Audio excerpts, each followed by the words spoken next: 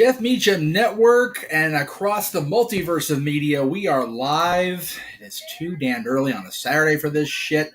I tell you what, but we're here, and that's the important thing. Welcome to our coverage of Clash at the Castle over in Wales, Cardiff to be exact. I am, of course, Jeff Meacham, joined by the simple man with the spectacular voice himself, Noah Foster. And for a brief moment in time before his Saturday shift starts at the new place of employment, he is the renegade, JJ Williams. And JJ, I like having your trailer in the stuff today because it lets me know that Halloween is just on the horizon. The final chapter, yeah, right, of Michael Myers is at hand. And man, I am excited, but I'm excited for today too. No, you've been hyping everybody up in the various group chats, and it is a WWE Premium Live event. It is what it is. We all know that, but I like what they have at least on paper for the next few hours over there in Cardiff. What about you, sir? Gentlemen, an absolute pleasure to join you on this session. I have to say that I am indeed very engaged and intrigued by the events that are ahead under the Principality Stadium, as Clash of the Castle is just merely under an hour away. I'm definitely wondering, will there be broken dreams that will succeed? How will the women's division be reshaped tonight when it comes to the SmackDown and the Raw Women's Championships? Will Judgment Day carry out their final judgment against the Mysterios? And so much more still ahead. So I definitely am looking very forward to this Premium Live event. Should be a extraordinary event that unfolds here in the next couple hours. And I'm saying extraordinary with a more than a grain of salt. I'm not going to lie. But again, they have continued to surprise us in the.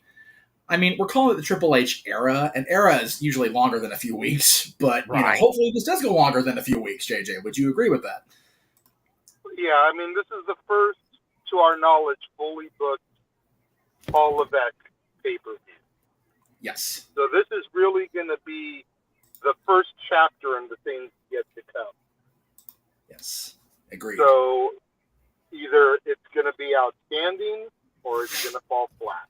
And if we're being completely honest, yes, WWE's PLEs, not counting not Noah's NXT. I'll talk more about that later. WWE's PLEs for the year have all been pretty damn good. Yes. Whether it was under the Vinnie Mac regime or ever since Paul and Stephanie took over. Yes. They've really been firing on all cylinders. Yes. Are they giving us what Tony and AEW are giving us?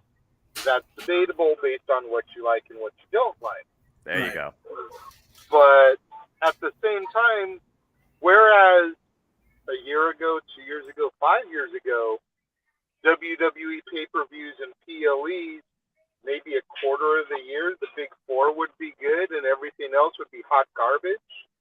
Right. Every show they've given us this year has been really good. And even the NXT ones that I've seen, again, not Noah's NXT, my NXT, but the ones that I've seen have been decent enough. Have they been on the same quality level as the WWE branded ones? Maybe, maybe not. But, that's developmental. They're not going to come out there all the time with the same firepower as the major stars. It's like watching AAA ball versus the major league. Yeah, the AAA players are hungrier. They're going to get out there. They're going to leave literally everything in the ring.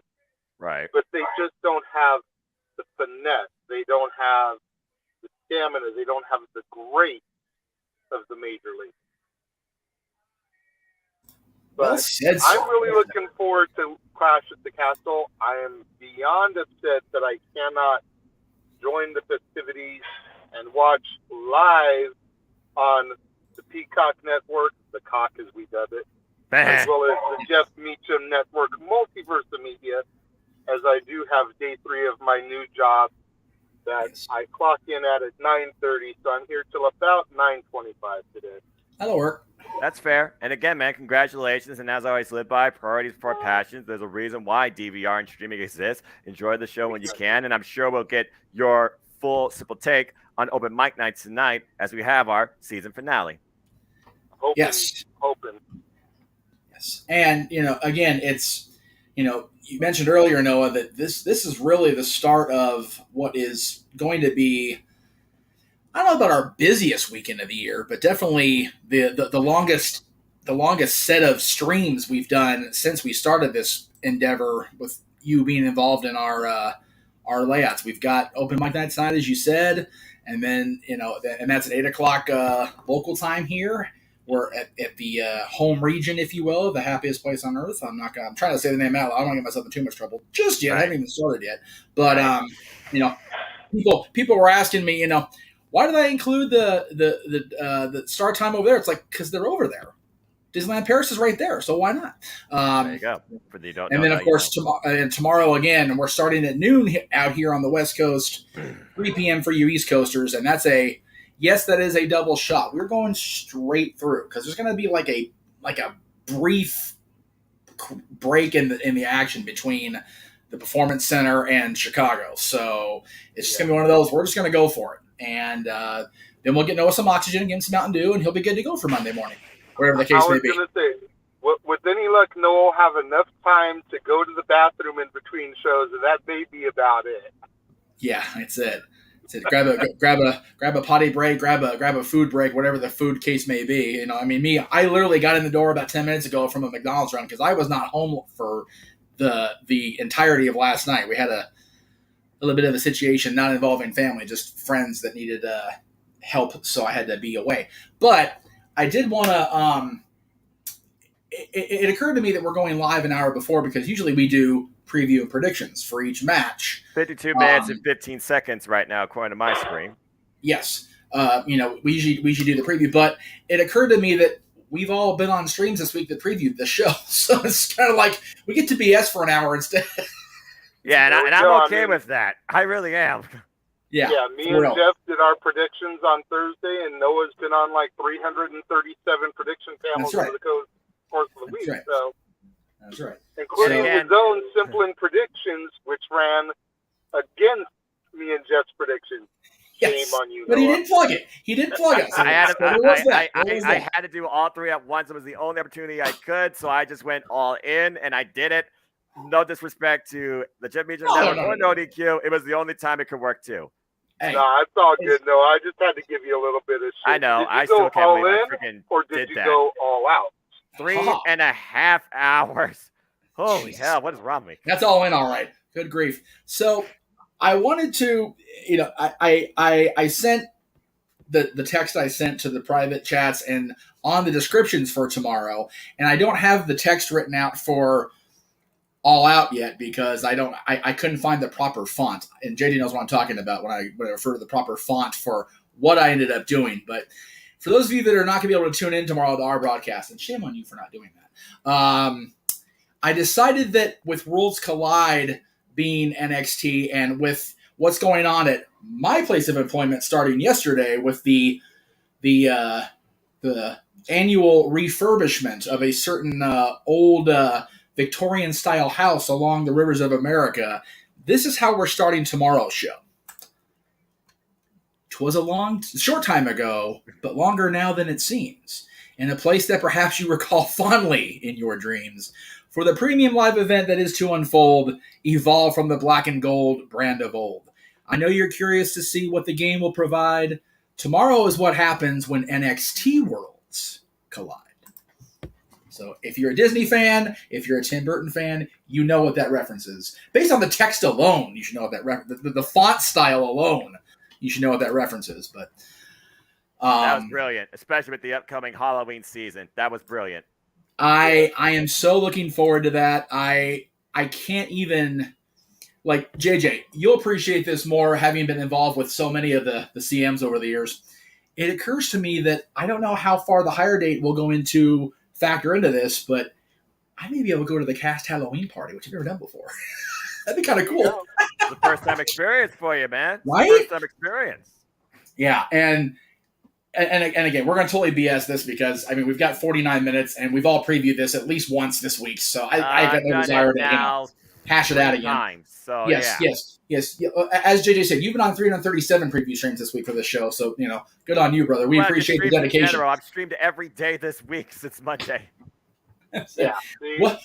The hardest working man in the streaming business. It used to be Meacham, but he's retiring, so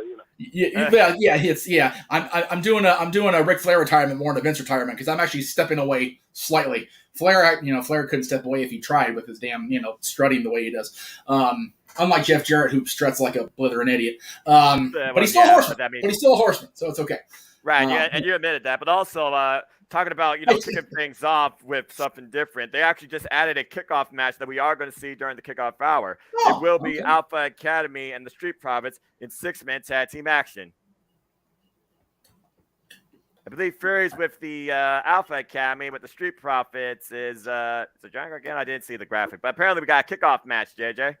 So, but it's going to be 6-man Alpha and who against Street Profits and who? It's Alpha and Theory versus. I'll only show the graphic for a brief moment. I'll show it again. If it's Theory and it's Street Profits on the other side, it's gotta be either Johnny Gargano or probably Gargano. In Theory. So Theory is in the castle. Interesting with the championship match. Very interesting. Yeah, that confirms that. So there's your biggest suspension of disbelief. Will Theory right? try and catch? Because now you don't. Ooh, I like it. They did that. Good on them. I like it. So here we go. Let's get the chat room going again. Matt, we showed Matt's earlier. Matt, always good to see you come in. We appreciate, Aaron calls people like Matt the early birds that come in first thing before we even really get going. So Matt's definitely an early bird. We appreciate that, Matt. Jaco, hello. The Rock may return. I don't think he'll return tonight unless they manage to fly him across the Atlantic Ocean in a secret jet, which, knowing WWE, they probably could have. And the Rock budget. But between Dwayne budget and WWE budget, they could probably pull it off. Guys, today may finally be the day the Tribal Chief loses titles again. With Theory across the pond, nothing is off the table now, except maybe the head of the table being the head of the table at the end of the day. That's the most biggest belief that everyone's hoping for at the end of this day. So excited to see Drew hopefully dethrone Roman again. We're more hoping for what Sean is asking about, and that's Broken Dreams. I'm telling you. So JJ said he would do the Pat McAfee dance. He will not be with us, unfortunately. James has volunteered to do it, but we all pointed out that we didn't want James to go onto his desk and possibly ruin his studio setup as it is. And if I do it in here and I go on this chair, I'm going to kill myself because this chair is a wheelie chair. And if Noah does it, he's going to ruin a perfectly good suit. So we will sit there and spaz out in our chairs. How about that, folks? We'll do that for you guys today. Fair enough. Okay, there you go. Madcap Moss with the Profits. That makes a little more sense. Madcap Moss. Thank you. Don't want to pull the Gargano trigger, I guess, just yet. Which again makes sense. Makes sense because they've been in the Johnny Gargano and Austin Fury program. So. And again, Ray, always good to see you along.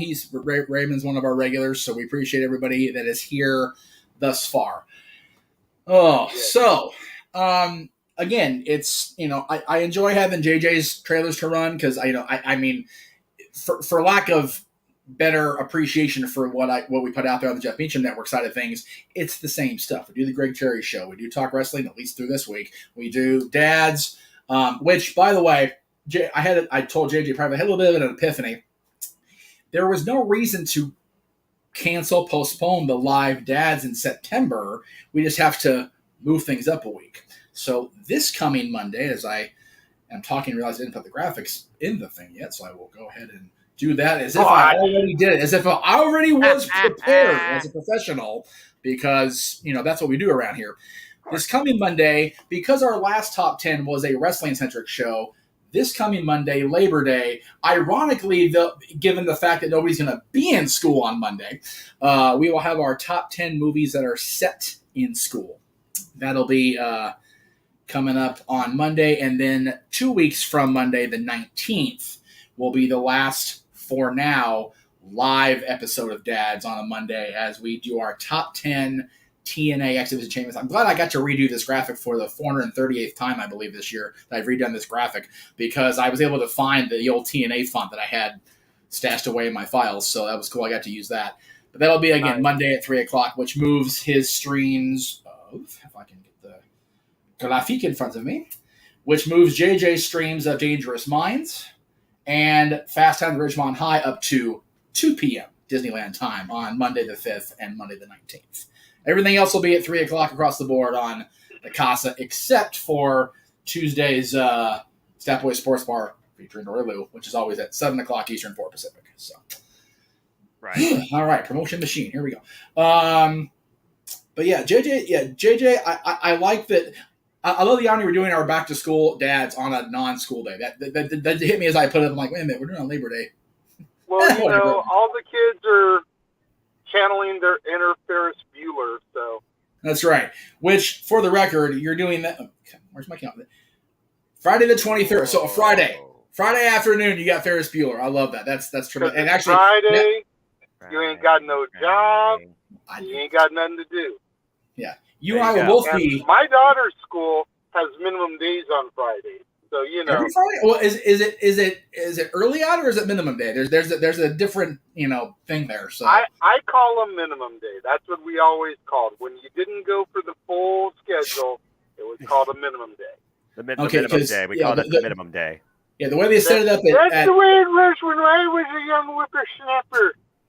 Yeah, well, we were whippersnappers. We went from the day after Labor Day till mid-June with maybe 10 actual days off that weren't holidays. So maybe. For real. Maybe. Allegedly. But what it is now is Dillon's school district has a late start day, which where the hell was that when I was a senior in high school? Like seriously, I'd love to go in at freaking 9:30 on a Friday. You kidding me? That was me every day when I was a senior in high school because I was watching Last Action Hero on the black box about a kid who goes to school late because he's watching a movie, right. And I'm at home watching a movie going to school late. Well, Let's not just gloss over the irony there. That's right. No loss of irony whatsoever in that statement. And then they have the minimum days, which get out. You basically go for the period of time you would have your first 4 classes, and then lunchtime, and you go home. But it's actually all 6 classes. And then there's the actual. They used to call them early out or furlough days, which you would get out basically an hour earlier. I guess they did away with that at the high school level out here. But yeah, there's so many different schedules. Like seriously, they sent us, I think, like 4 different bell schedules. Like why? It's like either they're there or they're not. Right. Let's see. Sean came in and said, if Drew comes out to Broken Dreams, he's not losing. Don't underestimate any last minute booking shenanigans. Yeah. Ever. Number one, WWE is notorious for having people job in their home places. Let's call the elephant out in the room. I'm just saying. Yeah. Number 2, anytime a wrestler has been performed to the ring, like 95% of the time they lose. Right, Hunter? Just saying. So if they change the song up, it doesn't look good on the surface.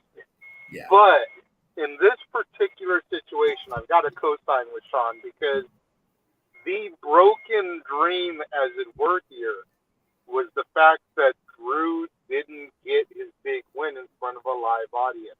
Exactly. Right. And now he's home. So he is remedying that dream that was broken by winning the belt in his home country, dethroning Roman, and possibly resurrecting that song, which just adds to the moment. Even if he goes back on Monday to using his traditional theme. Right. And then, look at that. Former champion himself, Wade Barrett, as we talk about the Intercontinental Championship. Yeah, they're talking about the Intercontinental Championship right now over on the cock. We've got, I forget the lady's name in the middle. Forgive me for that, y'all. And then the guy that hosts The Bump and Rosenberg, who I don't try to acknowledge if I can help it. Is it Kayla Braxton? No, not Kayla. No, Kayla, I know who that is. The one hosting is the one that always hosts the Raw Talk. Oh, okay. She's newer to you and I, Jay, but the WWE audience knows who she is at this point. Yes, we saw the network talking to. Wade there. What's up? said it's weird they would have Wade there. You'd think he would be back for the show tomorrow. That's a lot of flying on Wade. Well, to be fair, with Barrett, he is remember, probably like remote, so he's just talking about, this international affair we're actually going to get now that we finally have an Intercontinental Championship match on a premium live event between Walter and Sheamus. On the pre-show here, the three of them are in the studio they always use for Raw Talk, and Wade's remote. It looks like he's actually back into PC there by that big giant great door they use for segments. Well, Worlds Collide is tomorrow from there, so that makes sense. Right. So yeah, I'm guessing they're at either the studios in Connecticut for the pre-show, or in Wade's case, he's at the PC. So, is my guess. Jackie Redmond, thank you, Sean. Tomorrow, 4 p.m. Eastern Standard Time, 1 p.m. Pacific. And again, there is. Oh, wrong graphic. I hit the wrong button. Son of a beach. All right, so there's that. Where the hell's the? Okay, go away. Everything but what I want to show. Thank you. Okay, so yeah, again, that's 1 o'clock Pacific, noon. We're going live with the pre-show again. We've already previewed all that stuff, all of us over the course of the weeks. Except, Jay, did you preview NXT? I have not previewed NXT or AEW. I only did Clash because I wasn't going to be available for it. Well, then we will definitely have something to do because I wasn't on the NXT preview because I was going to do Talk Wrestling Live that night with the finale, and then I ended up having to go to back to school night. So you and I at least can cover both. You can cover NXT previews tomorrow. The name of the person is Jackie Redmond. Thank you. Yeah, I saw that from Sean. Thank you, Sean. I appreciate you reminding. Yeah, I'm going to forget it in 5 minutes, but that's okay. And yes, earlier they showed Liv Morgan in the back talking to a UFC. I think he's the welterweight champ. Remember right now? Yes, Leon Edwards. She's clearly trying to have maybe an advantage when it comes to Shayna Baszler, MMA background in her submissions game. The thing is, if Shayna Baszler goes for leg moves, she could leave her upper body exposed. Liv Morgan could capitalize. It wouldn't surprise me if those principles are put into play here. So again, This match could also go either way. There's several of these matches here that truly can go either way because again, this is a one-of-a-kind premium live event we have not seen the likes of, there you go, in over 20 plus years. Yeah, I am so stoked to see a UK pay-per-view stadium, like a major pay-per-view, not Insurrection or Rebellion or any of those type of Mayhem in Manchester things. Yeah, this is a stadium event. This is awesome. A legitimate pay-per-view PLE event, and I am here for it, man. If this goes off the way that I think it will, I would love to see them, and I'm surprised they haven't done this yet. I'd love to see them do a PLE in Mexico. And again, I don't know all the inner workings. I'd have to bring people in that would know better about things like that. But I don't know how territorial Mexico still is because I know AAA and CMLL for the longest time didn't want WWE running the major events in Mexico, or it's still very much one of these situations down in Mexico with wrestling, with really anything. It's very much the Wild West down there still. So I don't know how that would play out. Maybe with the new regime they can work something a better situation out. I don't know, but again, we've been saying it pretty much since mid-June. We're not ever saying never anymore because Vince McMahon retired, so nothing's off the table. And yes, 6 matches tonight, Mikey T, and James is slowly coming around. He'll be in momentarily. Good on him. No worries. I'm going to have to take my leave here, see what's going on. I'm not seeing my boss yet, so I may be able to rejoin here momentarily. I'm going to try and give him a jingle, though. Sounds good, boss. Well, either way, we will see you tonight. Again, one way or the other, we'll see you tonight for the season finale of Open Mic Night at 8 o'clock local time, 11 o'clock for the East Coast kids, and tomorrow for sure, brother. Absolutely. Be safe, man. Take care, JJ. Have a great day at work. Kill it. Thank you. Make it a profit. Doing the weekend thing. They're now talking about the Intercontinental Championship and talk about their picks. As former 5-time Intercontinental Champion Wade Barrett, he right now has said that Walter is the guy to continue being Intercontinental Champion. Yeah, I'm sure it's an interesting pick for Wade because he's worked so closely with the UK and NXT brands over the years, and Sheamus and him go far back, just in WWE alone, let alone in their entire careers Right. overall. So I'm sure I get to hear the dialogue from Wade, but I'm sure it was awesome. So yeah, so season finale of Open Mic Night, basically what that translates to is, again, without getting too weepy or whatever you want to call it. Those people are ready. They are excited and waiting to head into that building. I like that castle setup. That's pretty cool. That's so cool. But this will be the last weekend for sure that I have 0 live commitments away from off camera because I've got the Disney training starting, Mikey. So it'll be one of those, I'll be able to pop in on the premium supercard shows if I can, but I won't be producing them directly from the studio here anymore. That'll be a JJ thing or whoever happens to be available. And again, the three of them, the JJ, Noah, and James, have talked about continuing on without me. So that's, which I encourage. So it'll be a matter of what they decide to do or not do. I like they changed the Worlds Collide logo. I don't know if I didn't put that in the graphic. At least I hadn't had a chance to yet, but they changed the graphic for Worlds Collide to have just the one NXT generic white letter logo, so that way you're not, trying to. Like I said, tomorrow it leads me to believe that NXT is trying to wipe the slate clean and build a brand new canvas on professional wrestling, whether or not it's worldwide defined or here in the States, with the international stakes in play, with the likes of Michael Satomura, Blair Davenport, Tyler Bate, Gallus involved in this. There's going to be a lot of pressure on everybody to prove a point why they are NXT, and they are the ones that continue to lead that brand by those 3 letters, logo or not. Yeah, it's very cool to see Tyler Bate, who was the first and will ultimately be the last NXT / WWE United Kingdom champion. I mean, he won that tournament. People, it was a shocking thing. Pete Dunne was very dominant. Pete Dunne was very outspoken about winning that tournament. Tyler Bate ended up winning it. Of course, Pete Dunne got it in Chicago at Takeover and ruled for what felt like forever, and then Walter established a new version of forever, and then Ilya Dragunov, and of course the injuries to him, and Tyler Bate won it back in the tournament.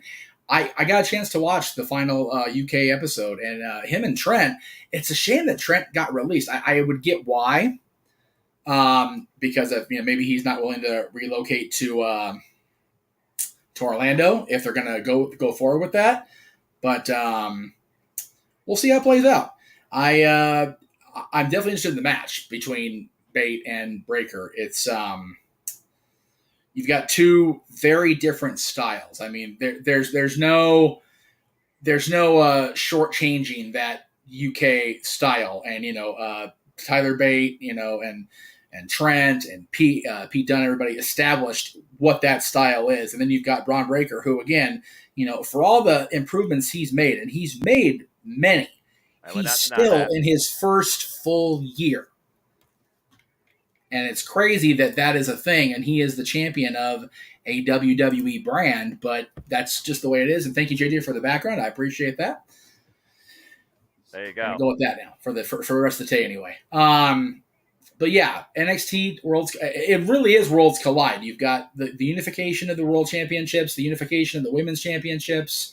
You've got, as they're showing on the Peacock right now, the return of Our Lady Peace to WWE theme production or theme borrowing for after 15 years. When you think about Crazy. The last time one of their themes was used on a WWE show, and we're not going to dwell on that too much, but it's cool they're back. I've always liked their sound, so I'm glad WWE is okay with embracing using them again, because for a long time they couldn't. So at least they felt they couldn't. Yeah, well, again, it just goes to show that you have to give some sort of personality and identity to really engage people in your brand and in the product. Right now, from the theme to the set to the matches, everything about this show feels absolutely big. This is big time in its own special way. Yeah, and it's definitely going to leave a lot of interesting moments, to say the least. I'll be curious to see. And JJ mentioned, having a a major premium live event down Mexico way, or somewhere else besides North America. I would be curious if this show does well, if the long-standing, rumor and innuendo plays out that WrestleMania will be over on that side of the world, over in the United Kingdom, because they've clamored for that for years. They had a SummerSlam there. We've all talked about it all year because it's been 30 years since that monumental SummerSlam main event with Brett and Davey. But Right. WrestleMania is that that forbidden fruit, that piece of real estate that the UK has not been afforded yet. And I really think that if this show does as well as it can, there goes the shot, Jesus Christ, it has the potential to do, then they may entertain WrestleMania being a thing over there. And will I go over there and travel that far and pay that money? Probably not. I'm not going to lie. But, I agree. There's a lot of fans in that region of the world that want to see WrestleMania, and they always travel, from, all 50 states and 20, wherever the hell, how many countries, that'd be pretty cool for them to have us, come on in there and do our thing. So It'd be a neat experience. And you talk about, worldwide, global appeal. You've got Edge who was gone for so long, Noah, and, came back during the 2020 Royal Rumble and, made the showing he did, won the 2021 Royal Rumble, out of the first position, which was, unheard of for so many years, and, reinvigorated his career with this Judgment Day thing. And again, we've all talked about it all week. Is that long-standing belief going to come to pass? Is Dominic Mysterio going to be the one who drives the stake through the heart of his father and through the heart of the Rated R Hall of Famer once and for all, and join up with these band of dark misfits in Damian Priest, Finn Balor, and Rhea Ripley? Well, you could definitely say Rhea Ripley is the puppet master here, literally controlling the narrative and maybe tugging at Dominic's heartstrings. We just saw the clip from Monday night where, again, she was able to simply take the candlestick. Does Dominic respect Rhea Ripley? Does Dominic fear Rhea Ripley? Have these two, with the countless beatings, somehow found a way to be on the same page? And could that come into play tonight? This is absolutely a family affair, to say the least, between the Judgment Day and Edge and the Mysterios. It very much is. When you think about the fact that Edge, really, recruited the Priest and Ripley and apparently even Finn Balor before the big turn into this group, it's very much a family thing, a family thread throughout. You figure Edge and Mysterio go back 20 years ago. They became the second SmackDown branded tag team champions, after Benoit and Angle won the tournament. Over Edge and Mysterio at one point. They faced them in one of the tournament matches, I believe. So this goes back a long way. And when you figure, 2002, Edge and Mysterio, one of their biggest feuds as SmackDown Tag Champions was with Los Guerreros. So, the Guerrero, thread with Rey Mysterio and with Edge. You figure 2002, Edge and Eddie Guerrero had that unbelievable series of matches. Absolutely. So again, the word family definitely is a thread throughout this tag team encounter. That you're going to see Rhea Ripley at ringside. You're very likely to see Dominic Mysterio in his father in Edge's corner. So, will this be the moment that we have been anticipating pretty much since WrestleMania, and we finally see it happen? In a foreign land, if you will, and when they come home, which version of Dominic Mysterio will come back across the Atlantic Ocean with the WWE roster? I could also think about the perception that Finn Balor and Rhea Ripley are both going to get here too, being representatives, of course, of this nation, yes. And also Rhea Ripley, who definitely carried the banner of NXT UK as the NXT UK inaugural women's champion. So yes. There's a lot of different factors that come into play here when it comes to the perception of this match, where you really don't know necessarily who you should go with. And this audience, we have no idea how they're going to react to this, but if for me, I come down to this. Dominic Mysterio, for the longest time, is the guy that needs to be redefined. He's the guy that's going to be pushed forward in the future. Whether or not he still is in his father's shadow, and maybe he feels that way, or he finally goes out on his own with a new attitude, per se, that literally might be decided here tonight. And then you got Damian Priest, who, again, he was the first one brought forward by Edge. So yes. After what happened on Monday Night Raw, where Beth Phoenix came out, and I understand, yes, it was in Canada, so that makes sense as far as the moment goes. I gotta wonder if that's also still up in the air as far as that suspension of disbelief. And Rhea Ripley is all about that dream match with the Glamazon.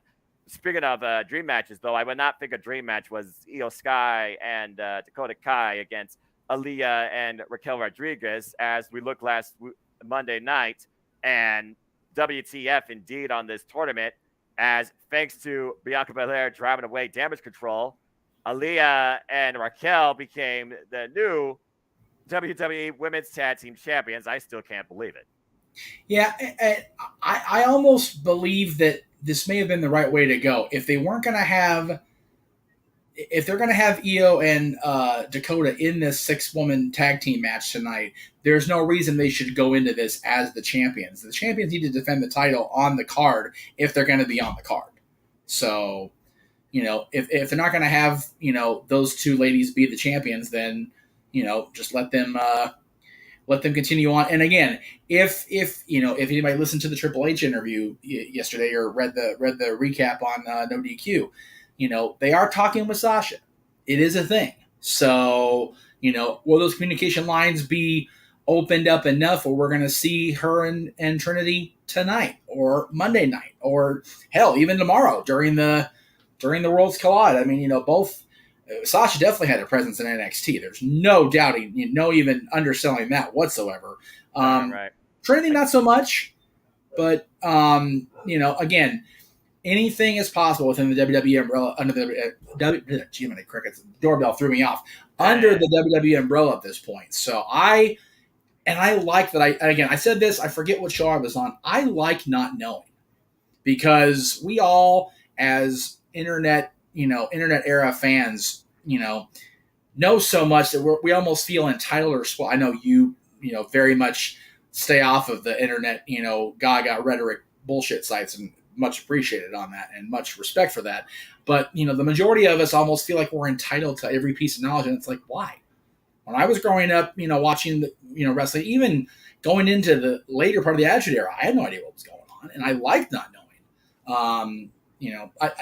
Back when I first started WDQ, it was cool to know all the insider stuff. But now it's like I almost feel like I want to shut that part of my brain off and not wonder. I want to be surprised. Well, again, that's the thing that I feel like is the biggest thing missing in wrestling, that suspension of disbelief, whether it's in the character or in the storytelling. What I will say about this 6-woman tag, though, the biggest story I can see coming out of here is Bayley and Bianca Belair is set up. And that's why I believe that Bayley and her crew needs to get the win here. I understand You might think you need some feel-good moments on this special premium live event, but you got to look at the context. The SmackDown Women's Championship is being defended. The Raw Women's Championship is not. And it hasn't been defended, or a challenger hasn't been determined since SummerSlam. The person that came out and confronted her was Bayley, and the only obstacle that could pose as a threat to that now has respect for the current Raw Women's Champion, is out with injury, and that is Becky Lynch. Whether or not she actually shows up and make a surprise cameo, which would blow the roof off the place probably, that's up for a special disbelief as well. But I think that Bayley and her crew needs to get the win as we go inside, and we have Corey Graves, Michael Cole, and Byron Saxton at ringside. Yes. Interesting bright red blazers. Yeah. So I'm a little bit behind your feed on the Peacock. You're actually still doing the commercial for tomorrow's A&E special on WrestleMania. You're fine. I'm going to pause this. That way we're in sync. I'm looking at the Madcap Moss grabbing on the couch. Let me know. Well, I'm worried about, I don't have to worry about being in sync because James has arrived. What up, brother? Knows that idea of waiting until the fucking pay-per-view to start? What the hell? James, wait a minute. Hold on. Hold the phone. Guys, I just realized something. This kickoff show actually has a wrestling match on during it. Yeah. Warning would have been great. Sometimes you don't necessarily need to know what's ahead of time. And to be fair, they did actually talk about it shortly when the kickoff actually started. But again, subtle changes. You're actually bringing content and context to the pre-show to draw people in versus listening to a bunch of pointless voices. Just talk about the stuff that's been literally hyped up everywhere around the world, especially all week this week by both of us for sure. No, on multiple streams. I have a red Solo. That's it. Well, there you go. It's funny you mentioned that because here comes the one that wants the smoke. Although I don't think the red Solo cups are full of Guinness right now. They probably will be after this match. Here come the Street Profits. Wait, you guys enjoy, they're just coming out? They're just coming out? Because I saw them. Yep. They're like way down the ramp right now. Hey. And there's the cup raised by Montez Ford as Angelo stirs it up. All right, yeah, you guys definitely want to sync up if you're going to they're call on this. They're on the apron, and then their logo just popped up on the LED. You're all right. Let me know when they're on the apron and their logo pops up. I'll be right back, boys. You're good. Okay, cool. There's the graphics. These CGI graphics, overkill. Just overkill. That's all I gotta say about it. Overkill. Oh, it looks like a bright, beautiful day out in Cardiff, Wales. Probably early morning, I imagine there, if not later in the day. No, it's later in the day right now. And Montez and Edgar on the apron. And in and out as they show off to the crowd. And now we should be pretty much in sync, my friend. And you figure about this, James. We've seen lately how Montez Ford, we know he could definitely shine as a single star, but it looks like lately we're just going to keep going along with the duo together. And Madcap Moss, this is interesting how he's in this. It's representing Raw and SmackDown during this 6-person tag, as of course they're facing Alpha Academy, but also Mr. Money in the Bank, Austin Theory. To my knowledge, Madcap Moss and Austin Theory don't really have like any bad blood per se. Madcap Moss is kind of like, the extra person here. It almost gives me New Japan Pro Wrestling vibes when it comes to 6-man tag, that he's going to be the guy to eat the fall. What do you think? As I just got shushed. I mean, I'm not entirely sure why the match is even on here to begin with, to be fair, but maybe there was a reason. Well, you got to give somebody something to do, right? And to be fair, Chad Gable, we all know how incredibly capable he is in the ring. Of course, has that amateur collegiate background in wrestling. And, of course, he's with his friend representing the Alpha Academy as well, Otis, no longer babyface, literally. But you also got to consider that maybe, just maybe, and I know it's a big maybe one of these two teams, the Street Profits or Alpha Academy, could be future tag team championship challengers. Yeah, I never saw Kurt Angle join the Alpha Academy. I'm just going to put that out there right now. I will say this. It was kind of cool seeing Kurt Angle and Chad Gable in a shush off. That just goes to show that there's so much character in Chad Gable that Kurt Angle clearly recognizes that.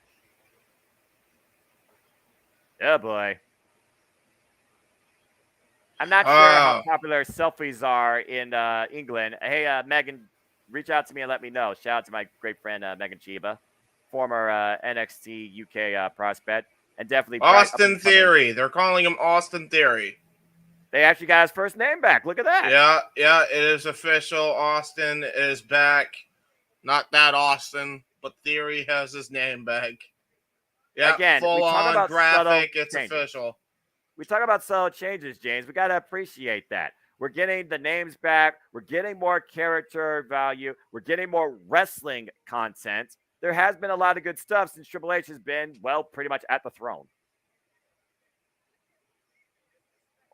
But you also got to consider this. With Fury there in the UK, could we see a cash-in?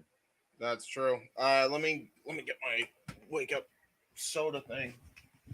I need it. Wake you up inside. Shout out to Evanescence. All right. There it is. Of course, we know, folks, Austin Theory tried to cash in at SummerSlam against the Tribal Chief and Brock Lesnar, got F5 for his troubles on the briefcase. And most recently, we will see if things go his way when he confronted Giant Gargano, who is now part of Monday Night Raw.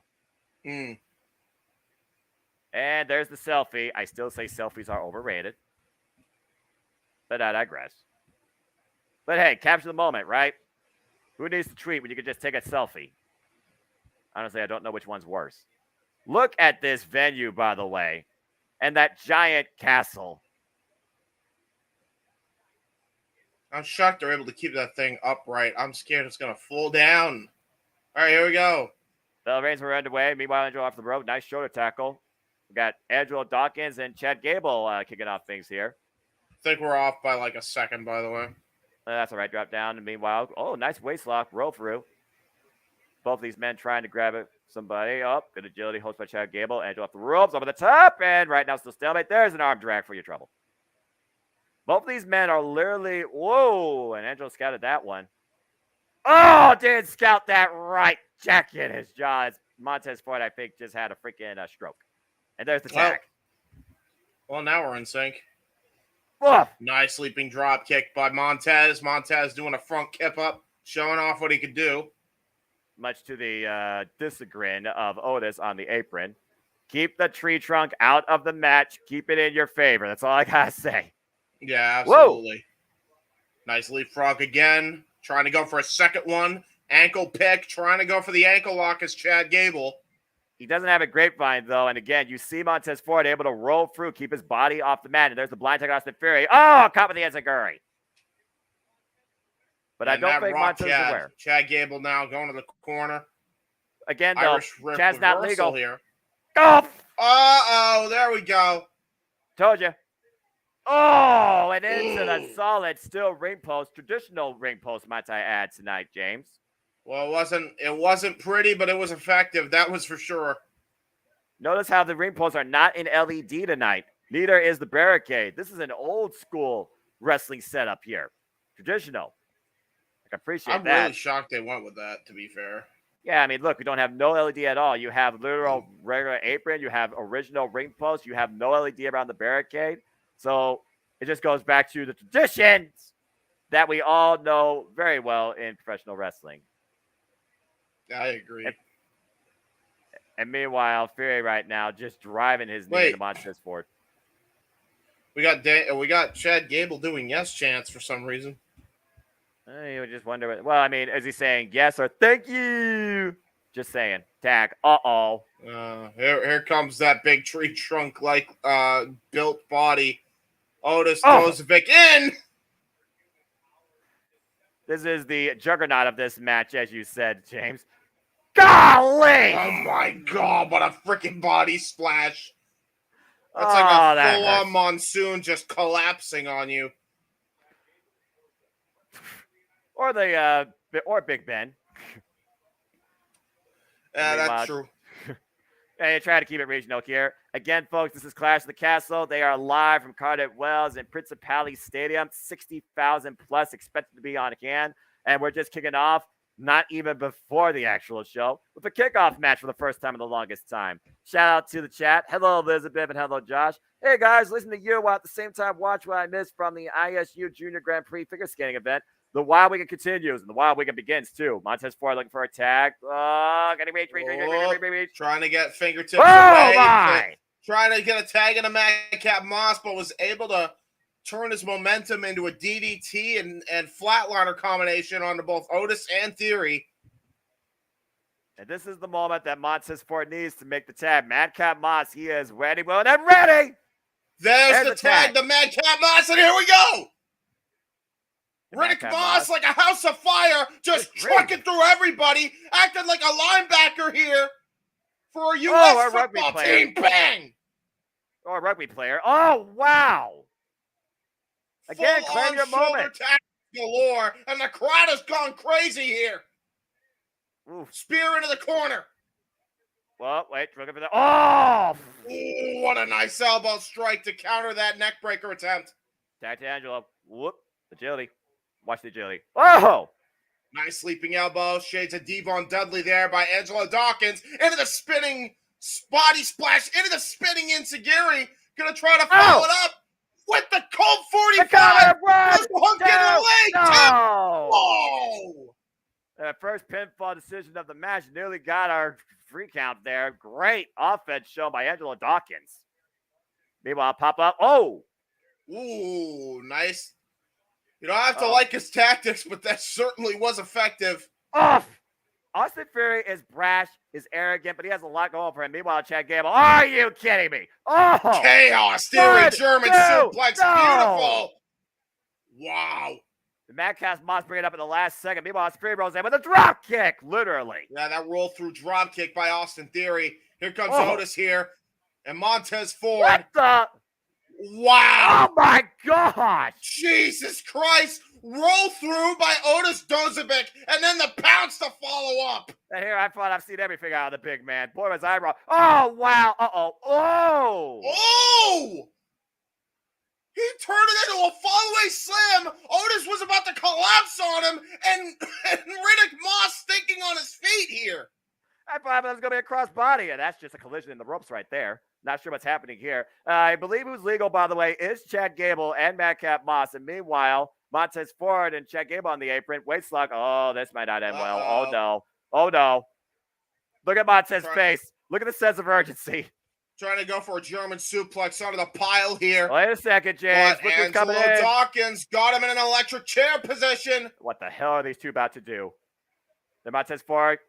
No. Montez. Oh, no. Montez forward. Picking up speed. Goes up the rope. No. Look at climb on the top. Holy hell! Oh, my God!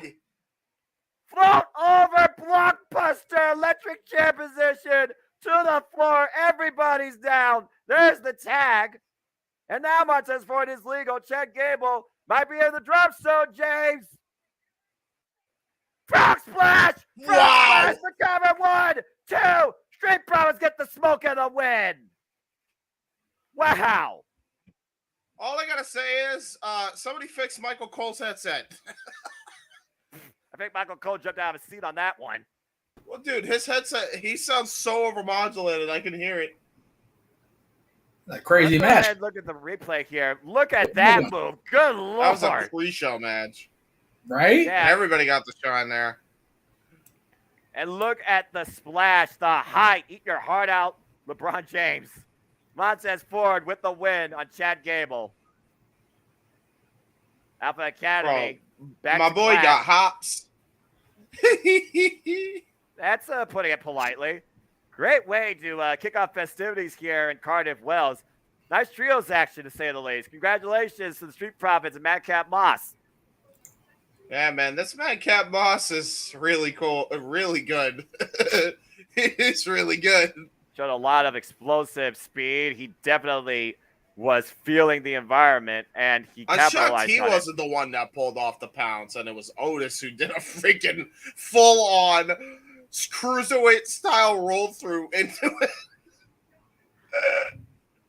Again, I love me Otis Dozovic, man. I'm about to say, you know what Otis marvelous. is capable of, James. That just goes without saying. Yeah, man. Oh, well, that was fun. Yes, Josh, I am here. Good to see everybody again in the chat room. We appreciate you trucking along for the ride here on the Jeff Meacham Network and the Multiverse Media. Hell of a pre-show, a kickoff, whatever the hell you want to call the opening stuff for WWE Premium Live events now. Kickoff, pre-show, whatever. Well, I mean, anyway, yeah. If they at least bring in-ring action back during the pre-shows like that, I'm happily will take it. That was great. Well, again, folks, you can join the conversation too. Use hashtag #ClassTheCastle. Let us know your thoughts and everything. And also, please like, subscribe, comment, tell a friend across all the channels. We appreciate y'all's business and attention. Super chat from the original Big Baller G himself. Appreciate that, Jeff. Appreciate the 10. Definitely a good start to September. Even though I don't know how we're gonna do with the super chats, that we're not gonna be doing all the live stuff this month, but we'll see.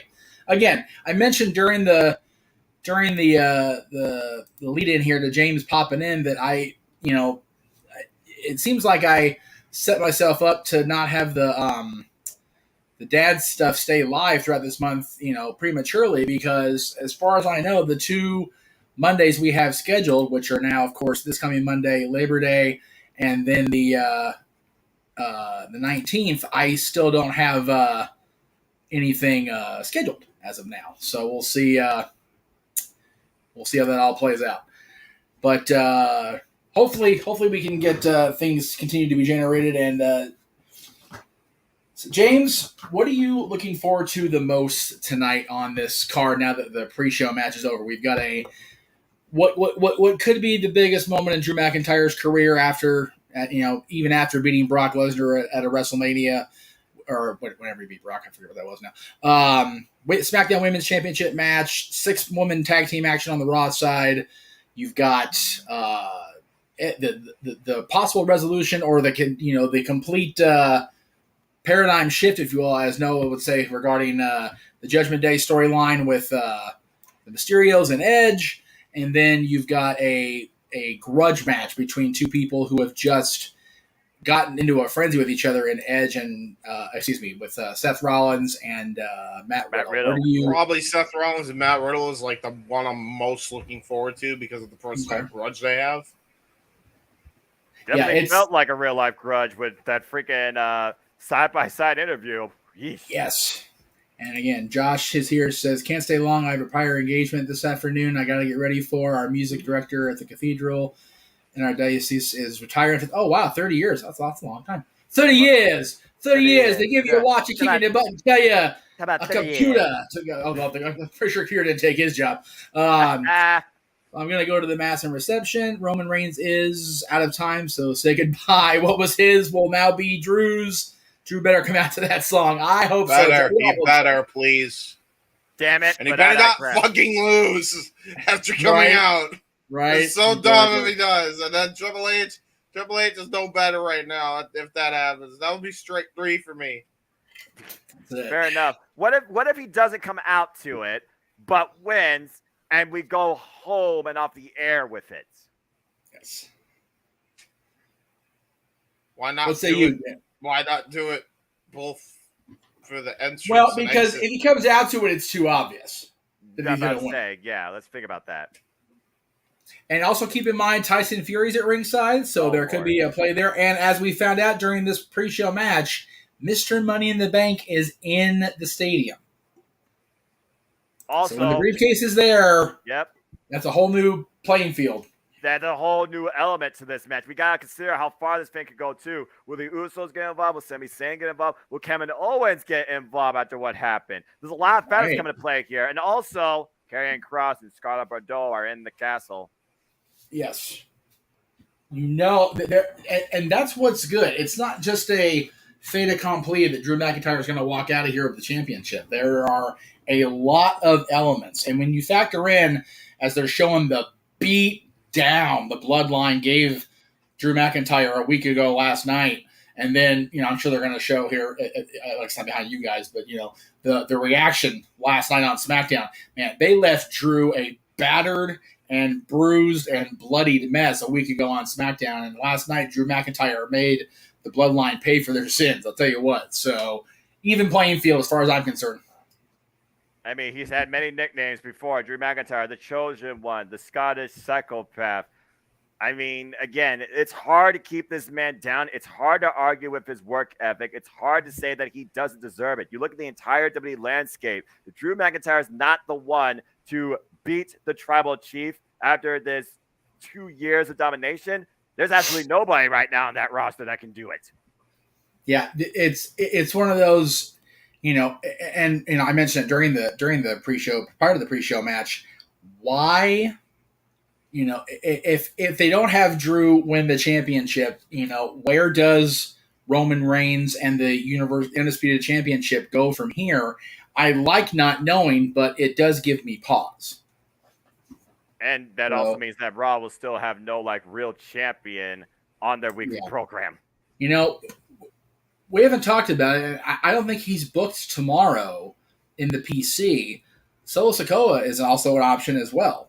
That would be, there are so many different things that could play out here, and as you see, they're back. They're in the they're back in the castle. They're having what looks like an armed Brinks truck escort in here with police escort and the 9 here. I'm guessing this is the champion. I'm not seeing it. I'll see that in a moment. I'll see that in a moment as I just saw. Will we see that sight tonight? Drew McIntyre holding both titles in hand. Here's the escort as you were referring to in a unique Mercedes. What is that? Mercedes band? Some sort of band? I don't know, but it is what it is. And out steps who steps out. So we are 1 minute away, going live around the world with Clash at the Castle premium live event. And again, Matt Camp, Jackie Redmond, Peter Rosenberg here talking to us about. And I don't like that they use that merged championship belt look. I think it looks very stupid, personally. I agree. Yep. It's literally a WWE championship with half a blueberry strap. All right, so I paused it right when the screen went black at the end of their little sign off or whatever. The rant, yeah, absolutely. And Josh, Figure Again, we'll see you later as they start wrapping up the pre-show festivities. And again, tonight, history is sure to be made in Cardiff. Will we acknowledge Roman Reigns or see a new regime at the top as I go black? Here we go, guys. Don't go anywhere. We'll be right back. Peacock. WWE. Right, I'm pressing play at an hour and 19 seconds right there. So there you go. Well, Okay. I got the FBI. Oh, FBI. And we also know that timer's BS because again, Well, of course. Yep. Do not steal this show. We will find you and we will kill you. exactly Or something like that. black screen, and then here we go with the Andre Slam as once again the Andre WWE is Slam. then. Hey, there's Ric Flair, woo. Yes, The Ric Rock. Flair has been back in the opening for a Now. while. That's it. There Yeah, you well, go. I mean, it just makes sense. Forever. Forever. Wait, John Cena. Forever. Yeah. And together. That's it. This is it, boys. Let's freaking go. Love it. I've always loved the British and Scottish countrysides. It's so beautiful over there. I would love to just go Would over love to and go. just Oh, yeah. explore Right. that region.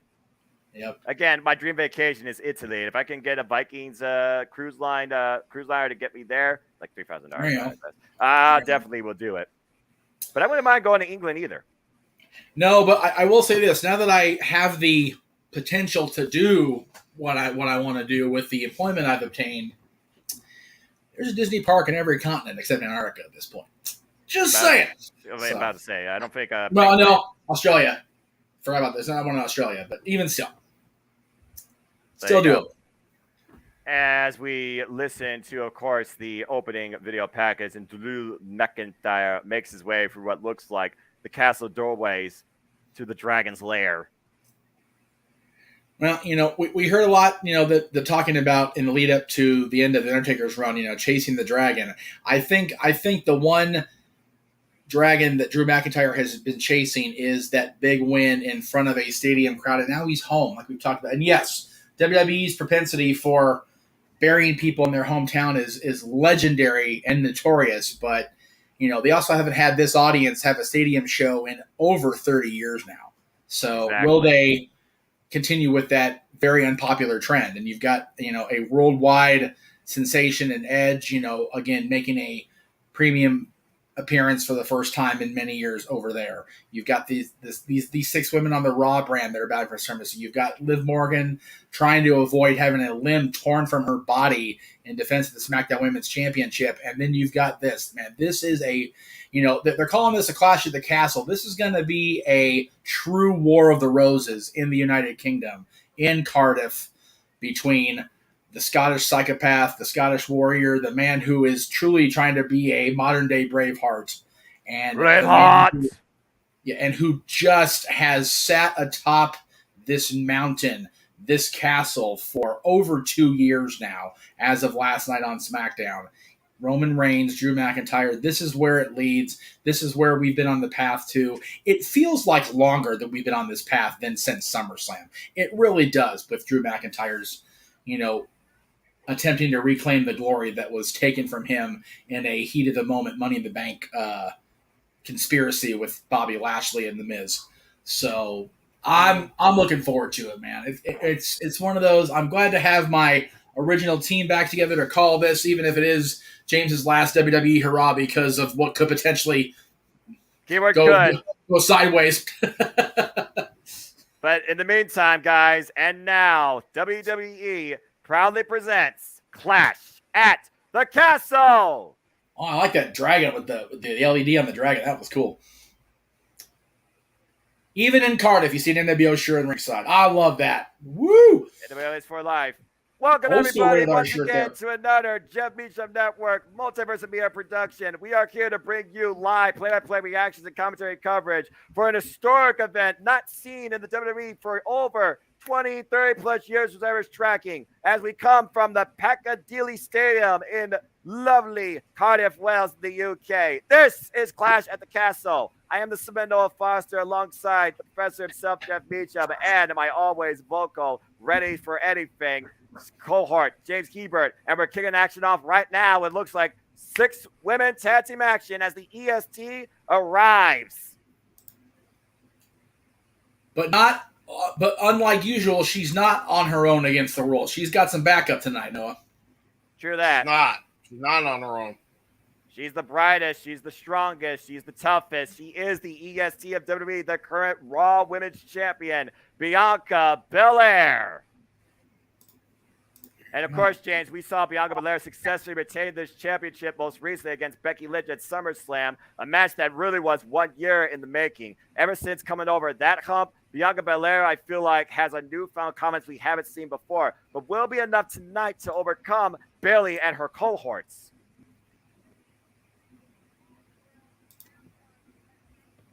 This is going to be something to kick us off with. This is going to be a special, special show. Crowd is ready. Chat looks ready. Thank you, Elizabeth, for that moment. Muda missing Greto Khan. Oh, hell, that's insane. And one victory.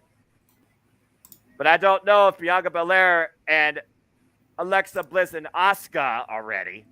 We'll see here in a moment. Definitely. God, that image is so small. And it is what it is. There we go. Hi, Feeks.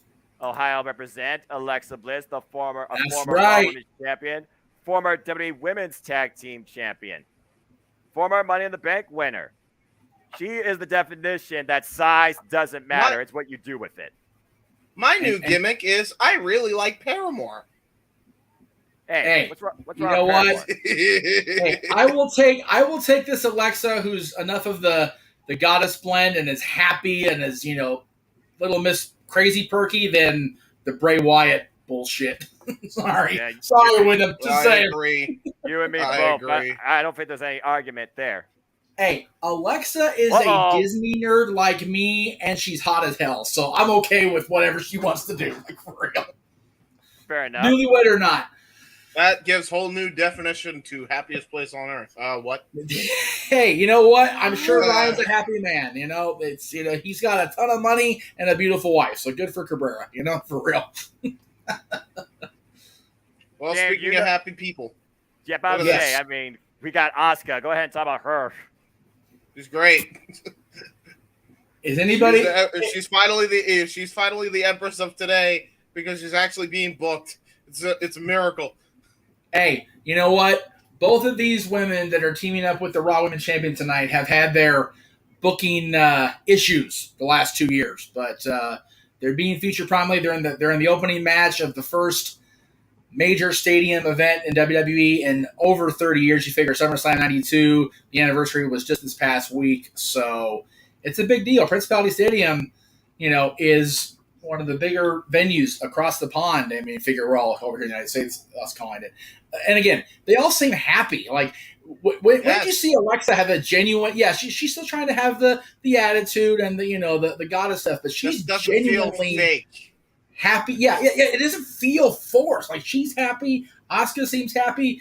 Bianca's been happy, pretty much since before Mania. And then you have these three who, honestly, the two of them that have been primarily NXT for their WWE careers definitely have a chip on their shoulder. Io Sky and, of course, Dakota Kai, who, Sky and Kai just screams a team name for me personally. And then you've got Bayley, who, had to sit as she was in the midst of a hot run and watch the world pass her by, and then 5 weeks ago at SummerSlam, changed her own narrative to control it with the help of her backup she's got coming out tonight. And, man, I'll tell you what, I love the reaction from Bianca at SummerSlam, just with these three women coming out. And, Bianca's the luckiest chick in Nashville that Becky Lynch happened to be hanging around after that match, because it could have been a lot worse for the Raw Women's Champion. Yeah, I mean, you look at the expression of Bianca Belair. It was one thing to see Bayley. We knew that she was going to come back eventually, but Bianca Belair couldn't believe that she heard Dakota Kai's music, and then Io Sky, a.k.a. Io Shirai, now a part of the main roster in WWE, and these three out now to absolutely own everything, playing damage control their own way, lighting a fire underneath Oh, the Jesus, entire I women's just division. realized we got Io Sky and Asuka in the same ring. Oh, no. No! Oh, shit. Hey, You know what? James, I'm gonna burn my one early, James. You got Io Sky and Asuka in the same ring in the opening match. Let's fucking go. Yes, you say I Japanese agree. strong style. Right? I'm just saying, you're talking about a former World of Stardom champion and one of the most prolific Japanese Joshi pro wrestlers on the planet, the former Kana in Asuka. But the bigger Why does Damage Control's logo look like it belongs on some Owen Hart freaking attire piece? I don't know. Ask the WWE production for that. Bailey Sucks. looks again to That'd eradicate the yeah, laziness, that's it. and Bell That'd be rings are underway. That'd be a creative and Kevin Dunn question. Have fun. Yep. Oh, how fitting. We're kicking off with the two that really are at the forefront of this. Because, like I said, the story of this match for me is determining. I'm just listening to the crowd here, as always. I don't remember the last time I've heard this chant in the UK. Yeah, no kidding, right?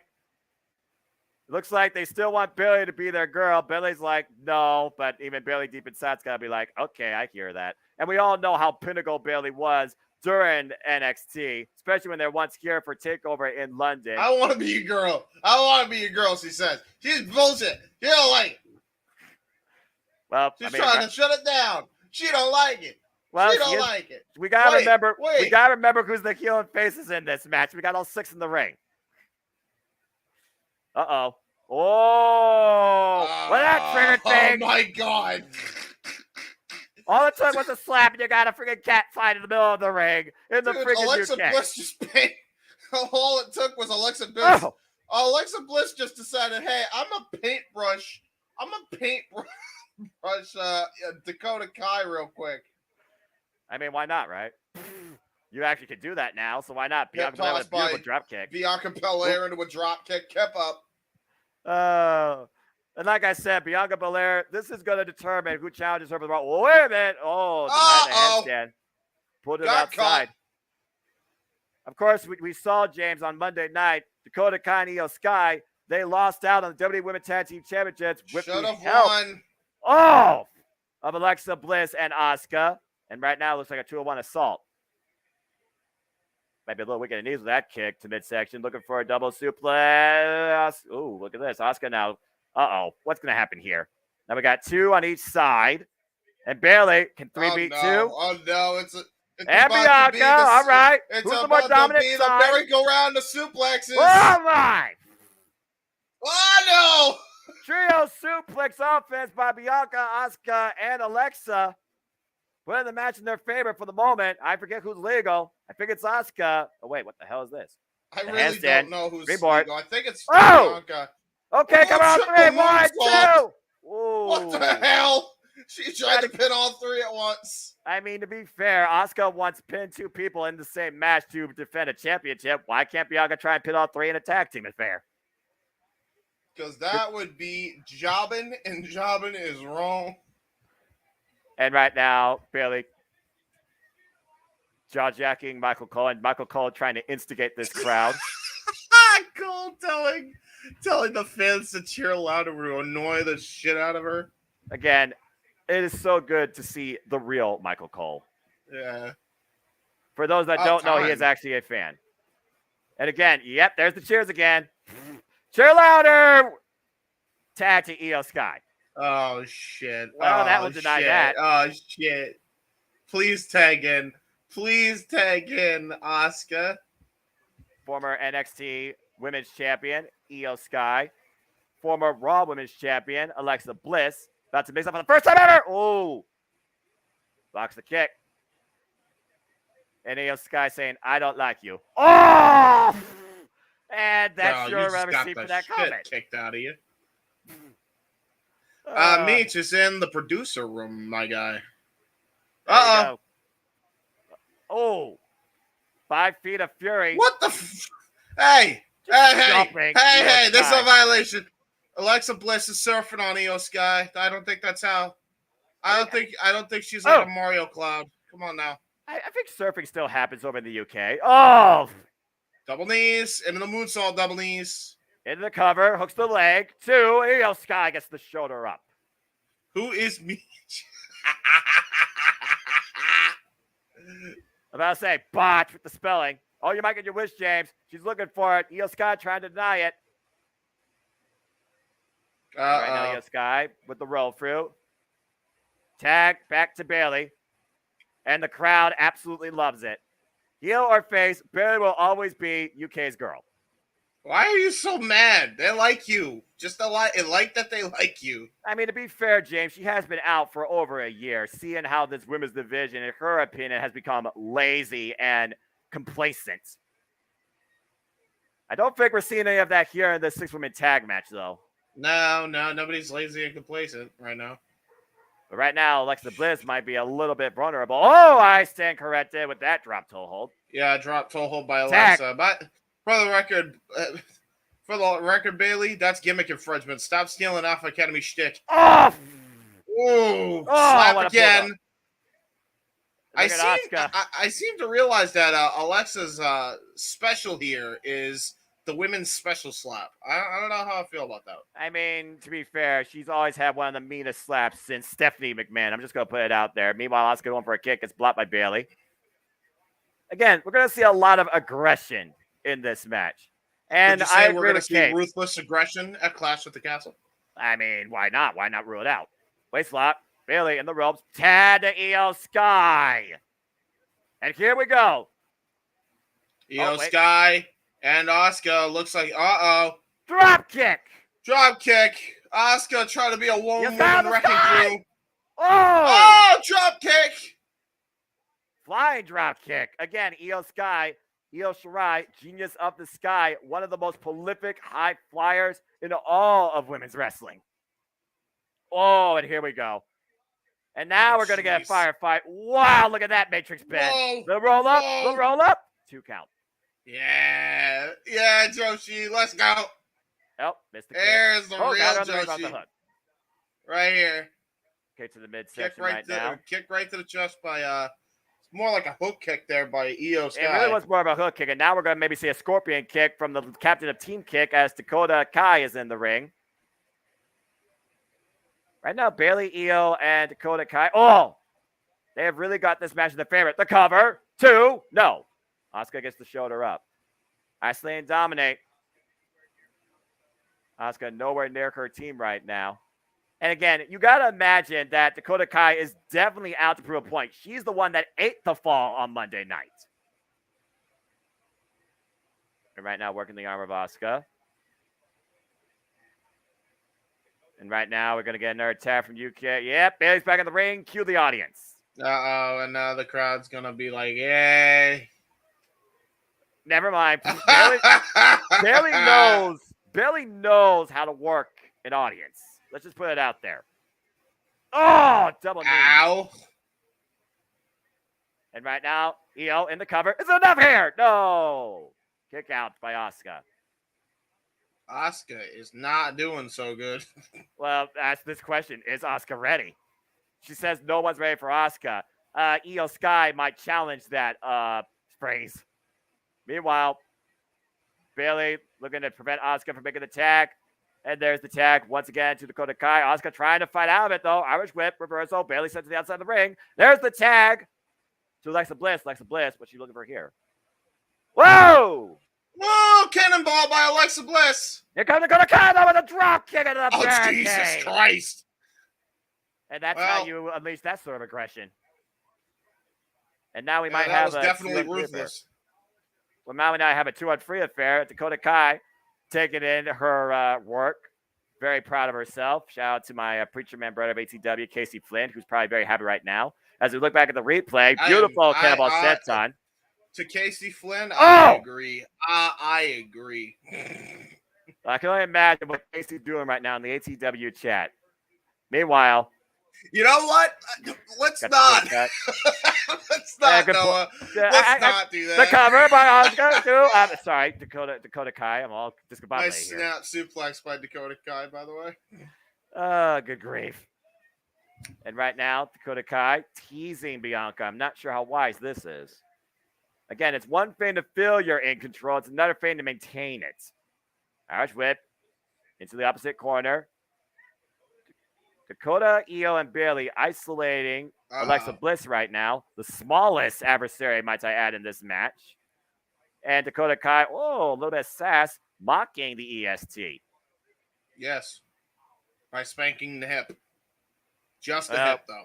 Well, yeah. I don't know why it's just the hip every time, but it is the hip. Well, it is a factual statement. Yeah, you're not wrong. And right now, Io Sky and Alexa Bliss trading forearms. Both women looking for a bit of an advantage. We'll see who gets the better of this. Reversal, Irish whip. Alexa Bliss sent face first to the second turnbuckle. And right now we look and see as action has kind of slowed down here. Bayley once again trying to instigate everybody. Oh, what a flapjack! Flapjack. The kip up by Io Sky. There's the cover, sits in it, 2. Very lackadaisical. She only hooked one leg in that. Yeah. She's trying to turn Alexa Bliss into Alexa Pancake right now. Well, we haven't seen her ascend to the top, so we'll see if that actually happens. And right now, Dakota Kai and Alexa Bliss. We're looking at, by the way, Triple H's NXT in action here. I just want to put that out there. All 6 of these women, pinnacle in the black and gold brand. That is true. Just goes to show how much NXT has evolved the WWE. And what would it be without it? When you think about the talent being showcased. Oh, jawbreaker. And right now, there's a blind tag there by Dakota Kai. I don't think Alexa Bliss is aware of it. Oh, trying to go for a move there. Alexa Bliss into a code red. Into a pink cover here. Not legal. Oh, and there is the running. No. That might be it. The cover by Dakota. 2. It's not over. Wow. Great awareness, by the way, of Bayley and her crew. Taking direct tag team strategy. Throwing Alexa Bliss off. She had no idea that was coming. Take a look at the replay here. As you said, Molly go around, Cobra, whatever the hell you want to call it, on the non-legal participant, and then off screen got her face washed. Yeah, Team Kick just showed why she's the captain of Team Kick. And Alexa Bliss right now definitely needs to make a tag. Meanwhile, it looks like Bayley's legal, getting some double tag team offense. Sit over the top, lands on the apron. Dakota Kai falls up, eats an elbow. Alexa Bliss looking to take her over. Nice Rana. And this might be the moment that Alexa Bliss needs to make a tag to the EST. The women's champion is ready with the winner, and Bayley takes her off the apron. Oh, no. Doing an FTR. And right now, go back to the tag. Drop kick. Oh, no. Okay. And now Bayley looking to take advantage, sending Bianca into the barricade. And now Asuka, though, back on the apron. Oh! Oh, DDT. Counter DDT. Asuka, here comes the Empress of today. Will she be tomorrow? What a drop kick off the top rope. It's been many days since that day they said tomorrow, and I think it's best to say today. Well, if she wins, I'll agree. Asuka right now coming out like a ball of fire. Oh, Bulldog attempt. Io Sky gets out of it. Oh! Oh, my God. Good Lord. Geez. Oh, Jesus. Oh, no. Spinning back fist. Oh, the suplex. Multiple spinning back fist. Spinning Soulbot, spinning back fist. Oh, Shining Wizard.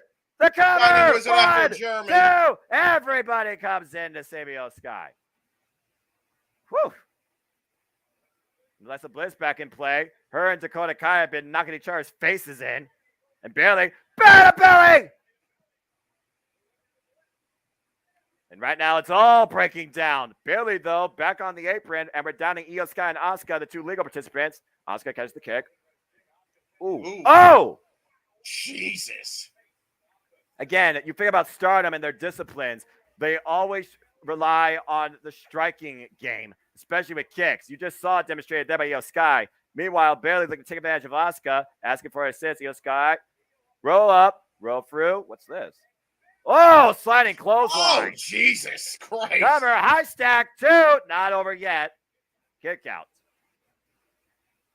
We're seeing a lot more tag team offense demonstrated by Bayley and Damage Control than we have from the other side. And I feel that just goes to show that who has the better synergy here, and that could be the difference here in this match. It's one thing to have a common enemy. It's another thing to have, I feel like, actual synergy when it comes to tag and trios affairs. Oh, nice drop kick, though. Bayley can't believe that. Uh-oh. Tag to Bianca! And the Raw Women's Champion now is in the ring with Bayley. Been waiting to get her hands on her. Clothesline. Drop kick. Kip up. Driving her shoulder. Thrust galore. I mean, again, how furious has Bianca been? How much has Bianca been waiting to fight Bayley? Oh, look at that agility. The correct answer is yes. Oh, come on! Spinebuster. Standing moonsault in the cover. 1, 2. No. Kick out by Bayley. And Bianca right now, we got to also consider the champion living in the moment, but also how emotionally driven she can be. Will she let frustration get the better of her at some point here? And will Bayley exploit that break? Meanwhile, Tad to Dakota Sky. Or Dakota Kai, excuse me. Kai, Sky, all runs together. The problem is when you got names that are too similar, you know? Why is like just like damage control? Just stick to that. You did have to change Io Sarai's name. Anyway, Bianca. Honestly. Probably. Oh, wow. What an escape. Oh, boy. Corner. Backflip. What's she looking for here? Got Dakota Kai and sends her into Io Sky. Oh, Jesus Christ. Oh. Shoulder into the knee. Oh, wait a minute. Look at Bayley here. Uh-oh. That wasn't smart because now her hair is going to be used as her own weapon. Oh, wait a minute. Hold that thought, James. You got Alexa and Asuka with Bayley up on the top. Oh! Superplex! And Bianca helping as an impromptu step-up ladder. And right now, all these women are down. Yeah, I agree. This definitely is a very competitive opening bout. All 6 of these women demonstrating strong wrestling. And this has definitely been a longer bout, to say the least. I did not expect this to go as deep as I thought.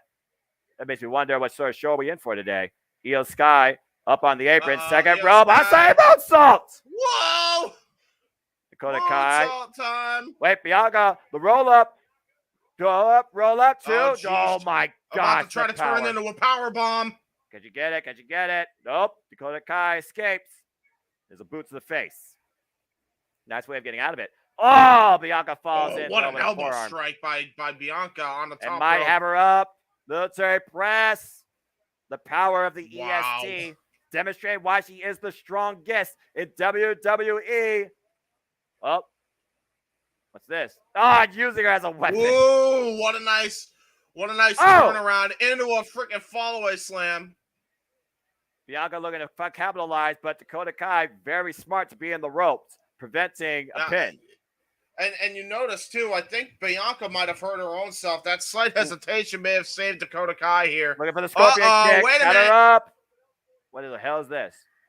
Oh! Power bomb! Holy crap. She turned into an accordion to Dakota Kai. Planted! Absolutely planted! And Belair looking to raise the game up to the top rope. The Raw Women's Championship. 450 time. In position. What it is. No. Oh, wait. No, trying to go for a frog splash, perhaps. There's the scorpion kick. Rocking Bianca. And right now, Dakota Kai set her sights on the Raw Women's Champion coming in. Oh, misses. Oh, trying to go over her Luva kick. Doesn't get it. Uh-oh. Wait a minute. Wait a minute. KOD time. Io Sky prevents Io Sky trying to block it. Ooh. Cheap shot, miss. Bianca again, barely taking advantage of the braid. Time at the corner. Oh! Oh my God! The running kick. Yeah, Haluva kick fully connects. Io Sky now with the tag. Now we got Io Sky and Bayley. Bayley with the tag. Io Sky up on the top rope. Oh! Face plant, the champion, Io Sky. Moves up from the top. Bayley legal. The cover on the champion. 1, 2. Damage control with the win. And Bayley has pinned the Raw Women's Champion. Wow. James, you called it, man. We talked about tag team synergy, damage control literally playing to their name, claiming the victory tonight. Bayley with a hell of a statement. They better be the second champions, and that better happen in 2 weeks. Let's go ahead and take a look at some of the replays here. What a competitive opening bout. Here we have Bianca Belair having Dakota Kai up in position for the KOD, the kiss of death. Io Sky prevents again, and Bayley using the braid to her advantage, setting up triple offense with the boot, as you said, for Dakota Kai, face planting the EST, and then a beautiful moves up Io Sky, and Bayley comes in with a 1, 2, 3.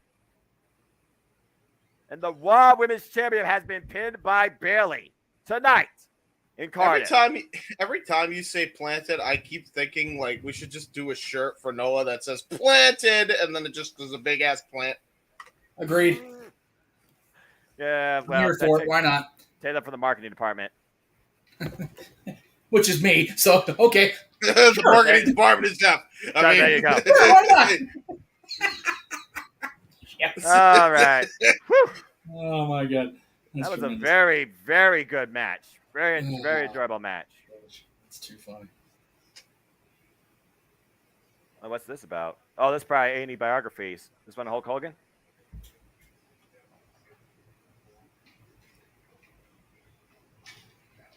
I remember that. Oh, is this about just WrestleMania 1? Apparently, yeah. Yep, WrestleMania 1, the thing that started it all. Oh, I need to see the Rey Mysterio one they did because I heard there was a lot of great things about that. It was really good, and so was the one about him and Eddie's rivalry. Both those were very good. I did hear about Bruce Pritchard's freaking explanation, which made me want to freaking sock him in the mouth.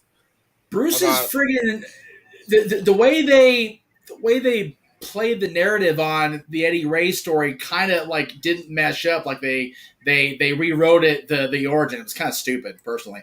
I agree. No, no, it's not that they rewrote it. It's that Bruce Pritchard tried to cover his ass so people stopped giving him shit for it, and everybody's just like, you sounded like an idiot, and you deserve to get crapped on even more. I mean, yeah, pretty much. You're not wrong. That's what happened. You're not wrong. I don't think WWE had any control of that. It was just Bruce Pritchard being a carny piece of shit as usual.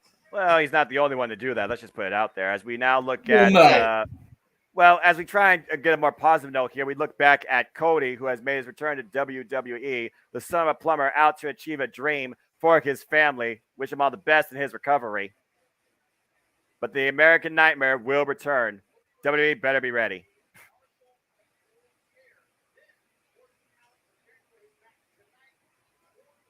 I still can't believe he did that. I still cannot believe it amazes me that he pulled that off.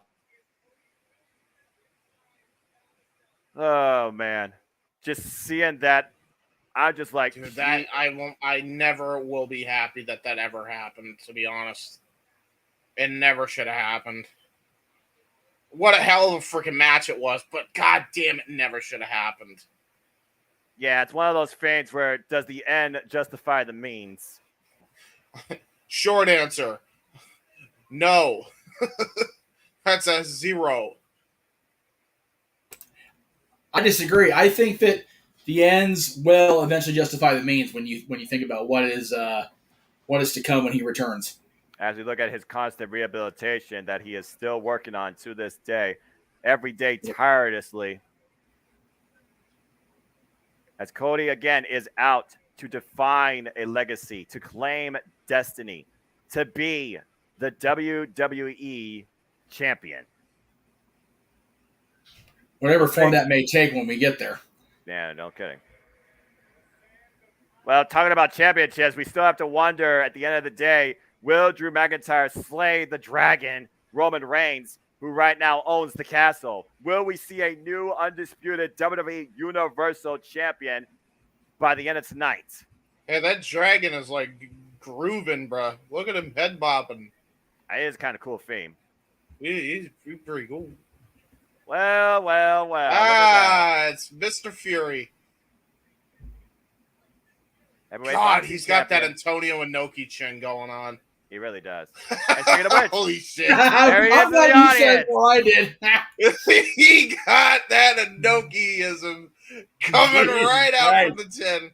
Oh, it's bad.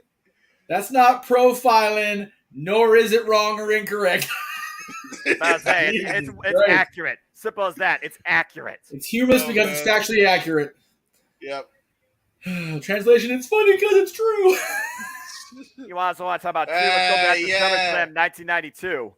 Hey, if you guys want to see a retro review on my friend Owen's channel, go check that out right now. We actually reviewed this entire show for 4 fucking hours because we're mad lads. Go check it out. This is one of the very first matches I ever saw as a wrestling fan, born February that year, that brought me into this world to love this and want to be a part of this for the storytelling. As you look at that classic moment where the British Bulldog pinned The best there is, the best there was, the best there ever will be for the Intercontinental Championship. I And love it. Yeah, tonight, we will see to the think Intercontinental it was Championship. all and to think it was all called on the fly by Brett. Whoa, because there he is. Bulldog was screwed up. No kidding. So let me know when you. What's going on? There he is. Let me know when they show the person in the crowd they're showing for you guys, because I want to mention who's next to him there. Ah, yes. Okay. Oh, wow. Hold on. Right? I just heard the name. That's Ah! beautiful. There they are. So- Look at that. Yay! Bret Hart. There he is. I'm pretty sure the young lady next to him in the WrestleMania 7 shirt is his daughter, Beans, who is. She was very young when I started watching. Wait. Wow. Sorry, can you repeat that? I need to read. So Like, I don't know the young lady's actual name. Forgive me, Brett and the Okay, daughter. that's but not her actual name. That's not her government name. no, Here we go. no, Okay, no. not the shoot name. But Got it. her nickname all throughout her childhood, and when Brett would talk about her on TV, was Beans, as in Beans, Beans. Yeah, it's yeah. So just Pete Dunne, welcome back home. Here we go. To the UK. Guys, it is time for the Intercontinental Championship match. I love Let's it. go. Oh my God! Wait a minute. It's Triple What? H's WWE. Yeah, there's a WWE Intercontinental Championship match on a premium live event. Not since WrestleMania 37, And which was wait, stupid. it's not even done yet. It's not even. I just realized there's still one factor we have not considered in this. What's And that? what would that be? Fabian Eichner showing. I mean, I wouldn't mind seeing an Imperium reunion. Well, Please? he's a different character in the new NXT, so we'll see if they. Yeah, blank canvas. rescind on That's how that. I go. I'm just gonna go by what needs to be changed. Hard set. He had the UK champion, who wasn't even the UK champion yet, come on TV. So if he's willing to do that, I think he's willing to make an exception. So Well, we'll see. a We shall boy see. can dream, okay? No, I would never discourage you from your dreams, James, even though you are wearing a Boston Bruins shirt. Hey, Sheamus listen, looks for I'm the- just from Boston. I don't know. I know. It's a Kings comfy fan. shirt. Can't help it. James looks for the Grand Slam. Oh, there he Whoa. Oh, I'll be quiet. let's listen to this. I'm going to bow out. Don't blame you.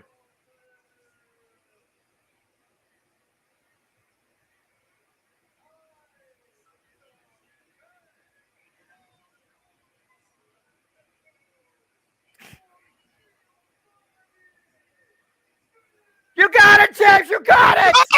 Yeah, let's go! That's why I Let's go!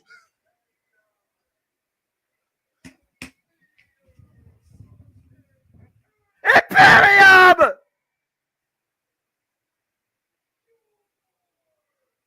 Please call him Walter. I gotta put my whole volume on this shit.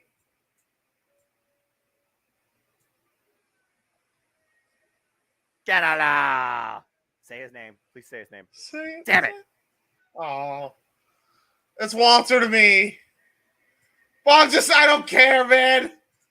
I don't care. What fucking Imperium is back? Holy In the shit. black and white. I cannot believe this. Walter. Fuck yeah, dude. Fabian Eichner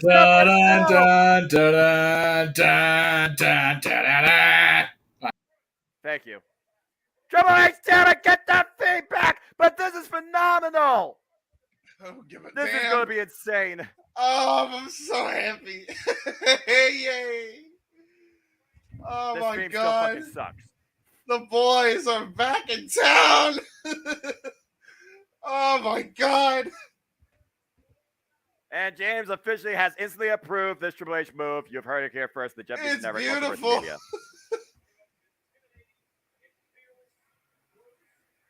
Oh, man. This is going to be so damn good. All right. Well, I got to get back to being professional here, not just marking out as a fan, but I support James in that. We are talking about Darling General, Imperium's leader, Oh, my Walter, God. Look at this shit. who held the Oh, my God. I know, James. Who held the NXT UK Championship longer than anybody else. Sheamus looking to complete the Grand Slam. This is the first time ever we're seeing these two in one-on-one action. battle lines are drawn. This is for Oh the my God, yeah. Intercontinental Championship. And here we go! As the chaos already happened Oh no! between the opposing Yay! parties. Oh shit! And Walter and Sheamus haven't moved a Pete muscle. Dunne, The bell has Pete not Dunne rang. and Marcel going at it. Fabian Eichner taking on Thatcher. Oh my God! And these two fuckers are just standing in the midst of the chaos. Oh, it's so good. Oh my God! Rich Holland and Fabian Eichner fighting on the outside. Walter and Sheamus still have not moved. Imperium with a 2-1 assault right now on Rich Holland. Insane. Meanwhile, Pete Dunne, what the hell is this man doing? Oh my Lord! Yeah! When did Pete Dunne move the moonsault last? And Sheamus and Walter still have not budged. But they are fighting on the outside. The bell rings are underway! Oh shit, they waited for the fucking bell to ring, bro. And it's all fire shots! They're shoot punching each other. This is a fight! This is a war! This is for the Intercontinental Championship! This is the most important match of the night! Sheamus right now coming into Walter. Walter with a clubbing shot. Yeah, I by the way, to Nikos' comment, I do agree. Walter, gain every mass that you used to have back, because holy crap, do you look malnourished? Oh! I don't know what it is. I mean, he's still Walter, don't get me wrong. He's brutalizing here right now, but fuck. The fact that he's in the 200-pound frame versus the 300-pound frame, I think speaks volumes. Oh, and so is that boot. Rearranging Sheamus' tooth. Although he is starting to get a little bit of that mass back, I'm noticing. It looks like that Rich Holland and Pete Dunne and the Imperium have been moved back to backstage. So we have a one-on-one match here, James. Looking for a wrestle. What a suplex! Bro, they could do anything after that, and I don't care. Imperium is fucking back, boys. They're back. The most dominant faction in NXT UK history. Yeah, dude. Oh, by the way, is Ilya Dragunov coming, or is he released? I don't want him released. As far as I know, I don't know, but he is injured. I wish him all the best in his recovery. Oh, okay. What a rising knee strike. I'm sorry. I'm happy. I'm happy, James. I love it. I love seeing it. And I'm enjoying this match. But I don't think Walter will enjoy these 10 beats of the Byron if he gets clubbing. Again, Sheamus loves to fight. Walter is here for the sport to protect the sacred. No. And Walter very smart. Walter saw it coming, the Belfast beat there. You consider both these men's resume, the level of experience, and the intent they're going to bring. James, what do you think is going to be the difference maker here in this match? Oh, jeez. I'll tell you what the difference is going to be. Who's more brutal? Did you see William Regal fit Finley? Exactly. Now apply that here. It's a fair point. Two of the greatest to come out of this scene as well in wrestling. And still kind of in the future. The Intercontinental Championship, of course, has been known as the Workhorse Championship. It has led to so many incredible top champions. People that have won the Intercontinental Championship have moved on to greater things. Could we see that come ahead tonight for one of these two men? But Sheamus, it's more important for him to win because this is the only championship he has yet to win in his entire career. Still trying to tie Walter up in the ropes. Walter prevents it. Oh, clubbing shot. What a nice ripcord elbow there. Oh, and Sheamus. Returning in kind. Sheamus still on the apron, by the way. Finally back in the ring. By the way, we have not yet seen the chop. Oh, God. Oh, wow. You spoke too soon. Open hand chop and another. Right to Sheamus' capillaries. I did indeed. Jesus. Watch how red Sheamus' chest gets. Nice drop kick out of the corner. Well, Sheamus is now not only just full on white. Now he's got some ketchup on him. Oh, God. And I ain't talking about his hair. Holy knife edge chop. It just crumpled Sheamus to the outside from the top rope position. Take a look at this again. Jeez. I shouldn't laugh at that, but good Lord, that was so good. Yeah, Walter has just showed why he is the ring general right now. Well, now he's about to show why he's the Steel Steps general. The leader of Ring Comp, a generation defined on wrestling principle. God! Ooh. Jesus! That ruled WXW with the likes of Killer Kelly, Marcel Bartel, Oh, no. Fabian Oh, Eichner, no. Alexander Wolf. Scoop slam! Fuck. It is a discipline that goes beyond showcasing. Yeah, And right keep in now, mind, Sheamus by the way, grabs his I lower don't mean to back. cut you off, Noah, but keep in Go ahead. mind that Sheamus has a history of back and neck issues. That could not have been fun to take.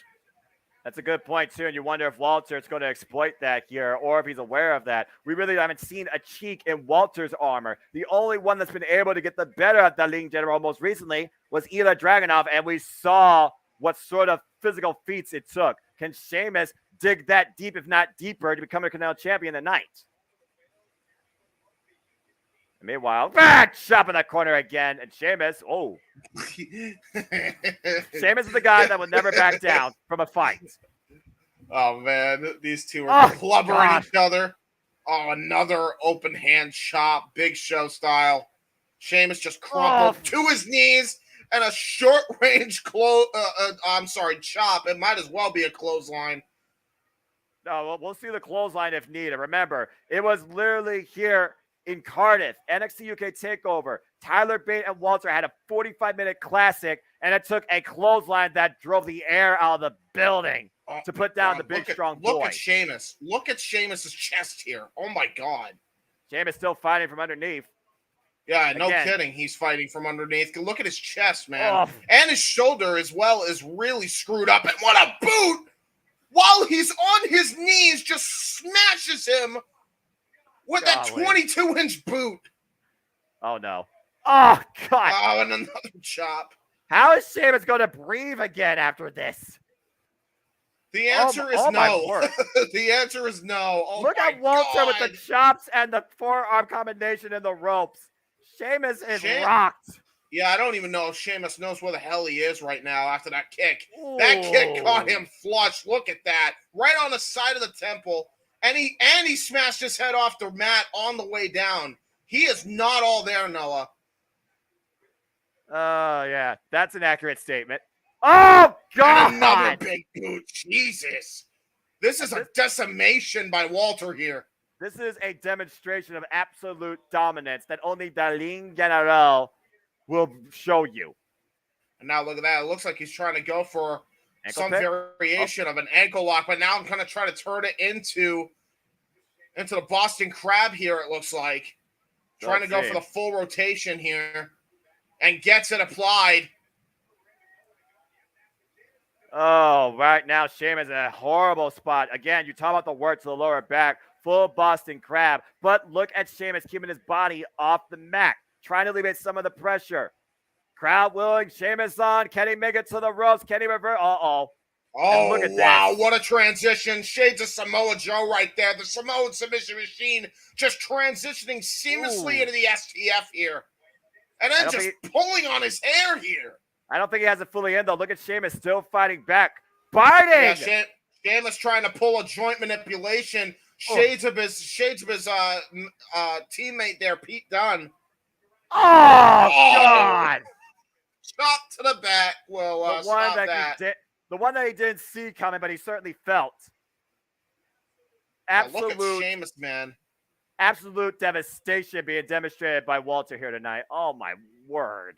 Yeah, look at the difference between these two right now. Sheamus looks like he's just been through a triathlon here. Meanwhile, Walter hasn't even broken a sweat. Oof.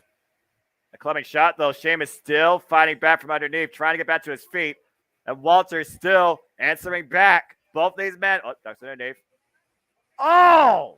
Oh, wow, what a clubbing shot to the back by Walter. That was up the entire spine, that arm. Oh, my God! Oh, my God! Palm strikes by Sheamus right to the face of Walter! I don't think Walter liked that. Uh-oh. Oh! Chop again, floor Sheamus. I should laugh at that. I'm a masochist for Walter when it comes to the punishment he unleashes, just like when Killer Kelly traps somebody in her clutches.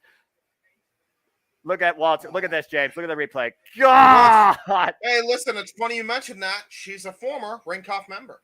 Exactly. Oh! Jesus. You remember that shot with Ospreay's chest being concave?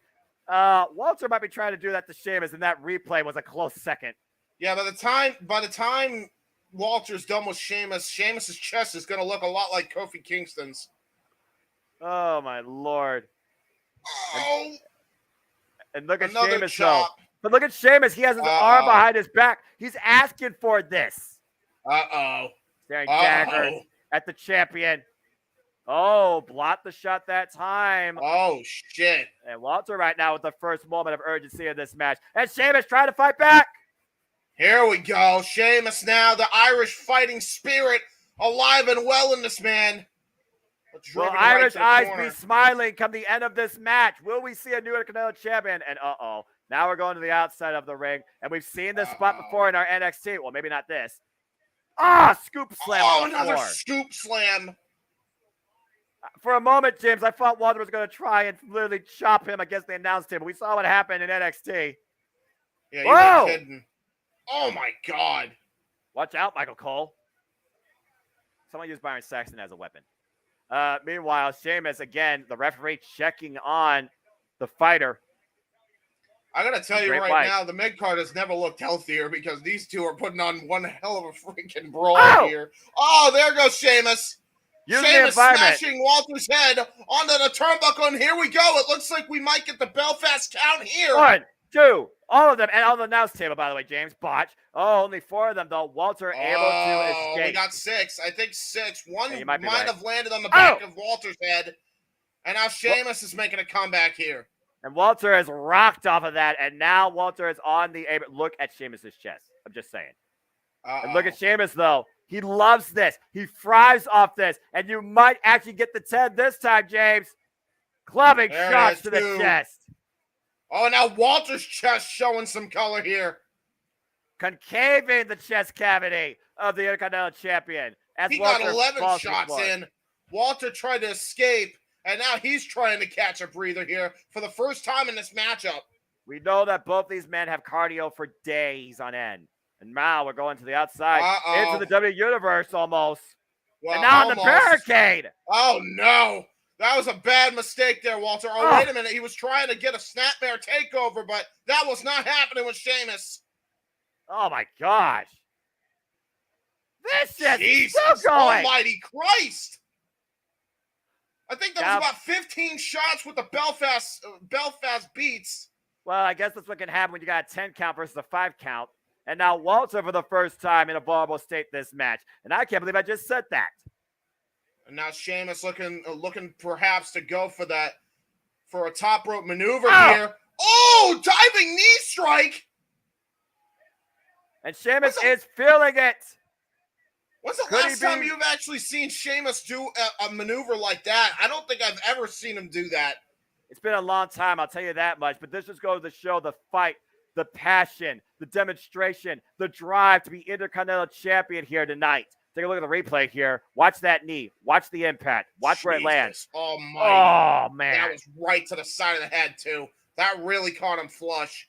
And both men right now got to be exhibiting some sort of exhaustion. Yeah, you ain't kidding.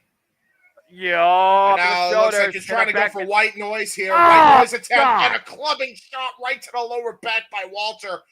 A shot returned in kind right to the face of Walter. A chop now by Walter. And now we got to exchange once again. Neither of these men giving an inch. Did you see the perspiration fly off Sheamus's back? Yeah, I did. Oh, now here we go. We're just having a clubbing. This is absolutely a slobber knocker. This is a fight. This is a freaking fight. Oh, my God. Just liver shots by Sheamus here. It's just turned into a freaking boxing match. Man. And now we went back to the wrestling with a German suplex by Walter. But Sheamus, look at Sheamus. Uh-oh. Oh, welcomes in the chop off the ropes. Oh, what a knee. Oh, that's a regal knee. Regal knee. The champion. Oh, my God. Oh, my God. How close was that? Kick out at 2. Oh, my Lord. On instant alone, it had to be. Look at Sheamus. You could see his muscle. You could see Sheamus's muscle in his arm. This is what it means for Sheamus. This is what it means for Walter. Take a look at the replay. God! Yeah, regal trembler knee. Shades of his old mentor. This is Sheamus- absolute physical warfare. Sheamus absolutely pulling out all the stops here. Look at that. Look at his shoulder, Noah. Yeah, you guys see the bulge. I see it too. Sheamus, once again, that back, though. I don't think he can pull off something like this. Yeah, trying to go for the Irish Curse backbreaker, and Walter just hitting back elbow strikes right to the head. And now look at this, trying to go for the sleeper hold. Walter has it, trying to lock it in fully here. This is how he's put away many a men, including Ela Dragunov, during what some would say was the best match in NXT UK history. Yeah, not once, but twice before. And he also did the same to Tyler Bate, who's the current UK champion. And right now, Tyler Bate, you're going to run for your money right now with Sheamus, and right now might be looking to put this away with the powerbomb. Sheamus trying to block it. Trying to go for the back. There. The back. Can he deliver it? Got it. White noise. Cover. Hooks the near leg too. No. Wow. 2.5. That's crazy by Sheamus. That was crazy. That was out of desperation by Sheamus. Walter was trying to do his best impersonation of Minoru Suzuki, but it got countered into the white noise. And look at this, falling in the cover just to grab the leg, nearly claim the title. But Walter still is alive. Sheamus is learning firsthand what it means to be in the ring with Darlene Guerrero and what it takes to try and beat this guy. This is wrestling champ, by the way, by the Wales crowd. And I completely agree. This is what it means to challenge and represent the Intercontinental Championship. This is the principles of professional wrestling, damn it. The UK has been founded upon for centuries. Uh-oh, I know what's about to happen. Sheamus lining them up, going for the brogue. He's calling for it. Going back to Old Faithful. He's won countless championships with this. And no, Walter counters. Elbow strike counter. Drop kick. Drop kick by Walter. Look at Sheamus up again. Looking for it. Got him up. Power bomb. Didn't get all of it. My God, enough it. Cover. It's enough here. No. Oh, what a kick out by Sheamus. You look at Sheamus, the way that he hit the mat. He tried to alleviate some of the impact. Yeah, and let the gas lower back. That was the only saving grace for that. I don't know if that was necessarily him trying to alleviate the pressure of the powerbomb or if it was just Walter not being able to get him up because he didn't have any strength left. These guys have been through an absolute marathon. Yes, and again, this is Clash of the Castle. We are live in Cardiff, Wales. This is for the Intercontinental Championship, over 60,000 on hand. And now Walter looking to further break Sheamus. Remember what Walter said. He is the man to break Sheamus. And right now he's doing everything possible to achieve that. Sheamus is in a world of hurt. Yeah, Sheamus is doing his best trying to stand toe-to-toe with Walter. And now trying to go for that top rope body splash. But Sheamus was able to get up. And now he's doing his own knife edge chops. Oh, and Walter answers back. Walter's still perched up on this top rope, might I add. Jesus. Both of these two just chopping the crap out of each other. And now an open hand palm strike by Walter right to the face. That's how you give a man a concussion. This is professional wrestling. Better than any sport. Better than rugby. Better than football. Better than any other sort of freaking entertainment capital you can think of. This is professional wrestling. Oh! Oh, bro kick right to the knee. Bro kick to the knee by Sheamus. And let's keep in mind, Walter does not wear any knee or elbow pads. Oh, my God, look at this. You have got to be kidding me. He's going for the Celtic cross. When's the last time we've seen something like this? He got him up. Look at this. Celtic cross. He hit it. Walter down. Walter down. Can Sheamus crawl to the cover? Come on, Sheamus. To the champion for the win in Cardiff. Oh, my God. Walter got the shoulder up. How close was that? What the fuck? Take a look at this again. I can't believe this. I have not seen this move since 2010. Sheamus taking to the well here, using a move he hadn't used in years to try to beat Walter, and finally got it, and still was not enough to get the win. Look at that. And somehow Walter survives. Everybody was up on their feet. Everyone thought that was it. A shout out the bad guy with a razor's edge. Hey, yo. At this point, Sheamus James. tries to clutch his back and tries to get back some feeling there. At this point, James, there's one thing Sheamus has yet to hit. Yeah, and that's the Brogue. Gonna try to line it up. Oh, the back gave out, and that's it. Power bomb! Power bomb, and that's it. Oh, wait a minute, Walter collapses to the ground. Both men absolutely spent. Oh my gosh. Look at Sheamus, though. Look at Walter, though. Neither man will give in. Both defying here for the Intercontinental Championship. Both of them just screaming at each other. God, Jesus, what a lariat! Clothesline from hell by Walter. And Walter retains.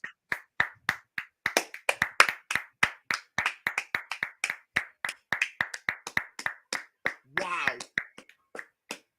Holy what an absolute physical war for the ages. That is what it means to be Intercontinental Champion. That is what it means to demonstrate professional wrestling in what had to be Sheamus' greatest fight of his life.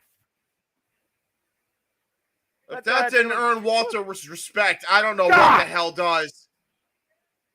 That clothesline, debilitating clothesline, taking Sheamus' head off his body, driving the air out of Cardiff. Walter retains the title. Man. I'll tell you what. That was awesome. That was absolutely incredible. Walter nearly took Sheamus' head off with that last clothesline. That was absolutely. Oh, yeah. And yes, I gave you shit for it, James. I am thrilled to see Imperium back together too. Whatever the hell Iger was doing on NXT 2.0 was garbage. I'm so glad they're back together. I am so freaking beyond elated right now. Everybody is back together, and it's James is back. It's hurting. Yeah, mine's hurting. Jesus. Look at that replay. My God, that was it. Nobody kicks out of that. Yeah, that clothesline from hell was the curtain closer. James, both their chests are lit like Christmas trees. God, yeah, you ain't kidding, bro. James, that clothesline was all the way from Austria. That took Sheamus back to Ireland. Bro, Thomas Edison would have looked at them and be like, they can generate electricity. They're so lit up. Right? What a fight. And look at Sheamus still trying to get up on his feet with his own power. Standing ovation, and rightfully so. Match, man. If Sheamus never becomes Intercontinental Champion, he just had the match that would define his entire WWE career. Yeah, man. Don't ever sleep on Sheamus again. From the crowd and Wales, you gotta love that. That ruled, man. That was so good. We talked about Riddle and Rollins being the match of the night. They got a tough act now, man. They really do. I don't know. I think I just saw my match of the night. Yeah, but we're saying that, and then we got to remind ourselves, wait, this is a Triple H production. Yeah. In all seriousness, for real though, guys, for real. Last night on SmackDown, for those of you that missed SmackDown, Ronda Rousey was reinstated from suspension, and after paying her fines and everything, and she took things too far. She really did. She put an armbar on a WWE official, and we now have the official's statement in reply. Okay.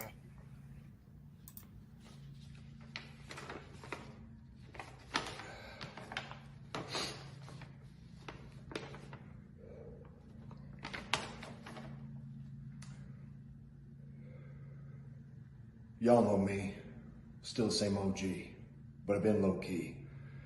Hated on by most of these with no cheese, no deals and no G's. No wheels and no keys. No boats, no snowmobiles and no skis. Mad at me because I can finally afford to provide my family with groceries. Got a crib with a studio and it's all full of tracks. To add to the wall full of plaques. Hanging up in the office and back of my house like trophies. Did y'all think I'm gonna let my dough freeze? Please, you better bow down on both knees. Who you think taught you to smoke trees? Who you think brought you the oldies? Easy E's, Ice Cubes, and DOCs. The Snoop D Double G's, and the group that said, the police. Gave you a tape full of dope beats to bump when you stroll through in your hood. And when your album sales weren't doing too good, who's the doctor that told you to go see? Y'all better listen up closely. Oh yeah, that said that I turned pop, or the firm flopped. Y'all are the reason that Dre ain't getting no sleep. So, y'all, all y'all, if you don't like me, y'all gonna keep around with me and turn me back to the old me.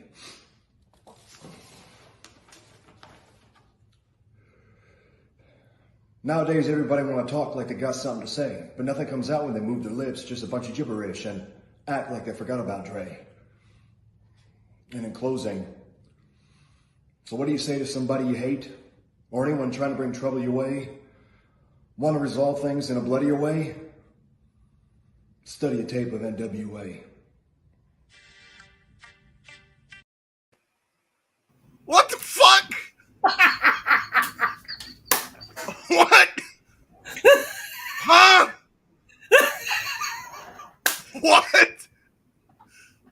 Why did he just recite Eminem? Wait, was that from Adam Pearce sent to you? What the fuck No, was that? no, he put that on his social media accounts. Why was it posted? Why not? Statement. That was wonderful. But I'm think so about the last confused. line. No, think about the last line. Y'all want to keep messing with Pierce? Study NWA tape. Oh. What, is he coming? Is he gonna wrestle? I don't know. I'm just saying. I God. saw that like I have to post this. This is the thing. I have to post this. I'm so James' confused. reaction said enough for me. I was like, okay. So we come off an absolute clinic of a physical fight to Adam Pearce spitting on the mic. All That right, was the then. greatest thing I've ever seen in my life. All right. Well, let's get back to the freaking castle and keep this party going. Coming up next. I think Lord I don't Jesus think I Christ. have brain cells left because I'm lost in sheer confusion.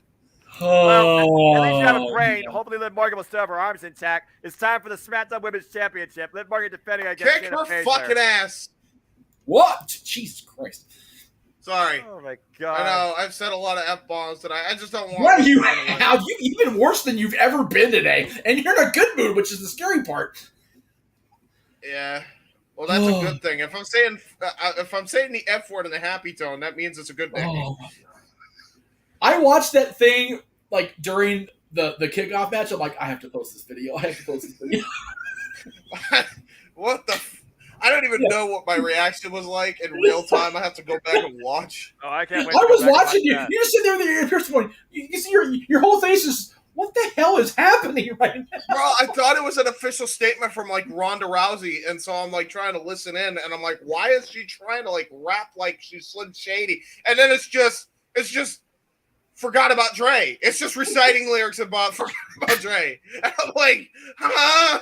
The key, What? the key is the last line. You want to keep messing with Pierce? Watch NWA tape. That's the key phrase there. Jesus. Okay. Well, we're all on a high right now, and we're sober to a degree, I suppose. But we got to try and refocus. Right. The reason I played that is because of this match happening right now. You figure Ronda Rousey's bound to get involved here. So. Yeah, but is she going to get involved on her friend's behalf or on her own agenda? We Break her talked about arm it. again. Does Shayna and Ronda come together as a team, or will they collide as enemies? Yes. Do that. Do that thing. Do that thing. I understand what you want, James. I understand what you want. I will say this, though. It is so damn good to see my NXT Shayna Baszler back out to break somebody. Yeah, but keep in mind, Ronda did accuse Shayna of formerly being a killer. Exactly. So where does that lead us with this match with Shayna's mindset and Ronda's potential involvement? Let's keep that in mind. You also got to consider how hungry and desperate Liv Morgan could get to preserve what she believes is the most precious thing to her in life, the SmackDown Women's Championship. Yep. It's already lasted a month too long, in my opinion. Well, we'll see how long this match lasts. Listen, Liv is a lovely person, but yes. I'm sorry. It's time for Shayna. It's Shayna's time. It's been Shayna's time 2 years ago, 3 years ago. Actually, when was 2019? 4 years ago. But 3 years ago. Do your math. Okay, I'm not great at math. I respect that. You have to forgive James. Adam Pearce reciting "Forgot About Dre" word for word is throwing everybody off now. Yes. Well, let me go ahead and try and bring everybody back down to earth as we have a former NXT Women's Champion, Who time? Elimination Chamber winner, Shayna Baszler, has entered the Clash at the Castle, and she is in fighting mode tonight. Yes. You know that Big G is somewhere watching. He put the super chat in earlier, which again we appreciate very much. Big G, thank you. I think it's for super chat. We've had a premium presentation in months, so thank you for that, Big G. You know he's watching his girl. So Yes.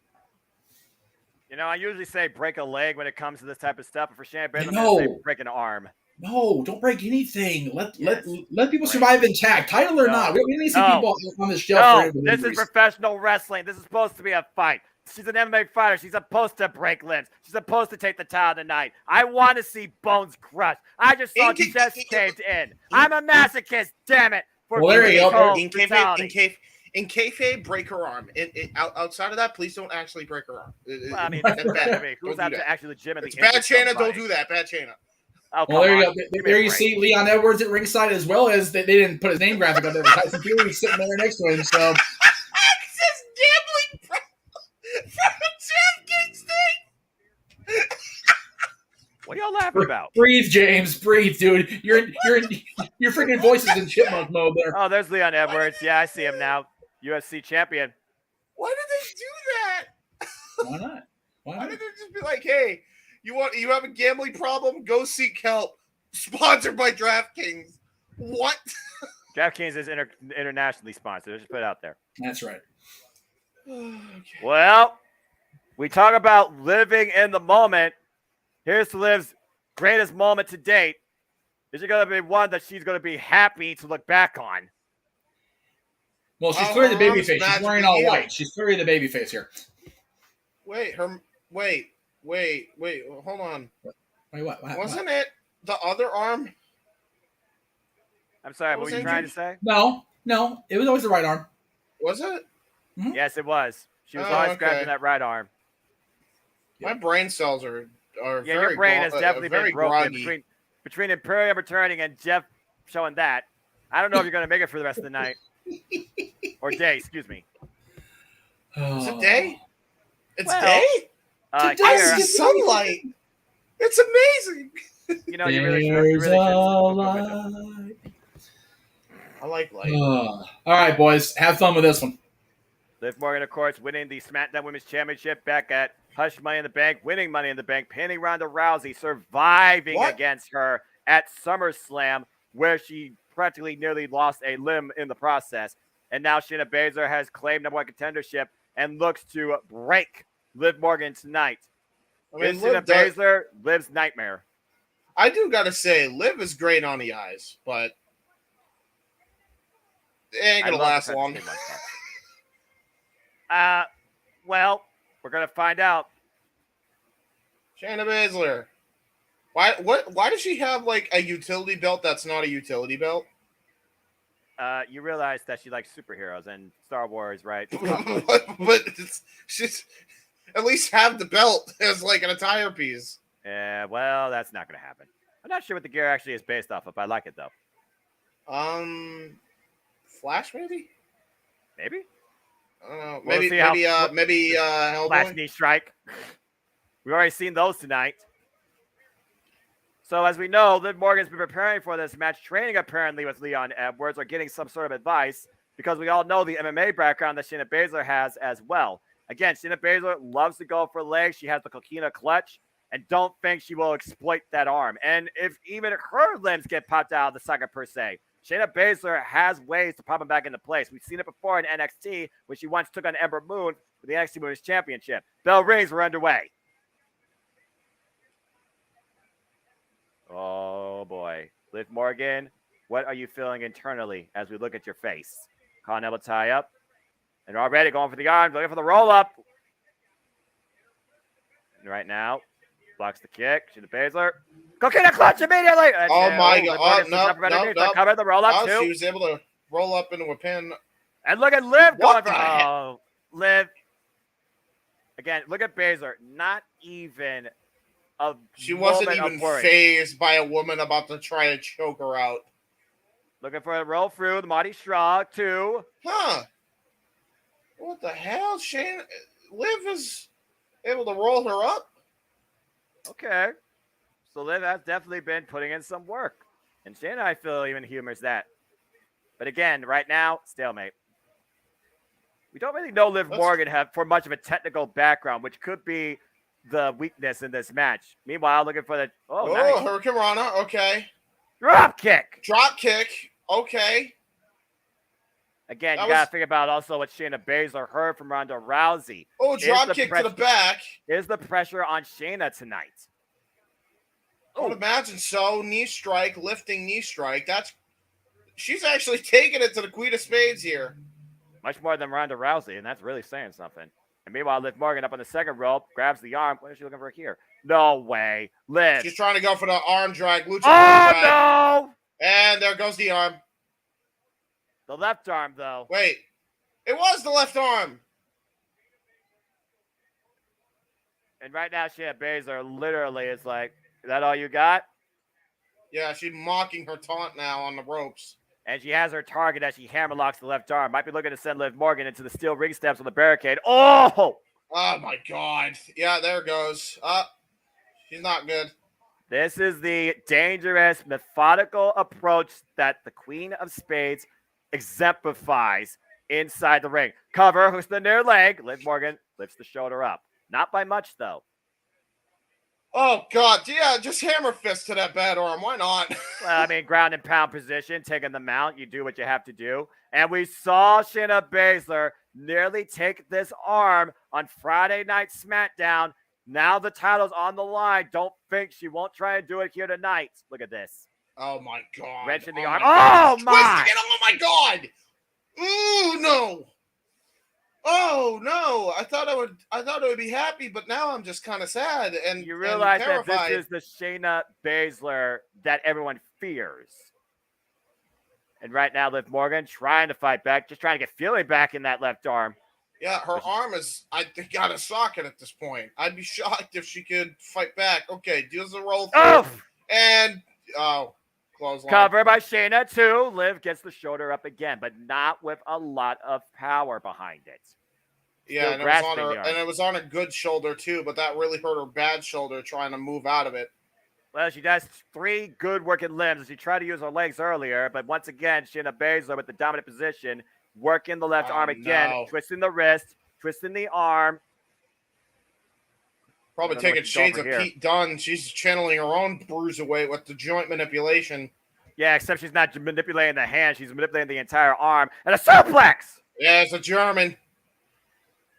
Oh! Jesus, almighty Christ. Boot right to the head. And I think that Liv might be knocked out here. No. As you were saying, James, as we look at the replay here, take a look at this. Yeah, and notice that every cover, as we take a look at the German, and right on that bad shoulder, too, we'll take a look at that, too. Every cover that Shayna gives, it's expending more energy, and it hurts the arm even more, and a soccer ball kick right to the joint. It's good with the PK, and you hear Liv Morgan screaming in pain as Shayna smiles. But again, right now, this match is playing literally in the hands of Shayna Baszler. It's almost like she's playing with Liv Morgan. I'm not sure necessarily if this is the smartest approach when the champion has a sense of desperation. And again, we've seen what Liv Morgan can do when it comes down to surviving. And right now, working the arm again, grasping the back of the head, manipulating the joints, the muscles, the tendons in the upper arm. Once again, oh my gosh, the arm is not meant to bend like that. Look at the point of the elbow, straight up vertical nearly. Liv Morgan trying to fight back with knee strikes. Knee strikes right to the head, and now look at that, trying to go for a head scissors takeover, but you're not going to get you're not going to out MMA an MMA fighter when it comes to the ground game. Fact. Oh, jawbreaker. Especially with the caliber of Shayna Baszler. Missed the kick. Liv Morgan off the second rope. Nice drop kick. And that will create some space. And this might be the moment Liv Morgan needs to try and capitalize and find some sort of game plan. Yeah, well, right now, as we take a look at this drop kick, and that was like a desperation move by Liv. Right now, it has been 60. It's been absolutely 70-30 Shayna Baszler. You see this beautiful aerial shot of the Piccadilly Stadium sold out here in Cardiff, Wales for Clash of the Castle. And right now, Liv Morgan with a kip up and a war cry. How bad does the champion want to win tonight? She's out to prove a point. Screw the haters. Live in the moment. Oh, it's a Guri to the upper arm and shoulder. Nice insecurity by Liv Morgan. Meanwhile, Irish whip. Whoop, doesn't need the clothesline. Oh, okay. Morgan up the second rope. Oh! Into a code breaker of sorts. Cover. Two, single knee, single leg. Oh, that was close. You know why? She couldn't get the full cover off that? It's because she wasn't able to put all of her body weight onto Shayna because of her bad arm. Exactly. Well put out, James. As you look at the replay here, very great offense shown by Liv Morgan, but as you said, was not able to fully put her body into the cover. And that's the thing. Even if Shayna is in a pinning predicament, even if she is in a situation where she needs to kick out, she's given herself that wiggle room because of all the damage she's done to that arm over recent weeks and here tonight. Oh, up in the corner, knee strike, hits the turnbuckle. Liv Morgan looking for something again off the second rope. Oh, my! Oh, Jesus! Good night, Irene. Good night. New champion. Good night. Whoa. Wow, she kicked out. Okay. Talk about a lethal knee strike. Man, there was some malice behind that. Cool. But Liv Morgan somehow still not a stays in the happy match. camper right now, I'll tell you. Yeah. You guys say though, Shayna Baszler being the challenger, gotta be a little bit frustrated here with Liv being still in this fight. Oh no, I know we've seen this many times before. As the hairband comes out, and we know what this usually means. Liv Morgan in a very bad spot. Shayna said that she was going to take a limb here tonight in Cardiff. Liv Morgan, though, look at this, a rope through, a triangle! Triangle on Shayna. You really think that's going to go well? Oh, wow. She's hammer fisting away at Shayna. This might be her best bet here. She can say, Tommy, she's got her own armbar in. And it's fully extended in the middle of the ring. Oh, my God. Oh, look at Shayna with the counter.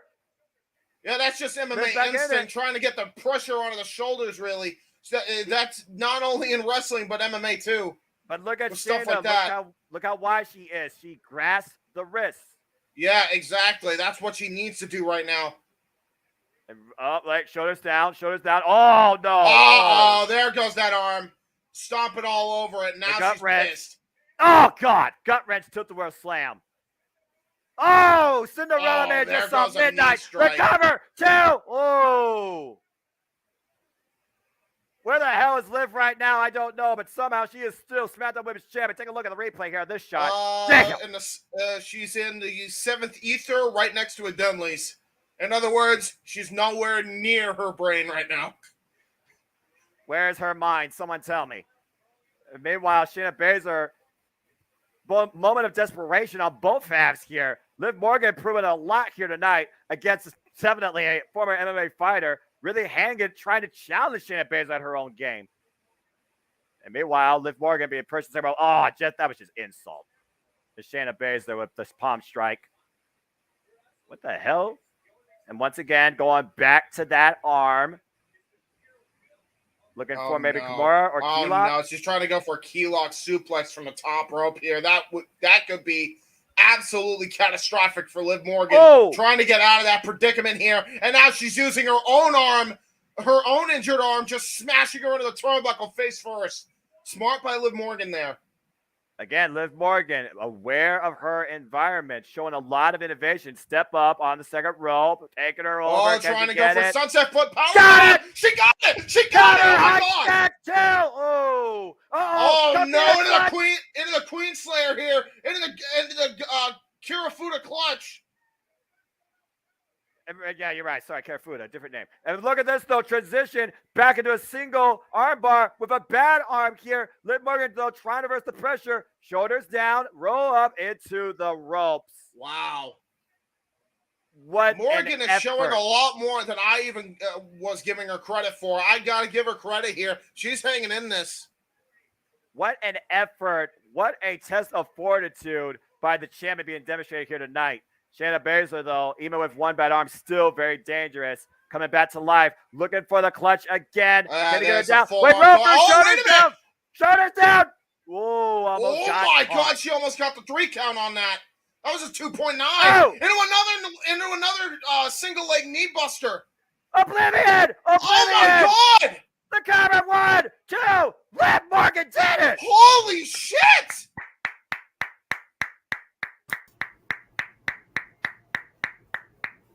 Yep, Okay, she did it. Incredible. You know what? I'm not going to talk shit about Liv Morgan ever again. I'm sorry I ever did. Not only did Liv live in the moment, she created a moment, and she definitely proved all the doubters and haters wrong. Fair and square, clean in the middle of the ring, probably with an arm injury. Liv Morgan retains the SmackDown Women's Championship. That was, wow.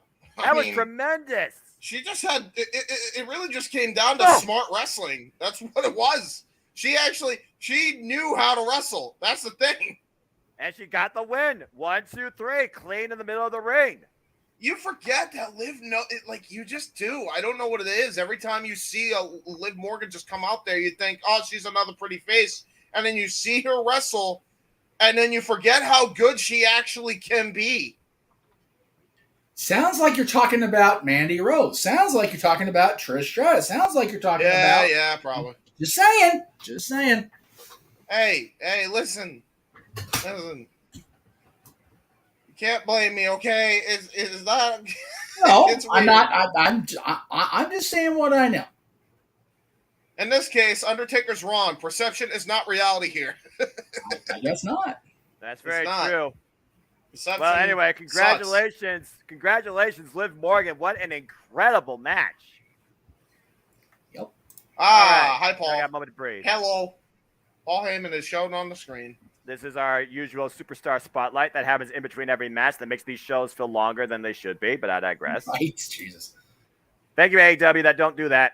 Yeah, I feel you. Oh! And again, still to come, we've got two major grudge matches and the battle for the undisputed Universal Championship. So lots to go here, kids. In Philadelphia. And Heyman just promoted it. Oh, Lord. Please tell me that Paul Heyman is actually producing this show. Oh, God. That's a full Paul Heyman production, dude. You know, I wouldn't call it match of the night, Elizabeth, but it was definitely a surprise. The match of the night, I figured it's going to be the I enjoyed it, actually, for sure. I wouldn't call it match of the night, though. Walter and Sheamus has got that title still right now. Well, for now, yeah. We'll see what Riddle and Rollins bring. I don't see that being beat. I'm just going to be honest with y'all. I agree. I just don't be surprised if it is. I definitely will say I was absolutely incredibly surprised by what Liv showed, because I don't know what it is about me, but I just completely forget. Like, for some reason, my mind blanks. She's a really good wrestler. And she challenged Shayna at times at her own game, the mat game. She did. Liv went every step of the way with her, and I'm thoroughly impressed by that. I really am. We'll see what they bring out next here at Clash of the Castle. But before that, let's go ahead and talk about again what's ahead tomorrow, as you said, where NXT UK clashes with Not My NXT to redefine the entire NXT landscape. Worlds collide live tomorrow, 4 p.m. Eastern Standard Time, where two will become one on multiple fronts. Wait, what? The NXT UK titles, the NXT titles. When is All Out? All Out's tomorrow. Yeah, what time? 8 o'clock Eastern. At 7 p.m. Eastern Standard 0 hour. We're going back to back, brother. That's okay. Adrian Street, one of the most flamboyant characters in all of British wrestling. Yeah, Adrian and Miss Linda notorious. They have been for years and years. God bless them, man. And Miss Linda. Oh, yes. Go check out that special on the cock if it's still there. We definitely got to check that out, y'all, for real. Well, it's definitely been an emotionally driven night, but now we're about to really turn it up a notch. In a battle that truly is a family affair, Edge and Rey Mysterio, with Dominic Mysterio in the corner, takes on the Judgment Day as Edge looks to destroy his creation. But will there be some sort of different execution? Because Rhea Ripley is also at ringside too. By the way, how many matches do we got left after those? 3. Right. Yep. Really? This match, Rollins and Matt Riddle, and then the championship match. Good grief. Oof, I'm already freaking exhausted. We're moving, man. I'm telling you. Oh, man. Well, it doesn't help that it's also 80 degrees plus here in Toledo, Ohio. Oh, piss off. Really? Hang on Yeah. a second. Nah. 80 degrees. Bullshit. Wait a minute. Oh, shush, please. 101. Kiss my ass. Wait, who? Mid coasters prefer the cooler climate, dude. And I'm 3 hours behind you. It's only going to get worse. Yeah, we already peaked. It's going to be 104, but well, officially it's going to be 104 before it's all said and done. But I bet you it gets hotter. For the record, Rhea Ripley and that Dominic thing. What in the hell? Right? Yeah. Was, a little weird. Well, I think Dominic liked it. Well, I think we did too. you know, I think he Dom- really Dom- enjoyed it. if there's one That's thing right. I could say about this, at least we haven't seen any scenes in a dungeon. Yet. He's right now. He's calling Buddy Matthews. He's like, Hey, more? can I? room for one more, please. Thank you. Hey, all I know is he may be Dom, but if he keeps messing with Rhea, he'll be. He's about to be a sub real quick. And I ain't talking about Meatball. Oh, Lord. No, nor a wrestling submission. Exactly. I'm just saying. Noah's going, I need to get off the air now. I'm going to run from these crazy people. I'm all right. Nah. Don't worry. I'm still the simple, innocent man that I am. You guys are fine. Oh, That's right. bullshit. So there we go. Get out of No here. one's kicked out of Oblivion. Listen, you're the innocent. You're the most innocent out of all of us. But that's like, come on, that's like saying, Lay's and Pringles, which is better? Obviously, Pringles. No, Come on. Lay's the answer. All right, and I'll argue with you about that. Pringles is No, just I disagree. no. Noah being the most innocent of us is like Mick Foley saying that Zoa energy drinks are the least bad energy drinks. He's not wrong, but yeah. Also, I don't do energy drinks. No, I know you don't. You're Mountain Dew or bust for you. And like I said, This is between weird. today and tomorrow, you're gonna need the Mountain Dew. Look at that. Again. Look at the eyes of Dom. He's like, Is Dominic doubting himself when it comes to his family legacy? Have he and Rhea Ripley exchanged words? Does Rhea Ripley see something in him? Is Dominic down himself? Does Dominic fear the Judgment Day, particularly Rhea Ripley? Now, let's keep in mind, folks, Rhea Ripley's been the one that's been assaulting Dominic practically every week. And I don't think Dominic is a masochist, as far as I know. Hey, he's still young. He can still be one. That's the scary thought. He's just a baby. Young boy. he's just a baby. No, he ain't. Not when Reed gets done with him. There's something I want to say right now, but I'm not going to. Go ahead. I'll say already it. said it. I've already I'll put it say out it. in the Who's ether. his poppy? Just say it. Oh, Go ahead. Yeah, I'm just going to focus on this wrestling match because that's what I'm here for. Damn it. Yeah, sure you are. James, go I'm watch sure- Euphoria and get out of here. Oh, Meanwhile, Rey Mysterio makes his way to the ring with Dominic Mysterio. This is going to be very interesting because, like you said, Edge and Rey Mysterio have not tagged in years. But the biggest factor that's got to be in this match is Rhea Ripley, who at this point we think's the leader of the Judgment Day, might as well be.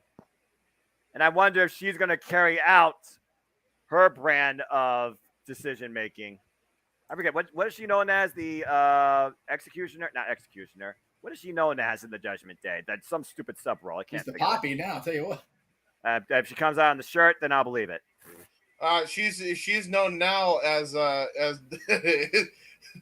Judgment Day has got a whole new meaning. We'll just say that. Well, this is Triple H's WWE. Attitude is alive.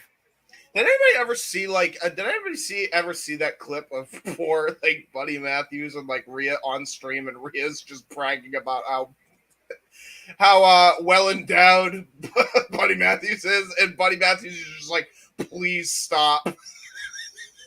Buddy's going, there's a reason I got fired. Can we not? Do we need to talk about that? What the hell? Oh, look at this. What is? Edge is feeling it tonight. He is definitely in Mysterio's corner. The fuck? Look, again, it's his last hurrah. Let him enjoy it.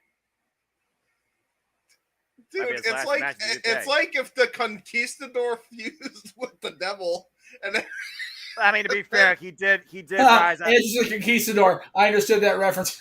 And to be fair, James, he did rise out of hell at SummerSlam. Yes, he did. Well, he's not rising out of hell right now. He's just doing his entrance.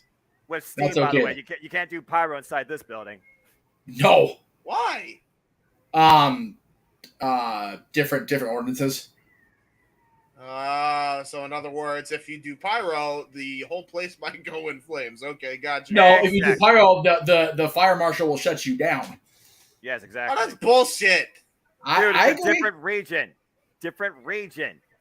Hey, all I know is, I'll never forget. I forget. I think it was Foley's first memoir. He talked about using the flaming chair, the flaming branding iron, that big 2-day event in North Korea where they had like 300-something thousand people in the course of 2 days.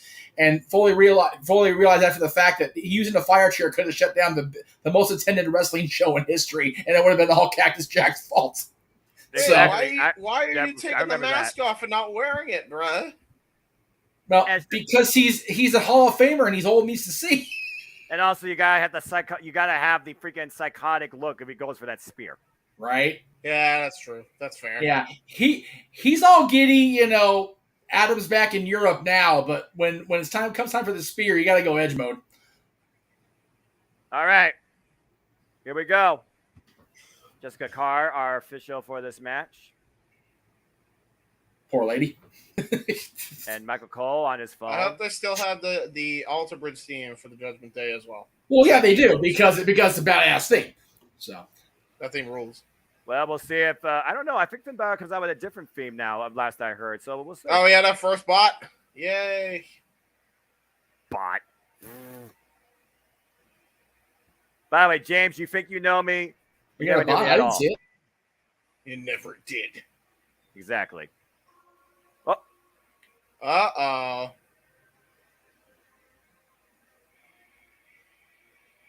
A dark omen.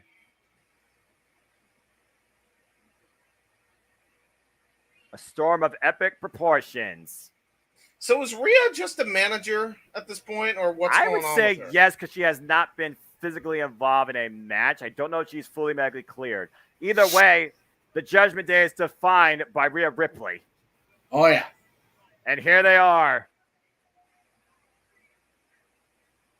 Rhea Ripley is the X factor in this match. Let's just put it out there. She's exactly wherever she goes. No, that's not even front. Good point. Former NXT Buddy UK Matthews, Women's you Champion. lucky man. Stop it, James. Jesus. I can't help it. Are we here to discuss family matters? Or are we here to discuss professional wrestling? What the hell's wrong with you? Open mic night's at 8:00, James. Save your naughtiness for then. Open mic night's fair game. God help us after dark. That's right. After dark, the freaks come out to play. Ed said so himself. Ed said so himself back in 1998. All my friends are heathens. Anyway. I understood that reference. No lie. That's Dylan's ringtone when he calls me. I'm not surprised. That's funny. Well, his grandmother did a photo shoot that involved that song with the grandkids. It just was. It was either that or Randy Travis's "Love Without End Amen." I'm like, yeah, we'll use the fun song for the teenager. Yeah. Bottom line, Rhea Ripley is defining judgment here, and she will definitely define the decision in this match tonight. I love that they have allowed this group to stay together, and I lamented turning on Edge so early, but I like where it could go. I like where it has gone, so we'll see. Yep. And to answer your question, James, you do hear the words. Yep, they do have that other side theme. So it looks like they didn't change that here. They never should. It's too good. Yeah, I agree. Yes, Edge didn't like the supernatural stuff the way it was going, but the theme cannot be denied.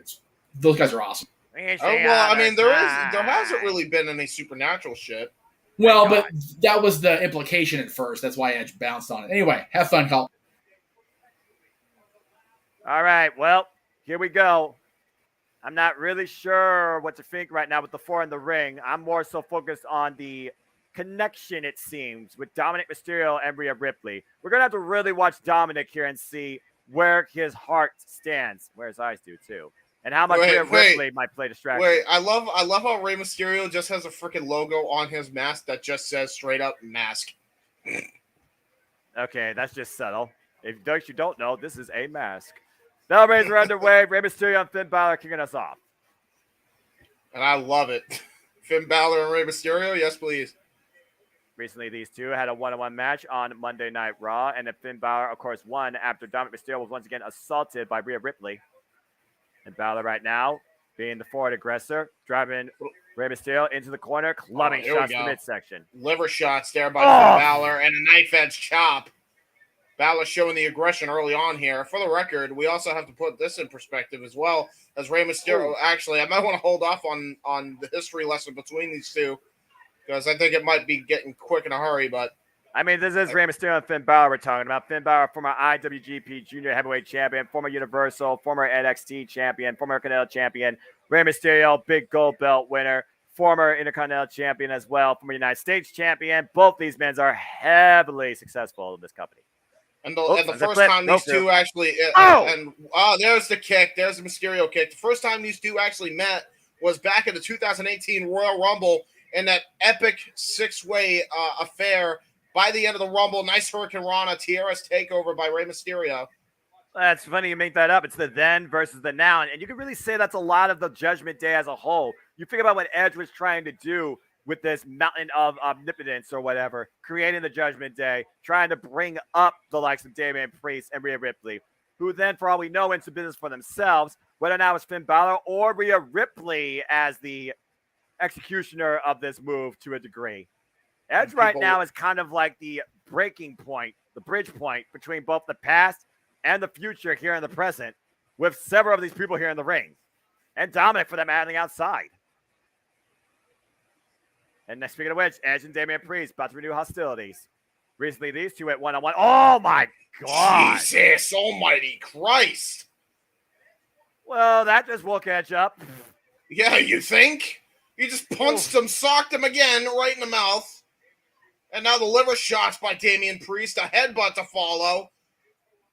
This man might, honest to God, right now, in the current standing things, watch that again. What a slugging shot, man. He honestly might be the best pound-for-pound striker in the company right now. Rey Mysterio with the save with the Irish whip prevention. Edge following up, capitalizing with that little bit of interference. And just going to town on Damian Priest in the corner. Edge is fired up tonight. And keep in mind, I almost forgot about this, and it really just dawned on me now. Damian Priest is a former amateur boxer. That's right. Oh, and Finn Balor just got his ribs kicked in. Edge with the short-range spear, shorter tackle in the corner since Damian Priest the outside. Both men on the outside, tag to Rey Mysterio. What the hell's about to happen here? Rey Mysterio off the ropes. And with assist over the top. What the hell? Whoa! Ooh, powerbomb moonsault combo by Mysterio and Edge. Again, you figure about these two, you wouldn't have thought they haven't tagged in years. Yeah, Rey Mysterio and Edge, former WWE World Tag Team Champions at one point for the SmackDown brand. Ooh, kick to the hamstring. Against the larger Damian Priest, trying to break the base of the big man down. Doesn't need the clothesline. Off the ropes, too much power. Just too much power. Trying to go for a spaceman moonsault, and now he's jackhammered into a Falcon Arrow by Damian Priest. Done the deal. I don't know, James. He's going to try to go for the cover here. Nope, or maybe not. He's mounting him, and Rey Mysterio is covering up. Again, tonight, the Judgment Day is out to prove a point. Oh, what a boot. Driving Mysterio to the Judgment Day's corner. In the corner. Damian Priest now staring a hole through Edge, his former mentor. Oh! And a nice hip attack there by Damian Priest, tagging to Finn Balor into a stop there. And the right Prince now in control. Finn Balor and Damian Priest in firm control of this match. Finn Balor now picking up Rey Mysterio. Sends him into the corner. And now we're just isolating Rey Mysterio here. Another tag. Damian Priest now going to come back in. Oh, backbreaker. Backbreaker. And it looks like they're going to hold him there. Into a Oh! leg drop combination. Cover. Guillotine leg drop. Kick out by Rey Mysterio. Let's take a look at the replay here. Look at the height of that leg drop. Dude. Look at this. Look at this leg man. drop. Bam. Right across the neck and the chest. And now Damian Priest wearing down Rey Mysterio. And look at that. Davey Boy Smith like chin lock right here in the heart of UK right now, at least for this pay-per-view in Wales. How fitting. Oh, up kick. And Priest falls over the kick of his own. Super kick just floors Rey Mysterio. Kicking the arm away from Edge, who was definitely looking for the tag. And not only was it, look at that, just playing mind games now with Rey Mysterio. Keep in mind the way he hit that super kick, too. That was more like a savant kick right to the face of Rey. Tagging the Balor again. You wonder if he was going for a different form of impact right there with that type of move, as you alluded to. And there is another one to the gut and a penalty kick by Finn Balor. And now both of these men, a scissors kick. And a color back down, too. Ooh, kick out. Kick out. Ooh. What's very surprising right now, this match has been very tame to a degree. Snap suplex by Finn Balor on Rey Mysterio. Look at shit. He's going for the three amigos. No, he's not. Then doesn't and pisses everybody off. So that's just insult to injury and just playing the fan base here and the community. I guess the Judgment Day saying they don't need no more friends. And Rhea Ripley approves from the outside with that chuckle. Oh, look at that headlock there by Finn Balor. Shades of Randy Orton and the way he has his headlock applied here. Look at the torque, by the way, on the neck of Rey Mysterio. Yeah, he's got all of his strength. His upper body just squeezing the life out of Rey Mysterio here. He's trying to get back into this, though. Rhea Ripley trying to jaw-jack with the fans here. And speaking of jawbreaker. And right now, Rey looking for the tag once again. Finn Balor trying to prevent it from happening. Brings him back in with a knee to the midsection. Yeah, kitchen sink there by Finn Balor. Oh!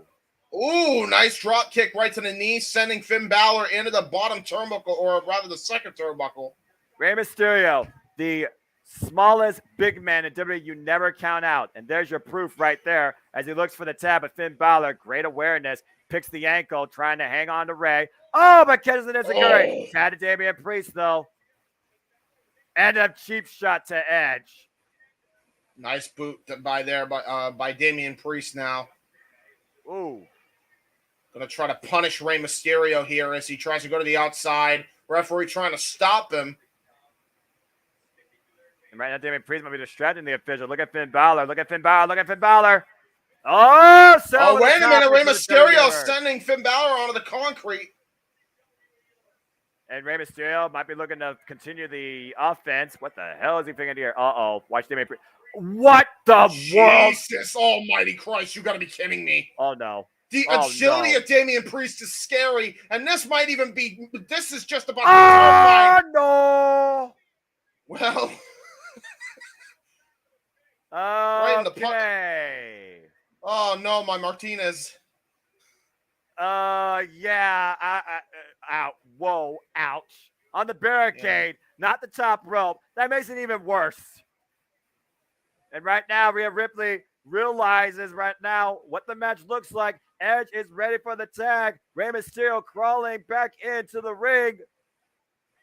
And now look at that. Rhea Ripley either trying to get Damian Priest back in the ring here. Keep your eye on her. She might try to prevent this from happening some way, somehow. And meanwhile, we thought Damian Priest's martinis were still on the rocks. But he is back in the ring, grasping the area of impact. Oh, no, my punishments. Attack! Here comes Edge. And now Edge with a forearm shot and a clothesline and a big boot. And Edge on fire here. Into a flapjack. Vintage Edge here. Trying to go for the execution. Connects with it. I know what it is, but I still think it's glorious. And Edge firmly in the driver's seat. Uh-oh. James, look at the eyes. The eyes tell the story. The spear is a-coming. Oh, right in the heart of Wales. A spear coming. How ironic. Meanwhile, Rey Mysterio off the apron. Oh, see the senton by Rey Mysterio. Drop toe hold. Uh-oh. No way. Edge, no way. Edge. What? What is Edge thinking here? Off No the way. ropes, Oh looking my God, for he's going the- for 619. Tiger fake He got kick. He hit it. What's the area code in Cardiff Wells? Meanwhile, Mysterio drops the dime with the splash. Oh The my counter by God. Edge. Is it enough here to get the win? Oh, those long limbs of Damian Priest kicking Edge right in the head. That might have saved this matchup here. I think it definitely saved the match. Meanwhile, Ray is caught in the clutches of Damian Priest. Oh, Might be shit. going. Oh, wait a minute. Up on the second rope. Trying to take Priest out. Spear! Good God! Jesus Christ, he just pulled a Big E. Holy Oh my tea! God.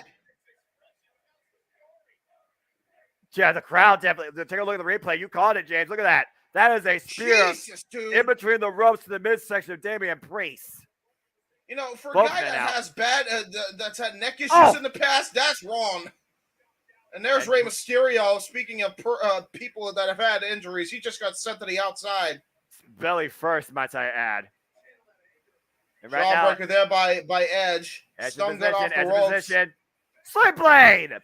Tried to go for a spear, got countered into a sling blade. And right now, Finn Balor sets his sight. When the Prince comes at you, you best not miss. Drop kick in the corner, running drop kick. And right now, Finn Balor looking to ascend to the top. The highest peaks of Cardiff. Dominic Mysterio getting into the ring. Dominic Mysterio getting involved here, trying to distract the referee. Rey Mysterio taking advantage here, and now it looks like he's going to try to go for a hurricane. Oh! It's up! Brings Finn Balor down to the mat. Rhea takes down Dominic. Uh-oh. Uh-oh. Well, here That we go. was a big mistake by Dominic. I agree with you here, James. This was Dominic's worst move. Now he's about to suffer for it. Oh, Yeah, what the before hell I is think this? Rhea Ripley Whoa! just being, oh, what the hell? Tope con Hilo by Rey Mysterio. Suicide dive. Taking out both Rhea and his son. I mean, about to say, Edge was pretty much dead to rights. Meanwhile, Rey Mysterio looking to capitalize. Drop toe hold. Finn Balor in the ropes. It might be time. Dial it up, Finn Balor. Oh, my God. Oh, what a clothesline. And drives Rey Mysterio to the outside of the ring. And Finn Balor's feeling it. Off the ropes, looking for something. Drop toe hold by Dominic. And meanwhile, drop kick again. Finn Balor in position. Rey Mysterio going to capitalize. 619! Spear! Spear! Oh Spear! my God! What Got a it, one, freaking maneuver! two, Edge Mysterio wins! Holy shit! Wow! Wow! Wow! Wow! Wow! I did not see that coming. Yeah, that's yeah. I'm not sure about it. I mean, no real shenanigans of any. I mean, Dominic with the trip there. That was really it, though. I was about to say that was more heelish. Yeah. I mean, when you are friends with one of guys that lie, cheat, and steal, God rest his soul. I think it's safe to say Eddie Guerrero was honored tonight. Let's take a look at the replay here. So. Hey, you mean in kayfabe his son? Exactly. That's Totally. As you said, James, look at this tope. Good grief. And then here was that pinnacle trip up by Dominic, getting Finn Balor set up for the combination 619 and Spear. And Edge and Mysterio carry Judgment out tonight. Yeah, I'm not sure. I'm not sure what to think of I mean, this, they did lose dirty, so they have an out, at least. I'm gonna quiet. And right now we got Edge and Rey Mysterio. Very happy. Dominic, again, what's going to happen here? Right now with Dominic. Again, Dominic, he's definitely been a guy torn on two different sides. You look at Dominic's face. I mean, again, his father, he helped his father, and yeah, they got the win. Edge is happy. Oh, what the hell? Wait a minute! What the hell? What the hell?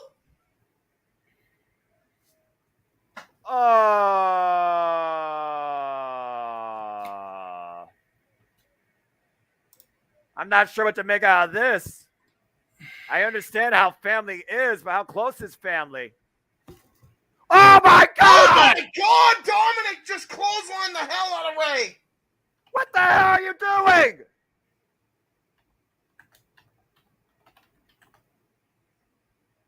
Dominic Mysterio just dropped Edge and his father. And Judgment Day loves it. But wait a second. Judgment Day loses the match because of Dominic. Dominic was not involved in the match as a participant and allows Edge and Rey Mysterio to win. And then Dominic drops both his father and one of his father's best friends. The whole crowd is absolutely in shock here. Because they won, and Dominic's just bullshit. Dominic just went to business for himself. And look at Ray. Ray's beside himself. Confused. Guys, the Judgment Day are all about carrying out judgment. And look at that. Tonight it was Dominic who would be the decider. And did you? Dominic definitely passed judgment on his father and the Rated R Hall of Famer here. This is interesting. Yeah, and he just ripped the shirt. He ripped the shirt Hogan style. He doesn't want to be associated with it no more. But does that mean something snapped in Dominic tonight? Yeah, well, again, oh God, man, in the uprights. That was a penalty kick, and it was not so good for Edge and Rey Mysterio there. And look at the Judgment Day in sheer adulation. They are ecstatic about that. They don't even care about the match now. Shocked. They have no shit given about losing that match now. They accomplished their goal. Wow. That was a shocker. That was a shocker. I did not figure it would go down like that. Yeah, and I'm not sure how anybody feels about any of this. Hey, you know what? Like I've been saying all week, I'm happy not knowing what was going to happen. That definitely was a shocker. As Edge embraces his friend, and Edge and Ray right now have got to be the most heartbroken people inside the castle. Wow. Yeah, that was hard. That was hard. Edge and Mysterio may have thought they slayed the dragon, but I think they got a whole new antagonist now going forward now. Well, again, yeah, after a win, yeah. Talk about an unexpected series of events. I mean, technically, Dominic wasn't in the match. Maybe the issue is the only thing I could think that might be the reason is maybe Dominic holds Edge and Mysterio responsible for all the beatdowns at the hands of the Judgment Day. No. And he resents them for it. Well, also, again, Dominic has been assaulted by the Judgment Day countless times. Yep. Yeah. So, and he did say to Edge, it was all your fault. I was just going to bring this up. You know, someone just tweeted about you never trust a Guerrero. Hey, Guerreros lie, cheat, and steal. And, you know, in the terms of WWE storylines, Dominic is a Guerrero. Maybe this all goes back to 2005. Maybe this is Dominic being angry at Ray for allowing his life to be played out on screen in front of the world. And maybe this has been building inside that young man for the last 17 years. Yeah. It's a long time to have your life turned upside down at such a young age. And considering, again, the assaults that he's had countless times, he's been the biggest victim, but he also might be the most important player in all of this. So, again, whether or not Judgment Day's assaults have truly pushed this man over the edge or encouraged him, we have no idea. Yep. And again, you know, we're looking at a whole new story. Yeah, exactly. We're looking at the story, you know, leading up to tonight's main event. I mean, Drew McIntyre, we've talked about it. He has fought his way back. He got released. He did his tour of duty, if you will, in Impact Wrestling, and has come back and, you know, he's been a pretty solid, you know, featured player. Yeah, he did the whole Shane McMahon, you know, lackey thing for a brief period of time, but I think there cannot be any argument that he and Randy Orton carried the Raw brand during the early stages of the pandemic in their battle for the WWE Championship. Agreed. And now we've got him looking to climb back to the top of that mountain. The problem is there's a fire-breathing dragon at the head of that table. Yeah. Can I also say I think when McIntyre came back to the WWE, I'm convinced that wasn't Impact helping him there. I know that was WCPW and the promo he cut out of Joseph Connors. No doubt. No doubt. Oh, Still yeah. to this Oh, yeah. day, one of the best promos you will ever hear in indie wrestling. Period. Mm-hmm. And again, James, I mentioned this before you came on earlier. That they're talking about right now on where my stream's at.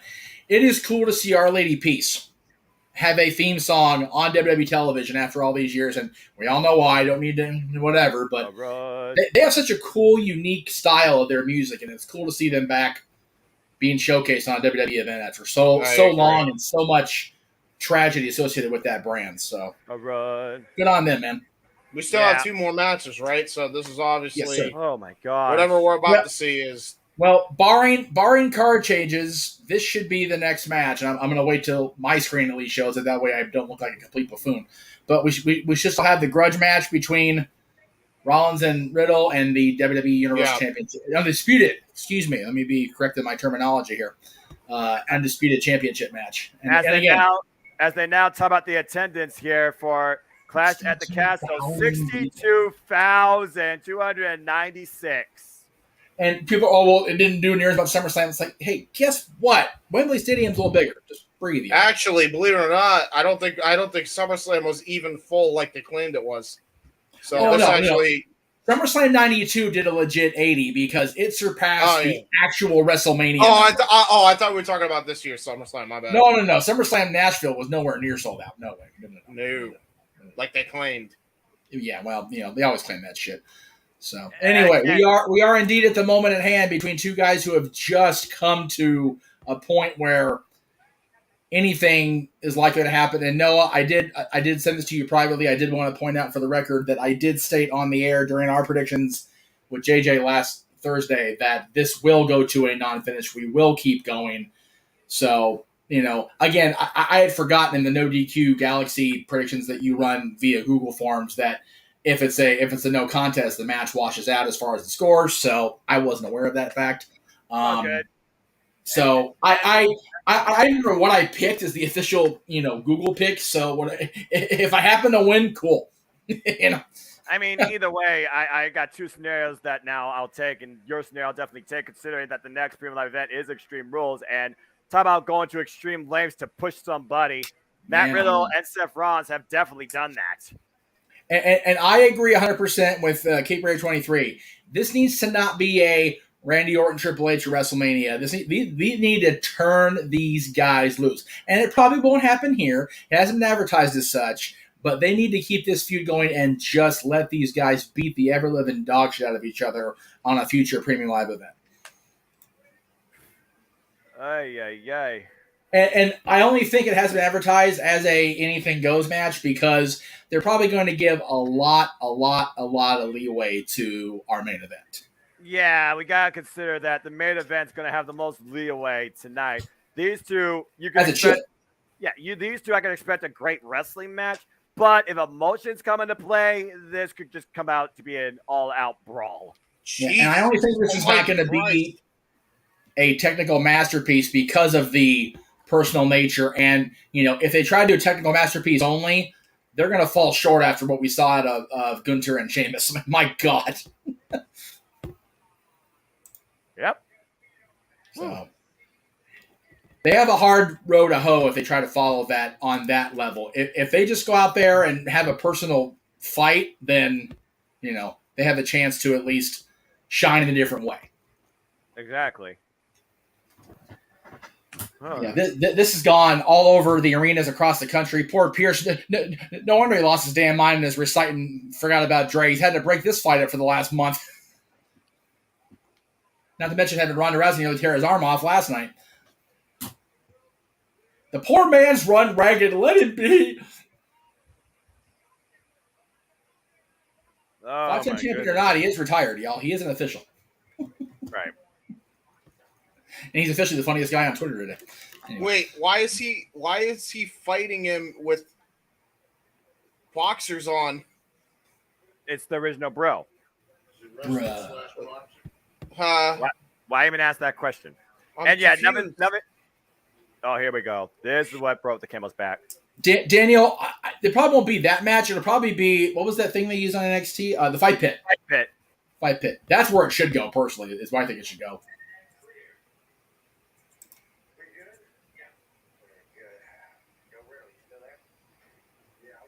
Uh-oh. Oh, shit. Man, I like if they're unleashing Matt Riddle's inner MMA dark side. I'm okay with it. Because I'm sick of the goofy freaking Walmart brand RVD shit from him. I really am. Seth Rollins, wow. just made the biggest mistake of your life. Seriously. Seth Rollins has garnered the Noah call to James because he's been a freaking idiot bringing this side of Matt Riddle out. So they just told the Daniel Cormier and Bones. That's Jones what we've been saying for the last week when they aired that. Every stream I've been on has talked about it, including the ones that know. We've talked about they very much channeled Cormier and Jones on that backstage promo battle. That's crazy. Okay. Something tells me we're not going to see just the original Bro tonight. Ooh.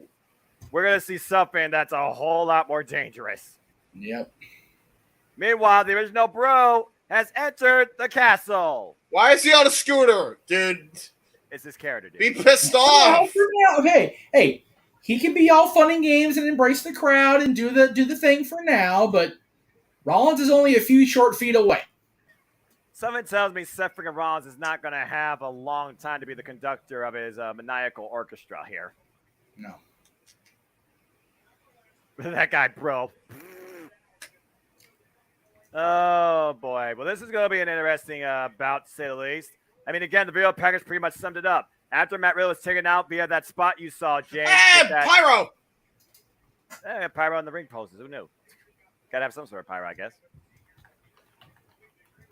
But at this point, though, we look at Riddle, who's always emotionally driven. I think Seth Rollins just took it to another level. When you bring family into wrestling, especially family history, you're really pushing a line that you probably shouldn't. No, I agree with that. But also, just a programming note in addition to what you see on the ticker here. Immediately after the event itself, since we're taking a break until open mic night tonight, I will be joining Aaron Riff for his post Clash recap over on NoDQ.com. Keep that in mind.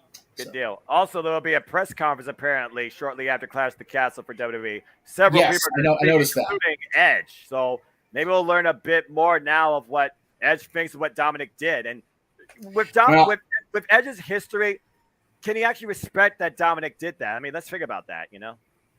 Yeah, Okay, let me try that one more time before I lose my complete. What the hell is Seth What Rollins? in the hell is this? Yeah. I hate. I didn't see this. No, apparently you know more about this. You know more about this than I do. Apparently, Great O'Khan got misted today.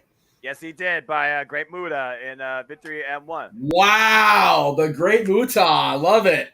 So there you go. O'Khan gets misted and Dominic turns. So that was his final match. Well, and we still got a long night here and a long weekend ahead of us. So it's only. But seriously, what the shit is Rollins wearing? Dude, Lord. this shit is so fucking obnoxious, dude. I don't know if he's being a devil or a phoenix, looking to rise tonight or burn down the castle. I think he's just trying to channel Becky since Becky's not there. Becky get well soon. Bro, this sucks. No, you know what? I don't mind it, and I say that like I'm not complaining about it. I'm just a genuine curiosity, but I think Rollins is trying to. It was mentioned in the chat that he hasn't won a pay-per-view match all year, or he's due for one. Maybe he is indeed the Phoenix rising from the ashes of his battles with Cody. Again, he went 0-3 against Cody. He lost that Money in the Money in the Bank. Excuse me. He lost. That doesn't excuse this terrible dress sense. Okay, it looks like he belongs on the runway of a terrible Hollywood fashion show. Even in the Triple H era, you got to have a little sports entertainment in there, James. Come on now. Come on now. That's not what I call sports entertainment. All right. Matt Menard disapproves. Well, there you go. trust and believe that when the match starts, you're going to get what you're looking for. Have fun, boys. Yes, I need my wrestling. Get that And shit Matt- off Matt- you and wrestle. I don't know about wrestling, but you're going to Fight. get what you came for. Yeah, fight, actually. Yeah. You're going to get two men beating the shit out of each other just because. This is not going to be a classic. This is going to be ugly. Bell rings. We're underway. And we're starting off immediately. Good grief. Furious exchange right now. And Matt Riddle looking for those MMA strikes on the legs. Again, lethal feet. Ooh, speed on my belly. And right now, just trying to prevent Seth Rollins from getting any sort of leverage or breathing room. Again, got to minus the rest count. Just a prediction is not far-fetched. It really could happen here. Again, 5 count, but how much emotions is driving the original bro? Disqualification, again, is another win for Seth freaking Rollins. Don't touch the official. And right now, Seth on the outside. I don't know if there's going to be any leeway in this match. Good grief. Oh, my gosh. This has been a night of insane proportions when it comes to emotion. Some great wrestling. Yeah, Gut you ain't wrench. kidding. Gut No! wrench. Hello. Holding on to that gut wrench. And rolling through it. Again, the power of Riddle is extremely impressive. Bringing Rollins around like a bad habit. But again, shot to the throat. And that will definitely slow down the original bro. And Seth looking for the stomp or just a clubbing shot. And right now, mean chop exchange. Meanwhile, Seth Rollins off the ropes. Matt Riddle falls up in. It's a nice kick by Riddle. Fall of senton. Yeah. Another senton. Meanwhile, Riddle into the cover, hooks the near leg, gets a kick out at 2. Just kick his ass. Don't go for a pin, bro.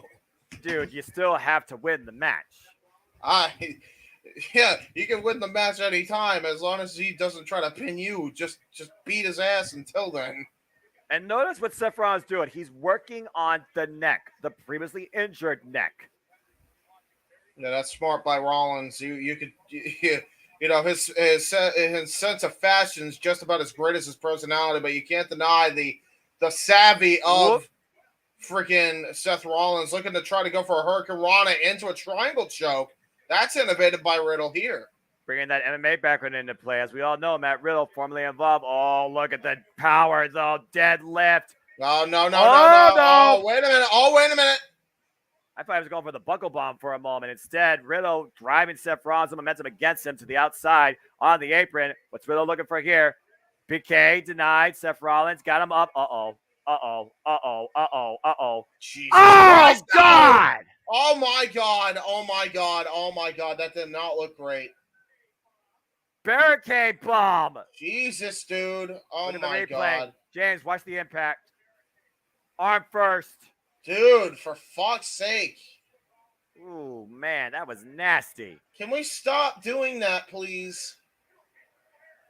Right now, the referees count up to 4. And Seth Rollins will definitely take a count out. Again, Seth Rollins says that Riddle does not belong in the same ring as me. Wait, why is Corey Graves and Byron Saxton Oh! Anyway, there's a suicide dive by Seth Rollins. I feel like that they must have went shopping together. Who knows? And right now, Riddle in a vulnerable position. Seth Rollins continuing the onslaught. Didn't get all that Toby, but got enough to drive Matt Riddle underneath the announce table. We're back inside the ring. Meanwhile, clothesline. The thing is here, though, who needs the win mark? Yes, I understand you push a man's boundaries when you talk about family. But again, Seth freaking Rollins hasn't won anything this year. As the Maniacal Messiah is being embraced by the 62,000 plus inside Piccadilly Stadium. And then Riddle right now trying to follow up. Oh, it just gets taken down. Shoulders down. 1 right in the face. And Riddle kicks out at 2. Insult to injury right now being portrayed by Seth freaking Rollins. We always know him as the architect. He always has a plan. The game plan here is exploit Riddle's emotions and work on the man's neck. That is what Seth Rollins is trying to achieve here. For Riddle, I'm not sure what the plan is besides getting some vengeance. Vengeance needs to come back. Premium live event. Do it, WWE. And right now, Seth Rollins firmly in control, just toying with Riddle. And I'm not sure if this is wise. Oh, as I say that. Pissed off the Ron. You pissed off the Ron, bro. Ooh. Oh, wait a minute, the roll up too. Ooh. This is a smart strategy, love him or hate him, using his anger to his disadvantage. Nice super kick into a cover, but only gets a 2 count. Falcon has he done the deal. Hooks the near leg too, and Riddle survives again. Whew. As you were saying, James, this is very smart strategy. Continued forward offense by Seth freaking Rollins. Yes, he just got 3 quick pin attempts, and Riddle was able to survive them, but he's further exploiting the gas tank of the original bro.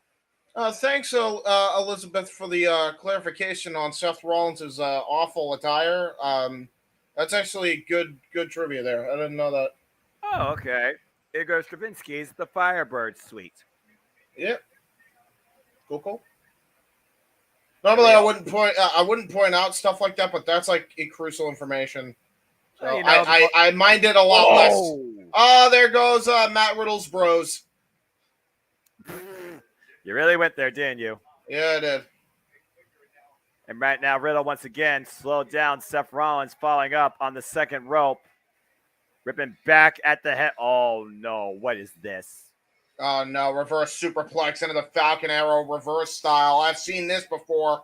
Oh, look at that. Riddle doing his homework, he knows what's coming, trying to prevent it from happening. Alleviate the pressure, you would say. And Riddle up to the top rope, Seth Rollins. Oh, nice enziguri there by Seth Rollins. That was straight in the face as Matt Riddle's hung up in the tree of woe. Yeah, that's not great. And Riddle trying to get himself up. Oh my! Jeez, double stomp. Cover Stomp by on Rollins, his knee. too. Not enough. And did you notice how Seth Rollins just stepped on Riddle's knee, forcing himself to pull himself up into this? God. Yeah. Oh, my word. Hey, Del Rio, take notes. Oh, wait. Screw you. Good point, though. I also agree. You're not out of line. Oh, now he's fish hooking Riddle. Look at this. It's a very methodical approach being done here by the architect. You see the expression on the face of Seth Rollins right now? He kind of can't believe that Riddle's still in this. Yeah, he's pissed off. He's not happy that Riddle's lasted this long. And meanwhile, Matt Riddle now on the second row trying to fight back. Oh, no. What the hell is this? Both men perched on the middle rope. Seth Rollins with the inside position. Up to the top. Matt Riddle hooked. And it looks like a fly. Oh! Oh, there it is. Superplex, Falcon Arrow. Oh, wait a minute. Counter. Oh, it is a freaking time bomb. How the hell did Riddle do that? Suplex cradle driver, and that was right on the neck. Seth Rollins immediately clutching at the back of his head. Seth Rollins was not ready for that. Take a look at the replay here. Take a look at this, too. Because right after, look at his head. Watch his head. Ooh. Right on the back of his head, dude. Fisherman buster, to say the least, James. But yeah, that's what it was. Sorry. I don't think I've ever seen that counter before. That was brilliant. Matt Riddle now following up with the flash strikes. Up, standing switch.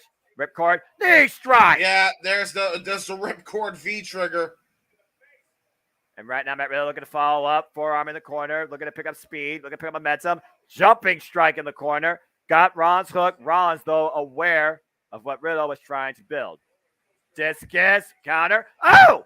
What a counter into an exploder suplex out of the discus elbow. But look at Rollins on the apron. Meanwhile, Riddle looking to follow up on the apron himself. PK! Jesus Christ, he just about kicked Rollins' head off. And he's not done yet! Oh! Floating bro! Off the second rope. And right now, Matt Riddle once again regaining control. Seth Rollins rocked. Oh, Rollins looking to the midsection. Might be looking for the pedigree. Is it game over? No, Riddle Got Seth up on the shoulders. Oh! Oh, bro to sleep. He's got him hooked.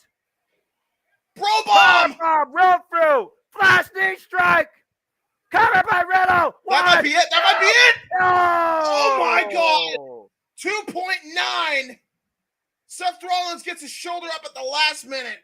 What an explosive combination of offense by the original Bro. Still not enough to put down Seth freaking Rollins. Oh my gosh. Playing field level though now. Both men right now back at ground zero. This is a tremendous match so far, James. Yeah, no doubt. They're definitely finally trying to beat the match of the night's progress, but that's still a tall order.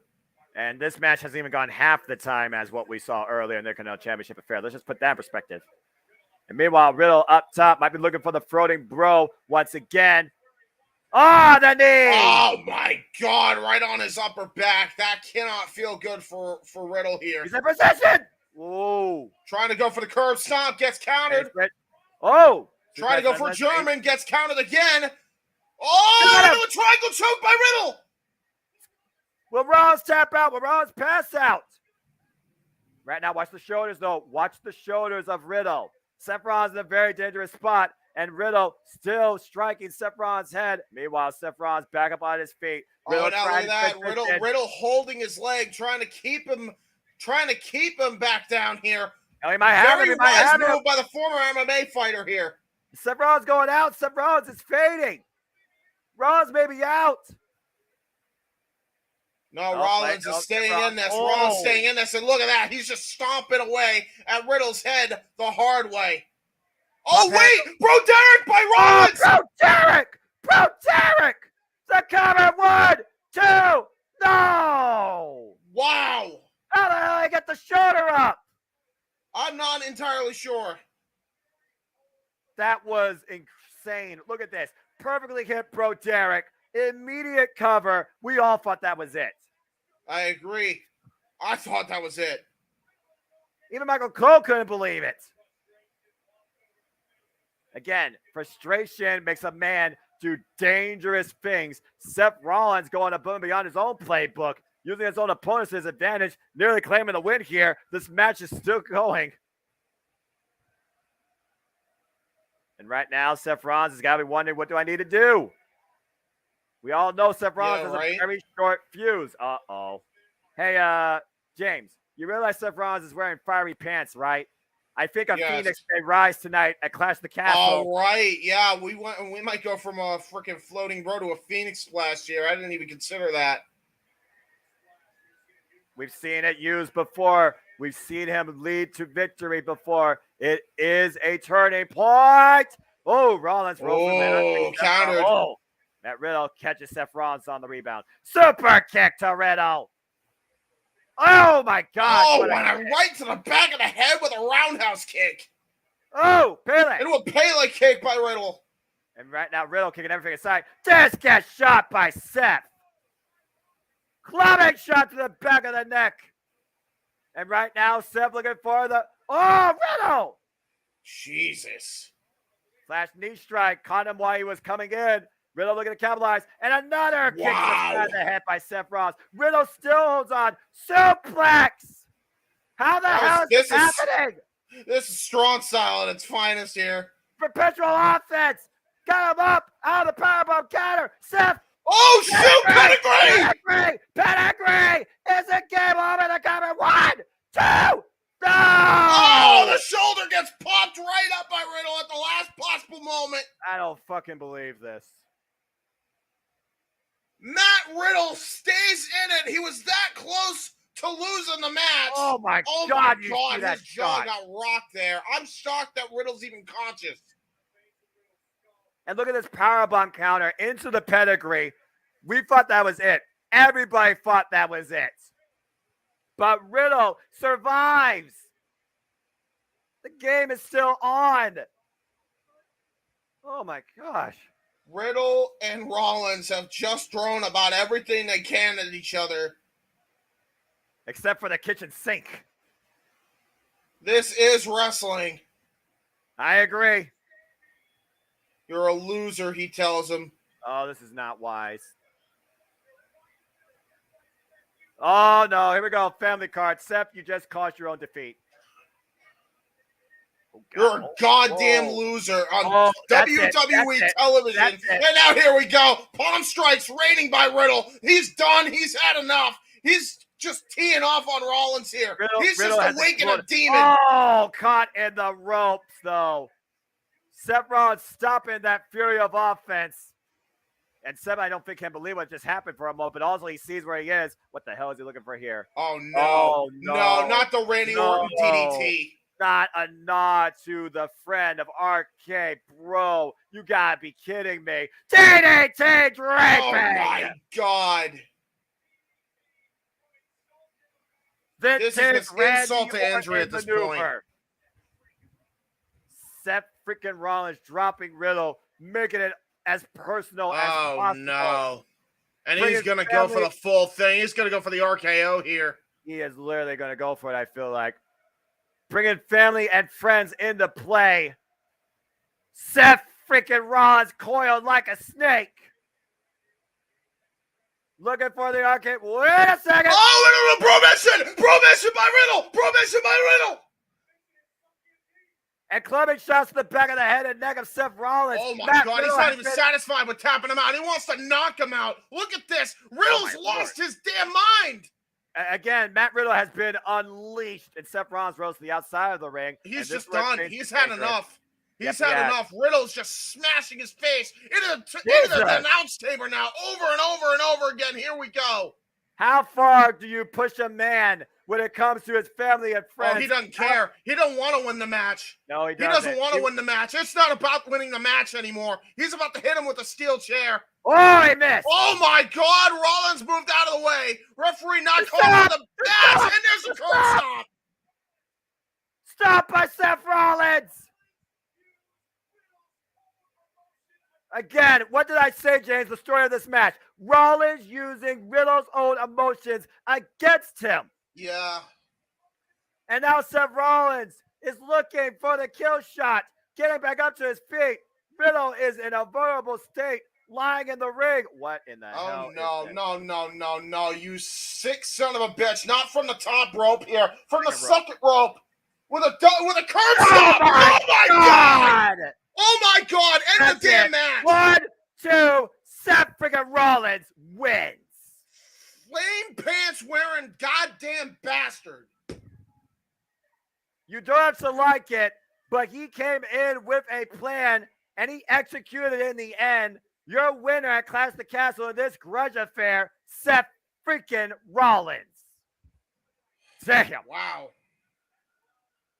This whole night has been a level of personal to the extreme. I don't have to like it because you know what? The man attacks his family, then he goes and tries to mimic his friend. Then, not only that, goes and just decides to, after all of that, because he couldn't beat him on his own damn merit, hey, let me end his career with a top rope curb stomp.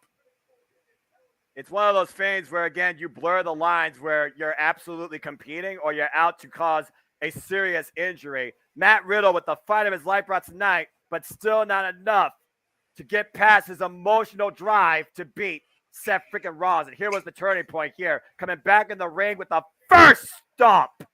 And honestly, I thought it was over right there. He probably could have pinned him right there, but Seth was out to make a statement. From the that's second another thing. rope, Jesus watch Christ, not again. God! Yeah, Riddle look at that. Referee, out. like, checking on Riddle. Riddle might be concussed, honest to God. Well, he is back up on his feet, if that means anything to you, James. But I see a knot on his forehead. Riddle stomped, rocked, and defeated tonight in Clash of the Castle. Yeah, well, if I'm Riddle, I don't give a damn. Just go for him.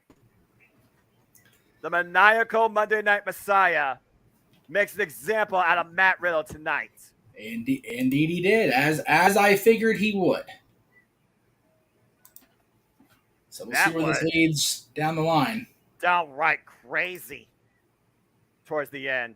That's not it, he said. Always with him. Someone tells me we're going to see this run back at Philadelphia. I think you're correct. Holy hell. Woo! Wow. Okay. That match started Okay. off a little slow, I'm done with my method acting. That match ruled. That match finally topped Walter Sheamus for sure. It's a different way. It took a while. Took a while. About to say, yeah, let's put that out there. That match picked up after a while. We knew the story going in. Then we knew how far both men were willing to go towards the very end. With Walter and Sheamus, they nonstop beat the shit out of each other. So both these matches right now are definitely matches of the show, but for different reasons. Yeah. Yes. Talk about personal, Jesus. Yeah, you ain't kidding. Talk about anything but professional. Oh my gosh.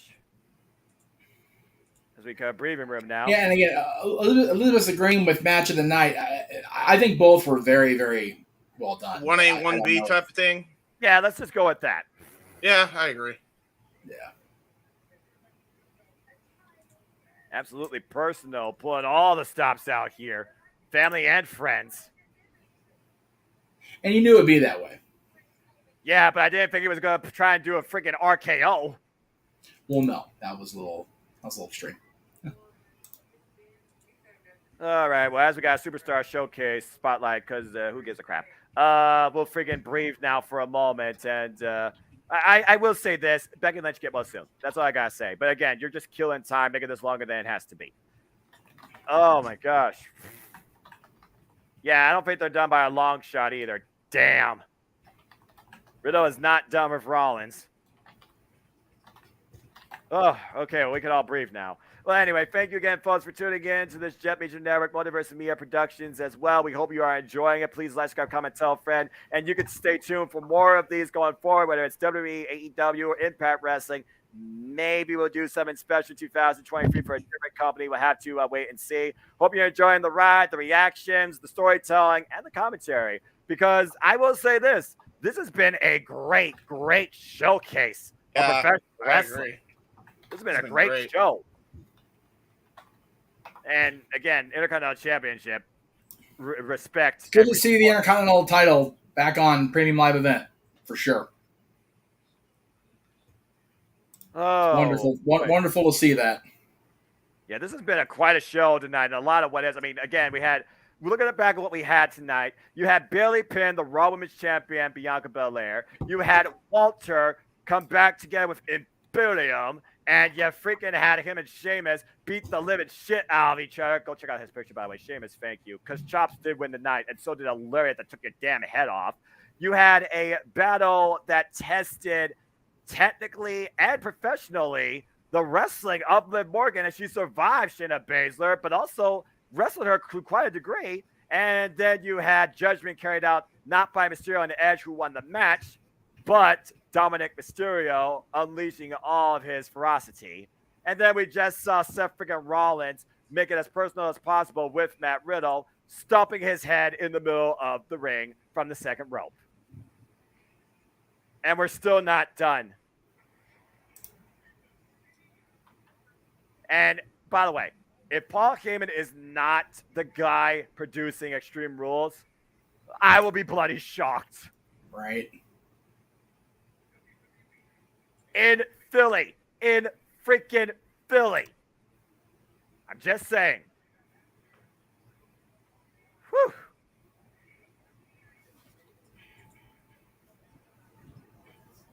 Oh, okay.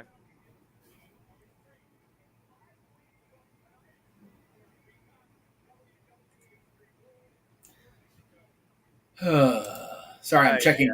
If you have any emails come in left and right here. You're fine. They're just talking about WWE Extreme Rules. That's in October, Saturday, October 8th.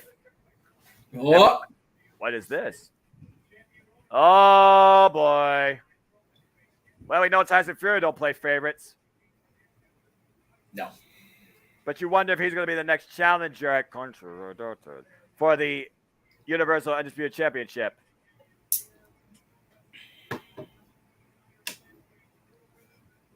This is professional wrestling being shown tonight.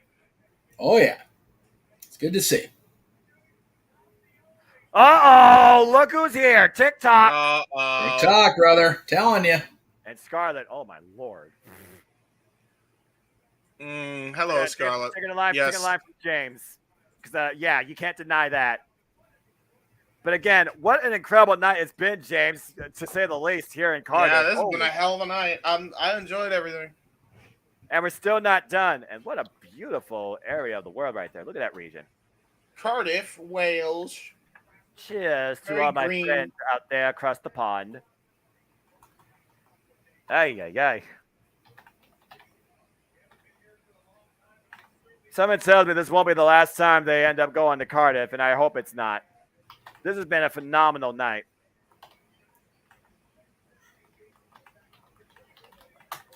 Go check out the architect there with the castles and that Wow, look at that. That's a sight. Wow. That's really cool. And there's the venue they're at, Piccadilly Stadium. Oh, well. Hey, there's the groovy dragon. Yeah, bob your head. Bob your head with the dragon. Hopefully we'll bob our head to some broken dreams realized tonight and made it come true at the expense of the head of the table. Tonight, a warrior with brave heart spirit looks to dethrone a king 2 years in the running. Well, this is what we came to see, at least for today, gentlemen. Mm-hmm. Championship of the world on the line. I mean, there's universe, whatever you want to call it, but Championship of the Universal World Galaxy at Denny's. Right. Yeah. Championship of championships. Let's just call. If you're a WWE Universe member or WWE fan, this is the one we're here to see. With the this WWE is the champion of champions. This is the champion of champions. That's a SmackDown vs. Raw 2010 reference. Yeah, about to say, I remember that. And you know what? He has been for 2 years. He's been the guy. Yes, there's been other folks to hold the WWE Championship in his 2 years with the Universal Championship, but you can't even remotely front. Roman Reigns is the top guy in WWE right now, and it's good to see my buddy Lisa in the chat room. TikTok fell again. Scarlett and Cross are at ringside. Tyson Fury's at ringside. Austin Fury's in the castle. Yeah, Mr. Money in the Bank is in the castle. We cannot overlook that for a moment. And this should be Drew's moment. And I'm definitely going to mute my mic and leave my reaction on when he appears. So what I'm going to do to keep in sync with the gentleman here is once the hype video is done, I'm going to pause that we're watching at the same time. Well, I'm actually in sync with Noah. Yeah. Yeah, about to say. Right, but I'm not with you guys. What I'm saying. Yeah, I get that. I'm ahead of the both of you right now. So that spine buster on Baron Corbin was so good. That was just a beautiful thing, Corbin. God, I hope whatever happens to him and JBL leads to something decent. Because damn it, Corbin's guts breaks my heart. I agree. I like Corbin. I really do. I did like Corbin, and then he kind of decided to be an asshole on Twitter to wrestling fans who he really shouldn't be interacting with. Yeah, well, he was an asshole to me, but I kind of, we squashed that one. Unlike I did. Yeah, he supposedly tried to squash it with JD too, and JD freaking tried to reach out to him, and then he never did. So JD from New York guy? Yes. Fuck that guy anyway. Whatever. That guy's an asshole anyway. Yeah, well, yes, but it's still like, what the fuck, man? Like, why are you even trying to? Well, but JD brings a lot of his shit on himself. He really does. To a degree, yes, I agree. That's a big old degree. That's like a freaking 45 circular angle of hell for him. I mean, come on. Problem with him is he gets way too angry and doesn't know how to separate reality from the fucking fiction. Well, neither one of them. Hey, remember Bruce Prince? It's JD. Yeah. JD definitely lives on a plane all to himself there. Yeah, no kidding. Oh no! If you all right, hype video over. I'm at the point. Justin. All right, hype video over for me. I'm paused at whatever it says, 3:39:15. I don't know if that helps you. Yeah, I'll just let you know when the hype video ends. We are seeing highlights, more highlights. It's Drew. Lots of Drew. All the Drew. I paused right when they went back to the live crowd shot, just for Drew with the site. What do you call it? Kick on the Roman Claymore. All right, there's Drew holding a title. And now, here we are, the crowd. And don't forget, you can play for free and let your voice be known and place your bets who you think deserves to head out with the gold for over $10,000 using code WWE for DraftKings. Gamble responsibly. But again, who will win? Have a gambling addiction. Get help. Also sponsored by DraftKings. Play free for over $10,000. I can respect that. I can respect with DraftKings being like, we're not just here to just carelessly take people's money. We care that people gamble conservatively. What?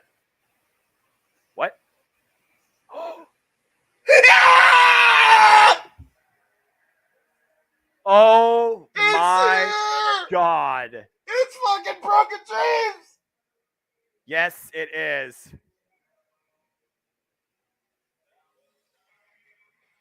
Drew McIntyre. Man. Oh, this is it. This is the moment.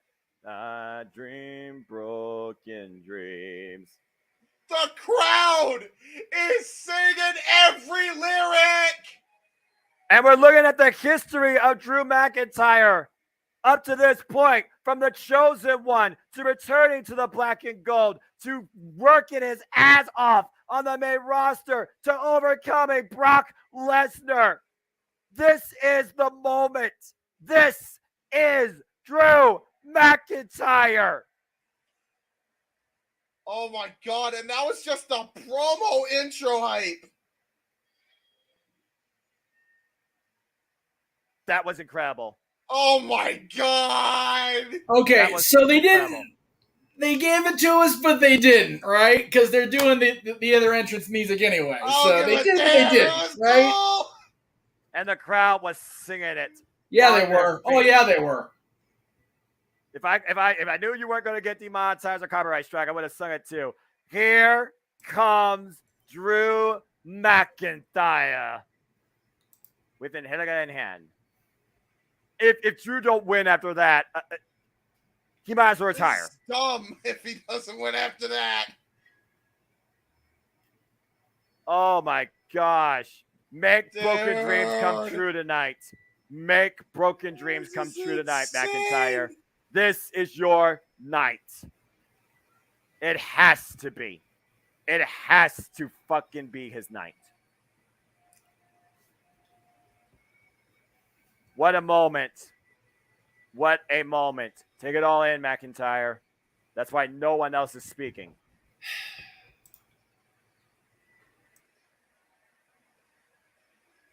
For the WWE! What a homecoming.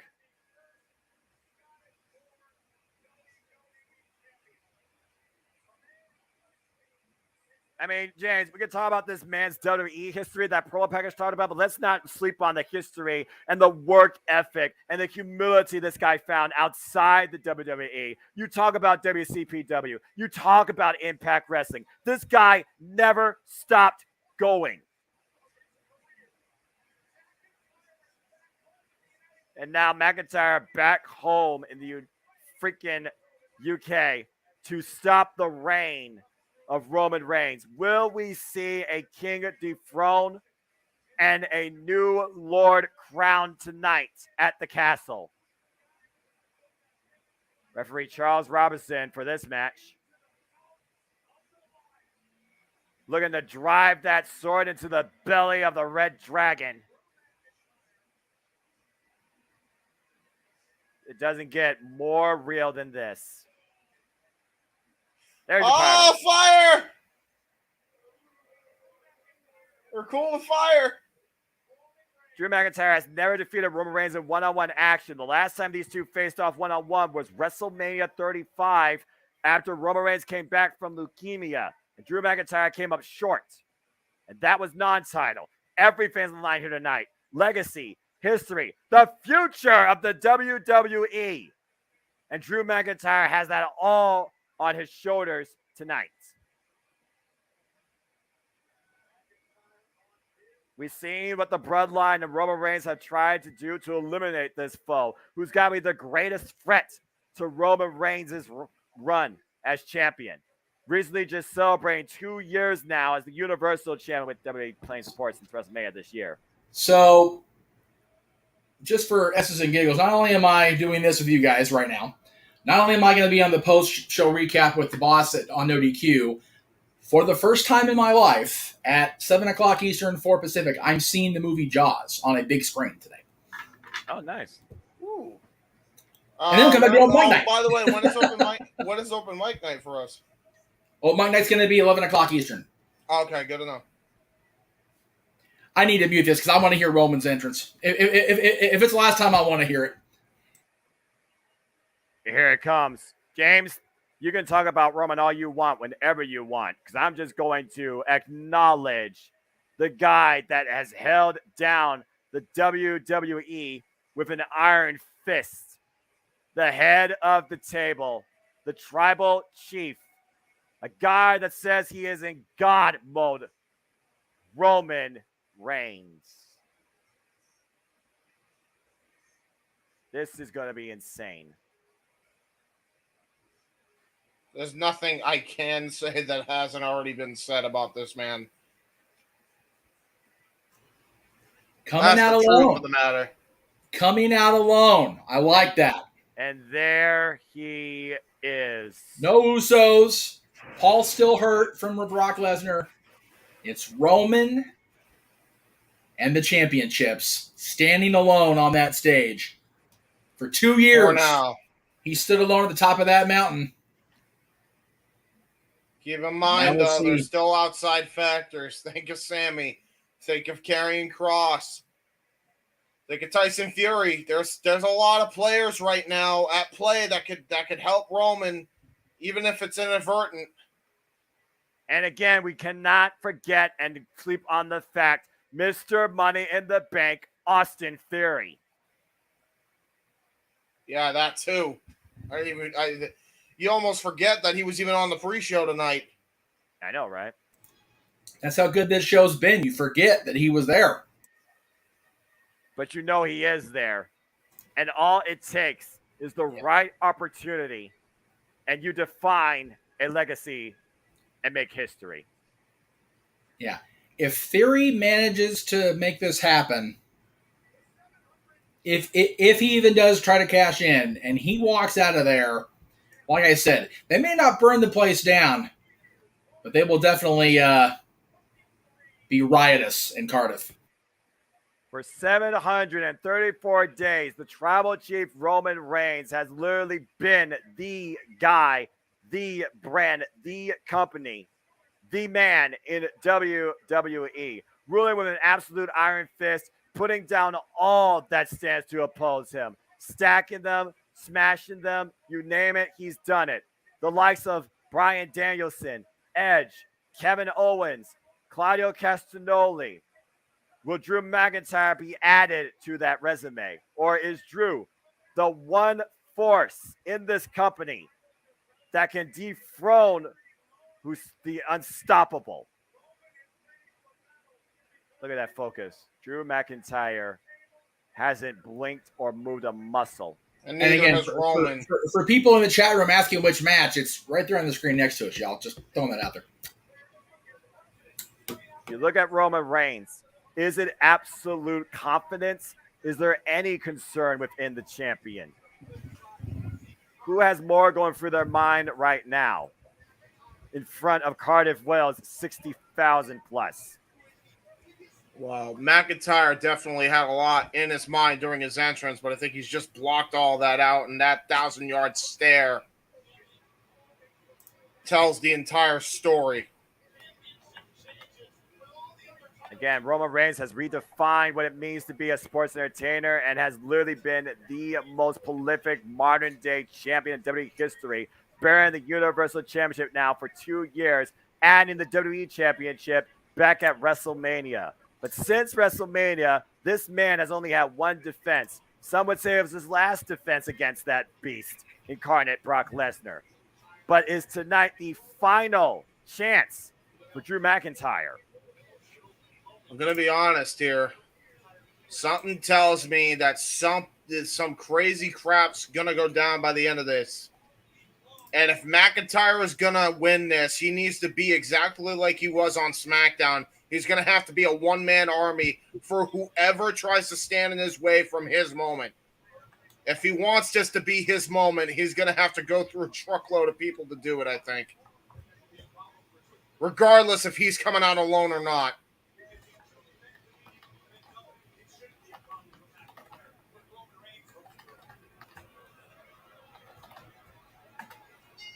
Both men, one goal, one match, one champion. One last chance, maybe, for Drew McIntyre. For Roman Reigns, maybe the last obstacle in proving he is the absolute dominance in WWE now and forever. To go down the inductions.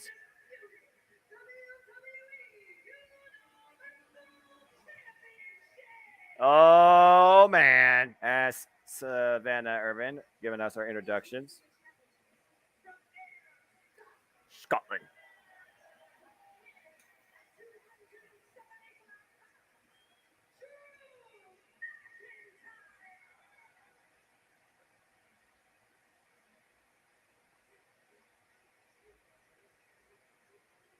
This crowd is definitely in favor of Drew McIntyre.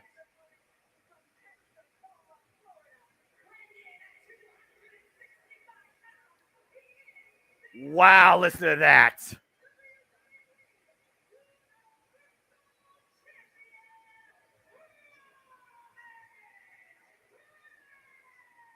This company is not a monarchy. It is not founded on democracy. It is an absolute dictatorship at the hands of that king, Roman Reigns. Will Drew McIntyre be the one to dethrone the seemingly impossible? James, you know what to do. And liberate the WWE in the process. Referee in charge of this contest, Charles Robinson. The undisputed WWE Universal title on the line. Wales firmly behind the crowd, firmly behind the back of Drew McIntyre. Both men to their corners. Big fight feel for the championship.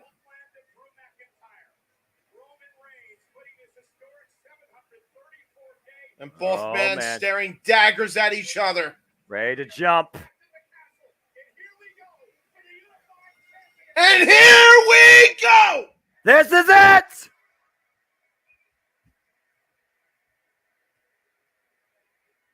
You can feel the atmosphere here. Drew McIntyre with 62,000 plus in his army. Roman Reigns against an entire country.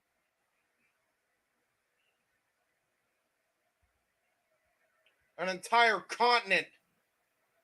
Fair point. Everybody from Europe behind McIntyre here. Traveled the world to see this man finally get the Duke. But he's got a tall order in front of him already with Roman, and that's without the outside factors here. All right, well, here we go. Collar and elbow tie-up. Yeah, we're not wasting time. Here we go. An aggressive collar and elbow tie-up. I would not expect anything less from these two. Talk about a test of strength. This match is going to be equally psychological as it's going to be physical. The question is, which one's going to win out in the end? Yeah, test of strength here, pretty much, in this collar and elbow tie-up. McIntyre getting the better of it. And now Roman trying to use his lower body strength here to try and push Drew back. But McIntyre ultimately wins that exchange. For now. Clean break here. Drew McIntyre maybe asserting his dominance. Maybe just trying to, make Roman Reigns feel a bit comfortable. Roman Reigns definitely looks a little rattled. He wasn't rattled before, but he looks very rattled now from this crowd. I don't know if I've ever seen the tribal chief this rattled. Well, for the first time, I think it's safe to say that Cardiff Wales is not acknowledging the tribal chief, which is a very unfamiliar environment for him. Yeah, they're acknowledging the Scotsman. And right Very now, Roman, rough headlock here. what by Roman Roman Reigns Reigns. needs to do is take the audience out of the match. He needs to make sure that he isolates that out of here, because Drew McIntyre can use that forward momentum and that energy to definitely claim victory here. Right now, Roman Reigns is fighting from underneath. Meanwhile, off the Oh, barely shoulder tackle, budged. and look at that. He didn't even budge. McIntyre just stood there and took it like he was a Mack truck. And look at Roman Reigns going into the ropes. Is this the first time this match are we seeing maybe a sense of doubt? Yeah, look at this, Ren. Roman doesn't know what to do here. Roman just tried to act like the Mack truck, and instead he came out like a Volkswagen. I don't think Volkswagens are pretty well built over there, even in Cardiff, Wales. And it doesn't help that the audience, again, literally are calling out the tribal chief, raising his ire, feeding Drew McIntyre. Roman Reigns looks to come in, standing switch for Drew McIntyre. Back elbow strike, looking for the suplex. Yeah, and look at this. Like Roman is a good wrestler, but McIntyre is that much better. You don't want to get into a grappling match with the Scotsman here. And meanwhile, we're picking up speed right now. Oh my! Oh my God! What a shoulder tackle by Drew. And for the first time this match, it was Drew McIntyre who took Roman Reigns off his feet. Roman has not done that yet. Agility right now in favor of the challenger. All I will say is, though, Noah, it takes one opening for the tribal chief. We've seen it countless times over the years, especially for him to find that opening and find a way to just decimate his opponent. McIntyre has to watch out for those tactics. And also, we got to keep this in mind, too. At the basis of this match, it is a championship affair. The title can only change hands via pinfall or submission. If this ends via counter disqualification, Roman Reigns is still undisputed Universal Champion. Yeah, right now, Roman Reigns now himself, trying to keep calm, asking for a bit of decorum. He is not going to get that back ain't here. happening. That ain't happening. They're here to rattle you here. And they are doing a damn good job, it seems. It's not often that a man like this and like a man like Drew McIntyre can unite an entire continent that's been separated and plagued with politics and God knows what else for years. But here in Drew McIntyre, he's done just that. They all came out to see this man win, and I don't know if Roman knows how to handle it. Well, Roman Reigns has to find a way to overcome it if he's going to leave this place as champion. Yeah, you got a great uppercut in there by Roman. Roman just full on knuckles right to the jaw. And this is exactly what Roman has to do. He's got to trade the strikes. He's got to dictate the pace here. I don't know if Roman Reigns can win a battle of strength and power against Drew McIntyre, though. If Roman Reigns is going to break McIntyre down, he needs to bring him down to the mat. Well, that's the thing. That's why I'm saying strike him at least, because then you're at least doing some damage on him and wearing him down, which is exactly what Roman's trying to do. But again, that's what I'm saying. Don't try to do the mounted punches, because he can turn it around on you in a heartbeat, and we're seeing it here. 10 punches in the corner. The crowd with every single one of these. And Roman right now, to Drew McIntyre picking up speed, going off the ropes. Big clothesline, says the tribal chief to the floor. And Roman is back to square one again. Oh, wait a minute. Now. This might be a mistake by McIntyre going to the outside here. Yep. Again, Roman right now is in a state of mind. You can see it on his face that we have not seen at all during his entire title reign. Yeah, a state of confusion, a state of worry, perhaps. Going through the mind of the tribal chief. Oh, right into the stairs. And those stairs went fully up and over. But again, you have to pin or submit the champion in the ring. I gotta wonder Drew McIntyre might be. He just salutes Charles Robinson, cheeky bastard. I salute you. I respect you. I know the rules. But I also gotta consider Drew McIntyre. You have to not let yourself be just driven by this eye and say, oh, what the hell is that? A water bottle by who? Who did that? He just pissed off. Oh my God, Oh, it's Karrion. no. I mentioned this. This, Noah. You talked about outside factors. That's gonna be all Roman needs here. Now he's got his attention diverted by Karrion. Oh! And there it is. Roman with a giant uppercut right to the diaphragm of Drew McIntyre. And this man just changed the course of the matchup. And right now, post shot.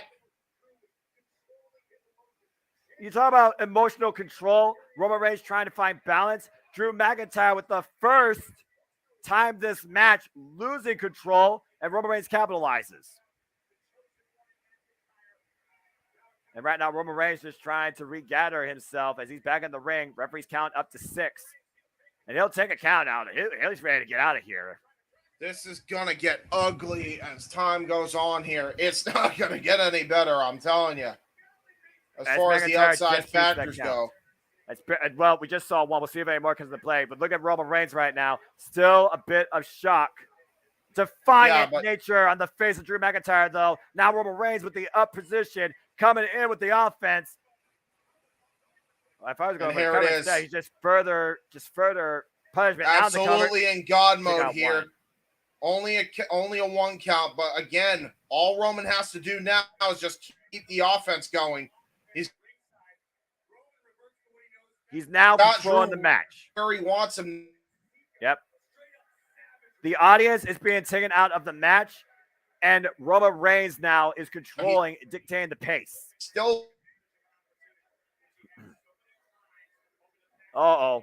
Clubbing shots in the corner. Rattled by that post shot.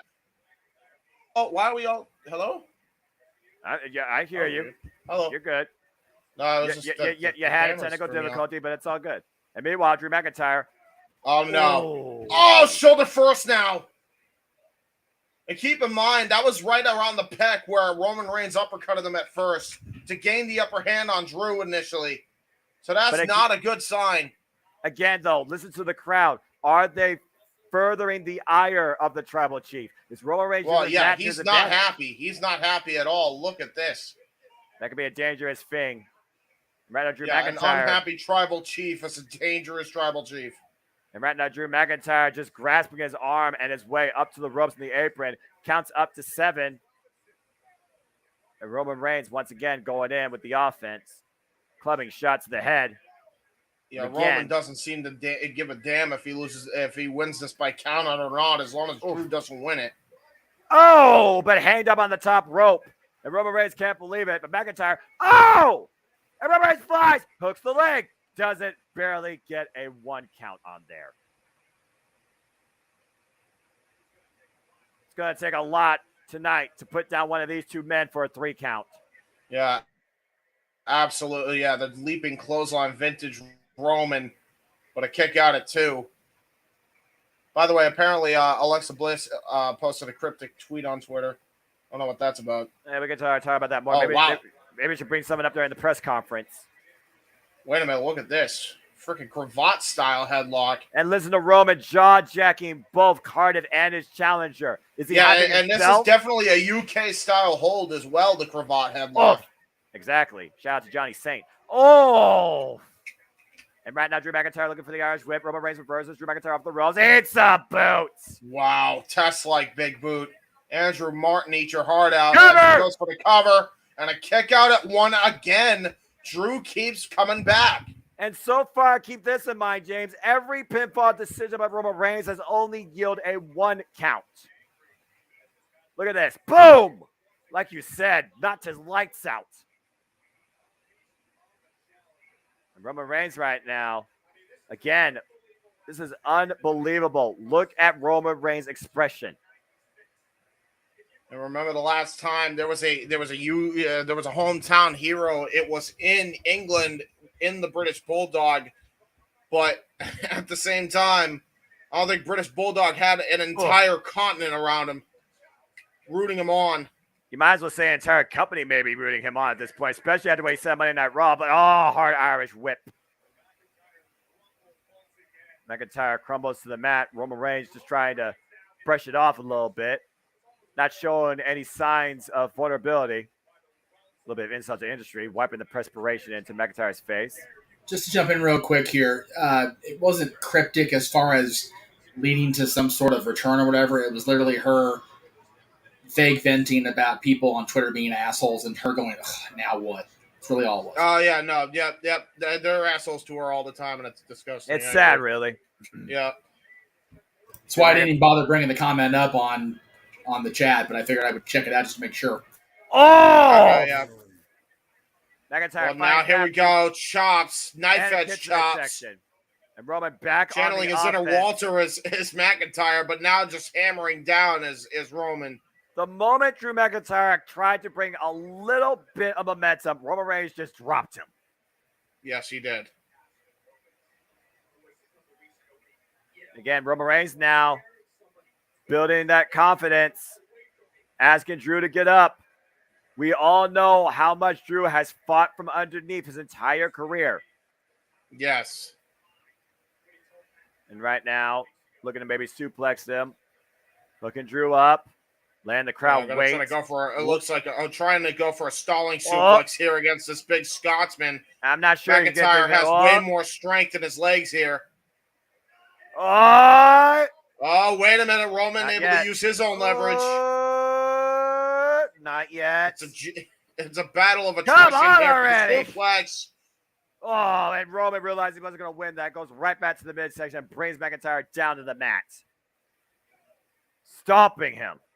Teeter-tottering and the subculture of Wales. Yeah, that sounds about right. Yeah, and Roman now asking for a mic. Uh-oh. Oh, boy. Now Roman's pissed. Okay. Roman is out tonight to prove a statement. He's going to ask for acknowledgement. He's not going to get it. Now,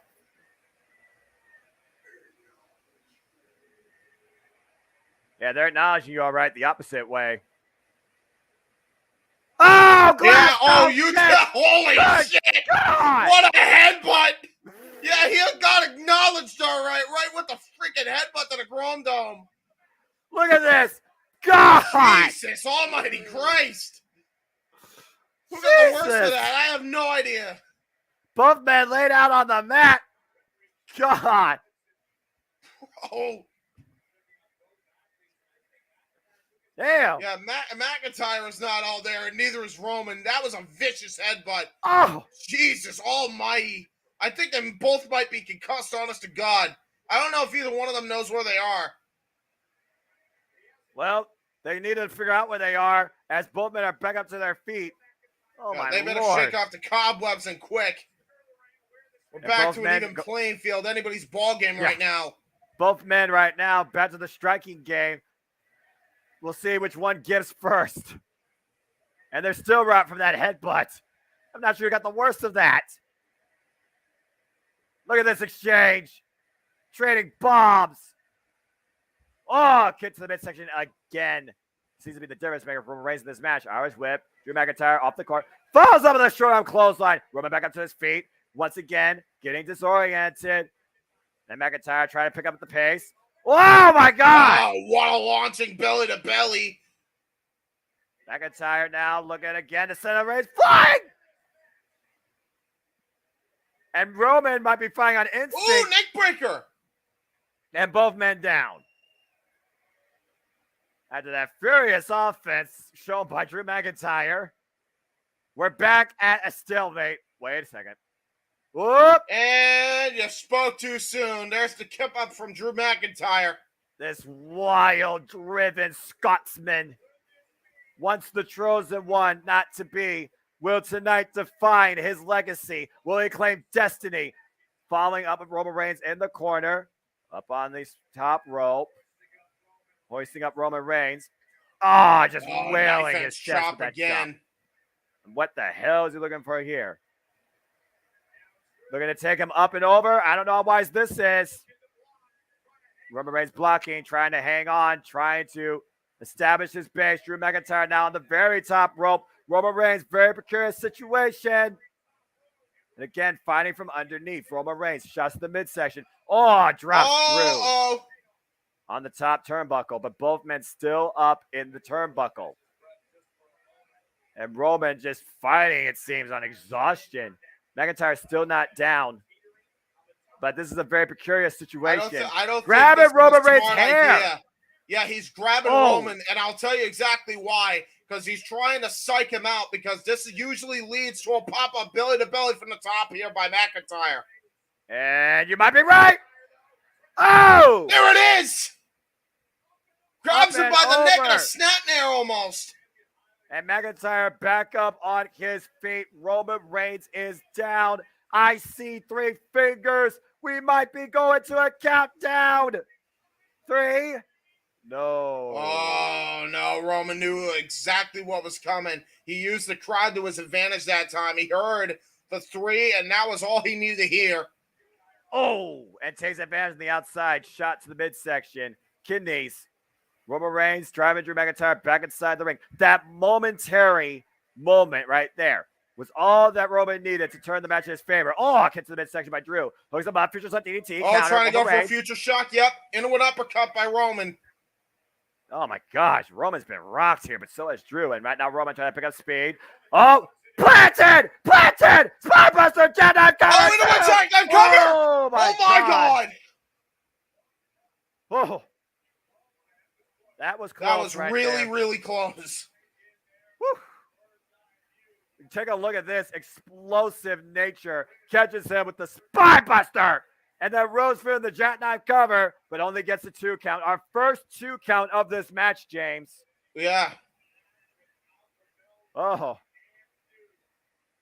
And right now, Drew McIntyre is feeling it. Back up, Well, ready to looks continue the McIntyre attack. is, I don't know if he's thinking Claymore or if he's thinking Future Shock DDT by this point. Well, he tried to execute one of them, and Roman Reigns was able to get out of dodge. And meanwhile, wait a minute. What on the is shoulders. this? Oh. Oh, wait a well, minute. Roman, whatever it was, Roman just Whoa. raked the eyes. Oh. And again, very wise. Got caught, though. God, you're rock knocking. bottom! Rock bottom by Roman! Oh, my God! 2. No. Oh, my God, that was close.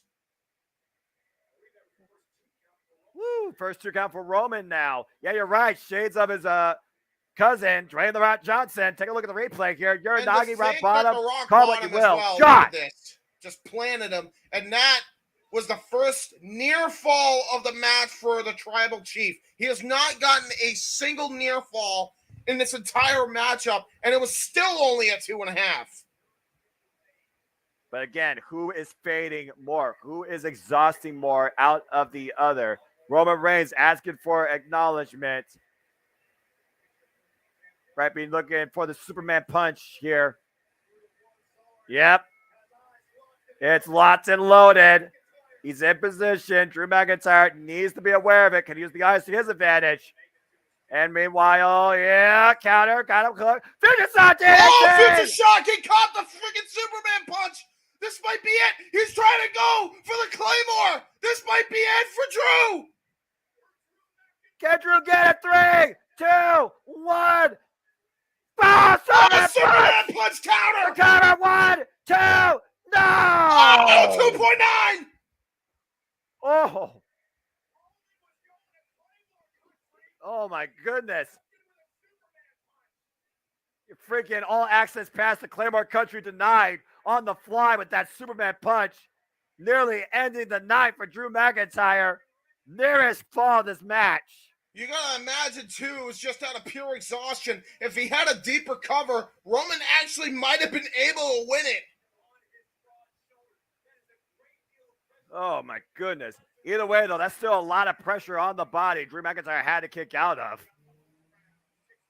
62,000 plus on hand here at Piccadilly Stadium, Cardiff, Wales. Main event, Clash at the Castle for the undisputed Universal Championship.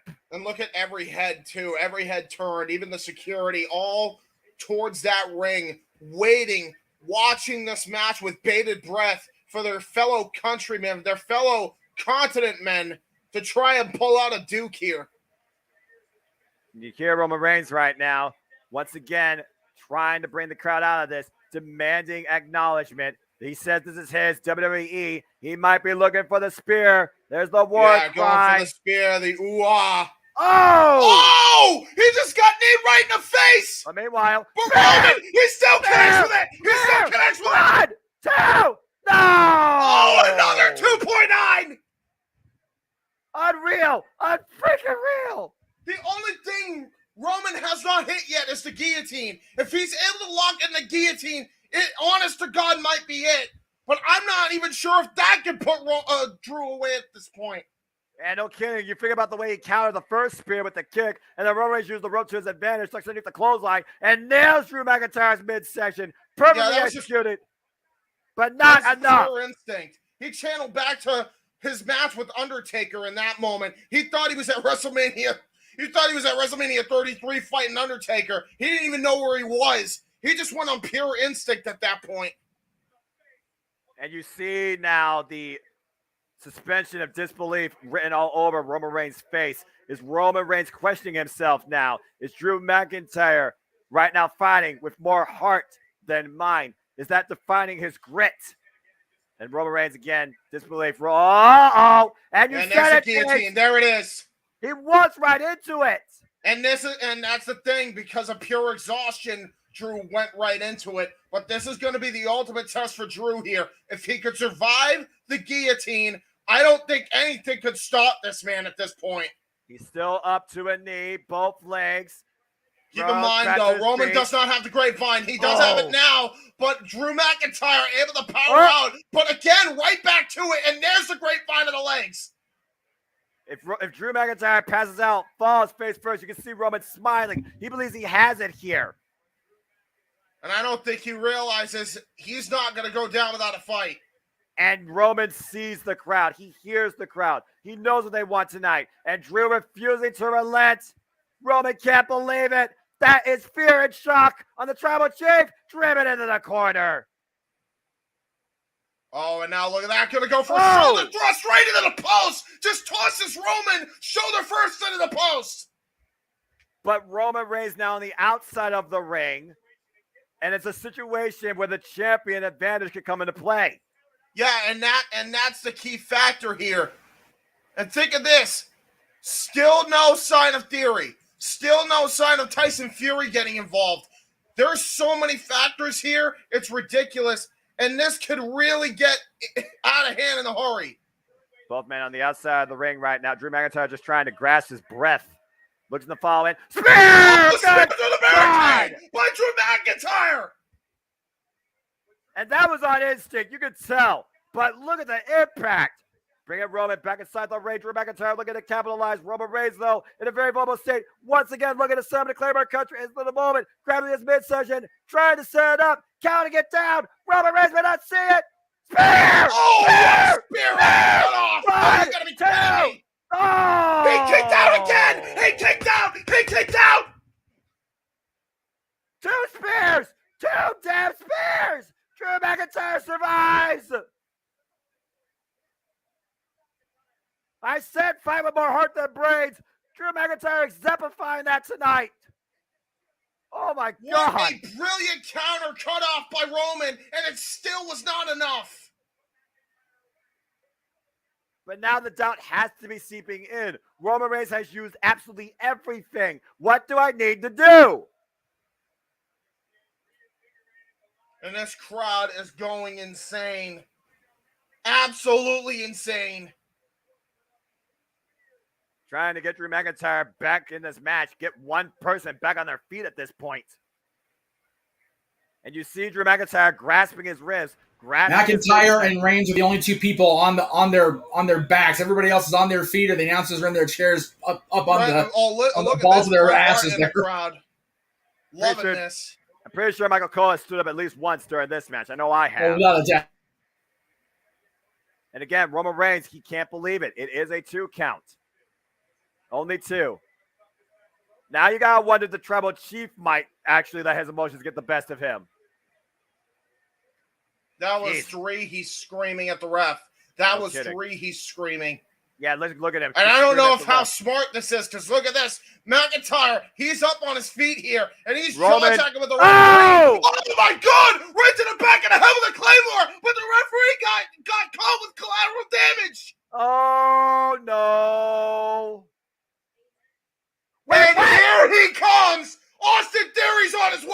I called it.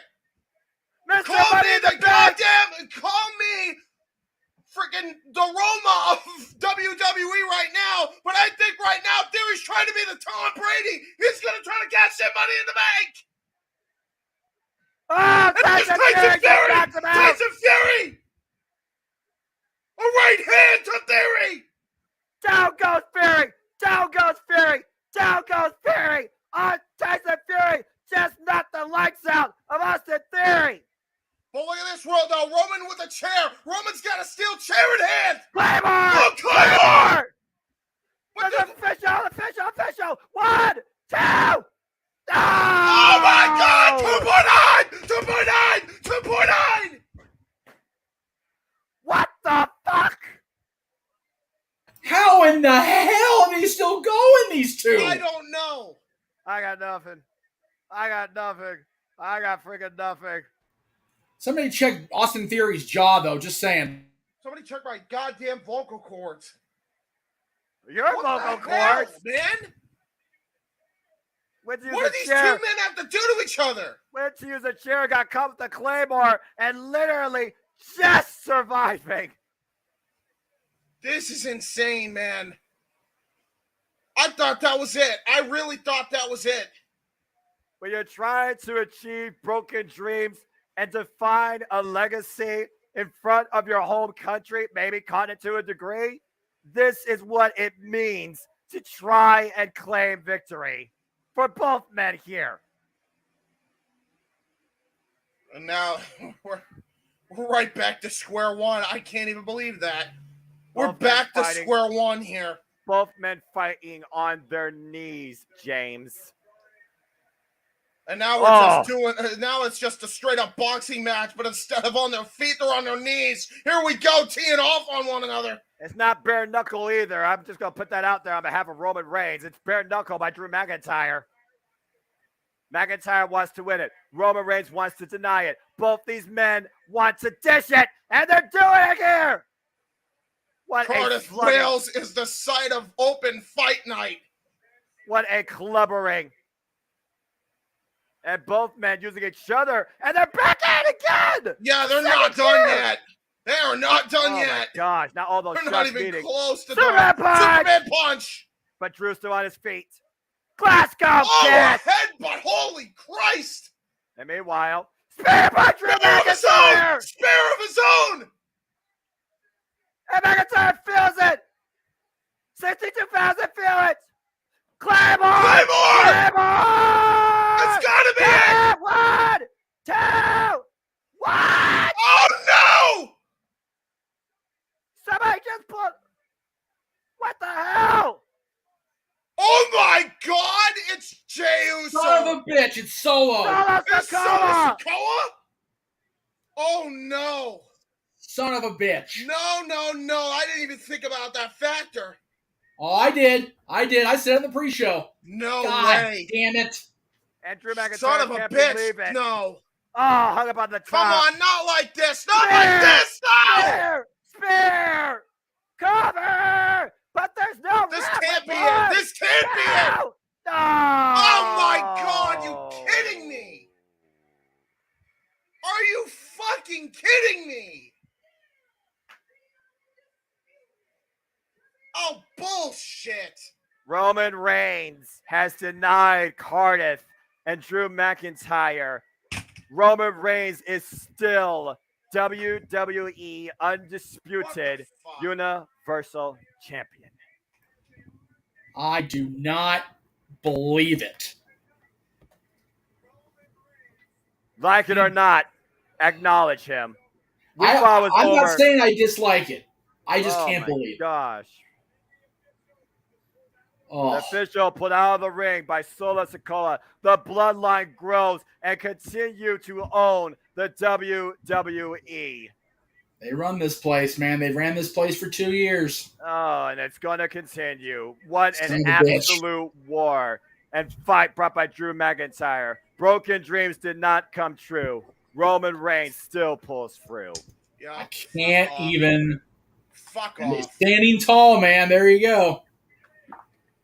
And Roman Oh, Reigns yeah. still stands tall as WWE undisputed Universal Champion with the help of the latest member of the Bloodline, Solo Sikoa. Now, gentlemen, our buddy Greg Cherry talks about poker and having an ace in the hole. Roman Reigns had a noose in the hole. Yeah. Cardiff may not like it. Wait a minute. Acknowledge. Wait a second. I don't even care. I don't even care. Screw off. No, James, come on. Just hang on. Man. No, James, seriously, don't be unprofessional about that. Come on. It is what it is. Suppose that. Sorry, I didn't mean come off so crass, but we got a moment here in the ring with Tyson Fury. And it really comes down to your perspective. There you go. Yep. Greatness acknowledging greatness there. You don't have to like what happened. You don't have to like what happened, and I don't, for the record. I would have liked to see Drew get his moment, but hey, you do what you have to do to remain the world champion. That's exactly what Roman Reigns did tonight. No, I'm never going to be for this. That was it was a bad booking decision. Still the guy in WWE. Like we say, and again, James, if that's how you feel, then I respect it, and I don't necessarily disagree with the anger and the frustration. But we are literally 2 minutes after the end of the match. Let's see what happens on SmackDown. Let's see what happens next, on Raw. Let's see how this plays out. Well, dude, again, the most prolific, dominant champion in WWE modern history proves it once again. He will see day 735 with the latest addition to the Bloodline. Roman Reigns is still your WWE undisputed Universal Champion. Acknowledge your tribal chief. Shock, disappointment, the absolute agony of defeat. Air sucked out of the building as Tyson Fury looks on from above. You gotta respect the fight brought tonight as he helps Drew McIntyre back up on his feet, preventing Austin Fury from being a factor. Drew McIntyre came out on his own stallion and fought his heart out in front of his home country. It still wasn't enough to overcome the Bloodline. Man. Let's go ahead and hear what guys say. That's right.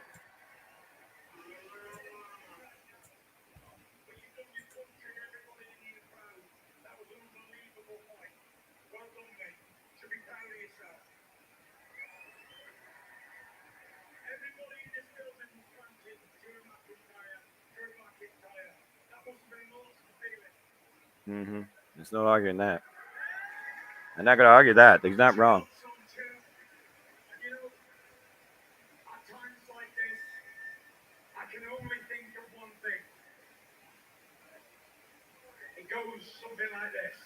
What is it?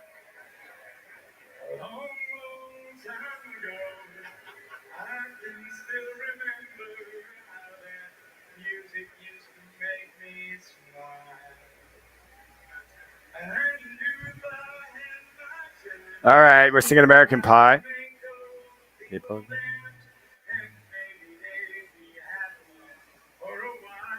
ding, ding, ding, ding, ding, ding, ding, ding.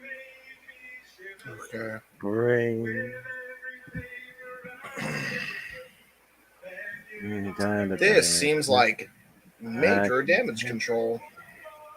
Apparently. Maybe, but, Drew's laughing right now. I guess he kind of figures hell with it. I lost, but, we're getting a moment here, so whatever. Deep inside the day, the music time. I'm going to make you might say anyway, hell with it. Bye. Okay, I am not happy with that shirt in the front row, but we'll go ahead and move on to that. That's terrible. The levee was dry.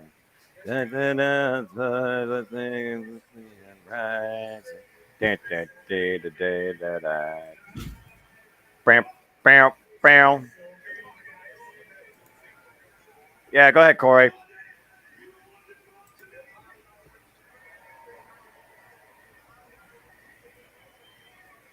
Oh boy.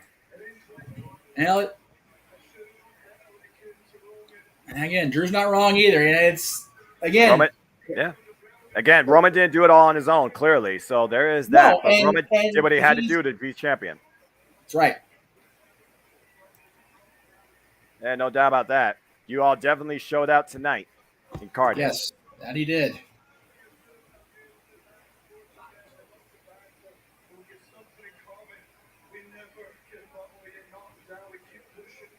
Hey, let's talk about tub thumping. I like that song. There you go. Why not?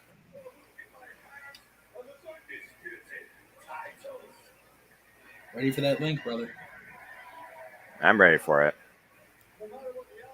I'm trying to tell Aaron to. I think he forgot to send me the link. He generated the link on the YouTube, but not send me the jump in link here. What the all of a sudden we're in freaking UK sing-along? All right, what the hell? I mean, there's some people drunk. Some people? It's the United I don't Kingdom. know. Come on now. It's the United Kingdom. It's 9:30. They're all drunk.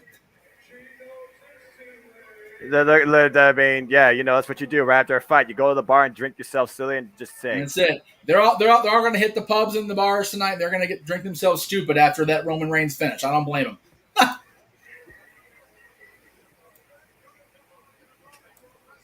No, we're not watching the press conference, Cole. Piss off. We're going on NoDQ.com.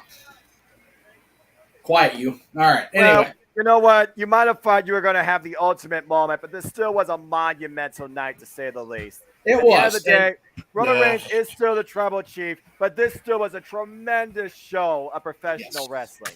And it was. It was a great. I thought it was a solid first outing full outing, I should say, by the McMahon Helmsley regime, for lack of a better term. And I will say this: I thoroughly enjoyed this, and I hope you all did too. For James Hebert, for Jeff Meacham, I'm the Simon Noah Foster. Thank you for tuning in once again to another Jeff Meacham Network Multiverse Media production. We will see you later tonight for open mic night, and there's still so much ahead too this weekend. Thank you, and I now turn it over to the producer. And again, Drew, keep fighting. And again, coming up tonight, 8 o'clock Disneyland time. I hit the wrong thing off here. Let's try that again. There we go. Again, 8 o'clock Disneyland time, 11 p.m. for you Walt Disney World Coast folks. We'll be live with our season finale open mic night. And again, tomorrow it's a doubleheader. Noah Foster, get the Mountain Dew and the adrenaline ready, because noon my time, 3 p.m. your time, we are going live with Worlds Collide and all-out coverage. Man, we are going to be rocking tomorrow. So, and again, I'll buy that tonight. And again, once I get the link from the boss, whenever the hell that thing comes through, we'll be going live on NoDQ.com. But stay tuned for that. Stay tuned for everything coming up from J. Hebert Studios, from Siltman Studios. We'll see you tonight, open mic night. Thank you all for watching. Roman, what can I say? You did it again. You big tribal son of a bitch, you. Have a good night, everybody. We'll see you in a few minutes.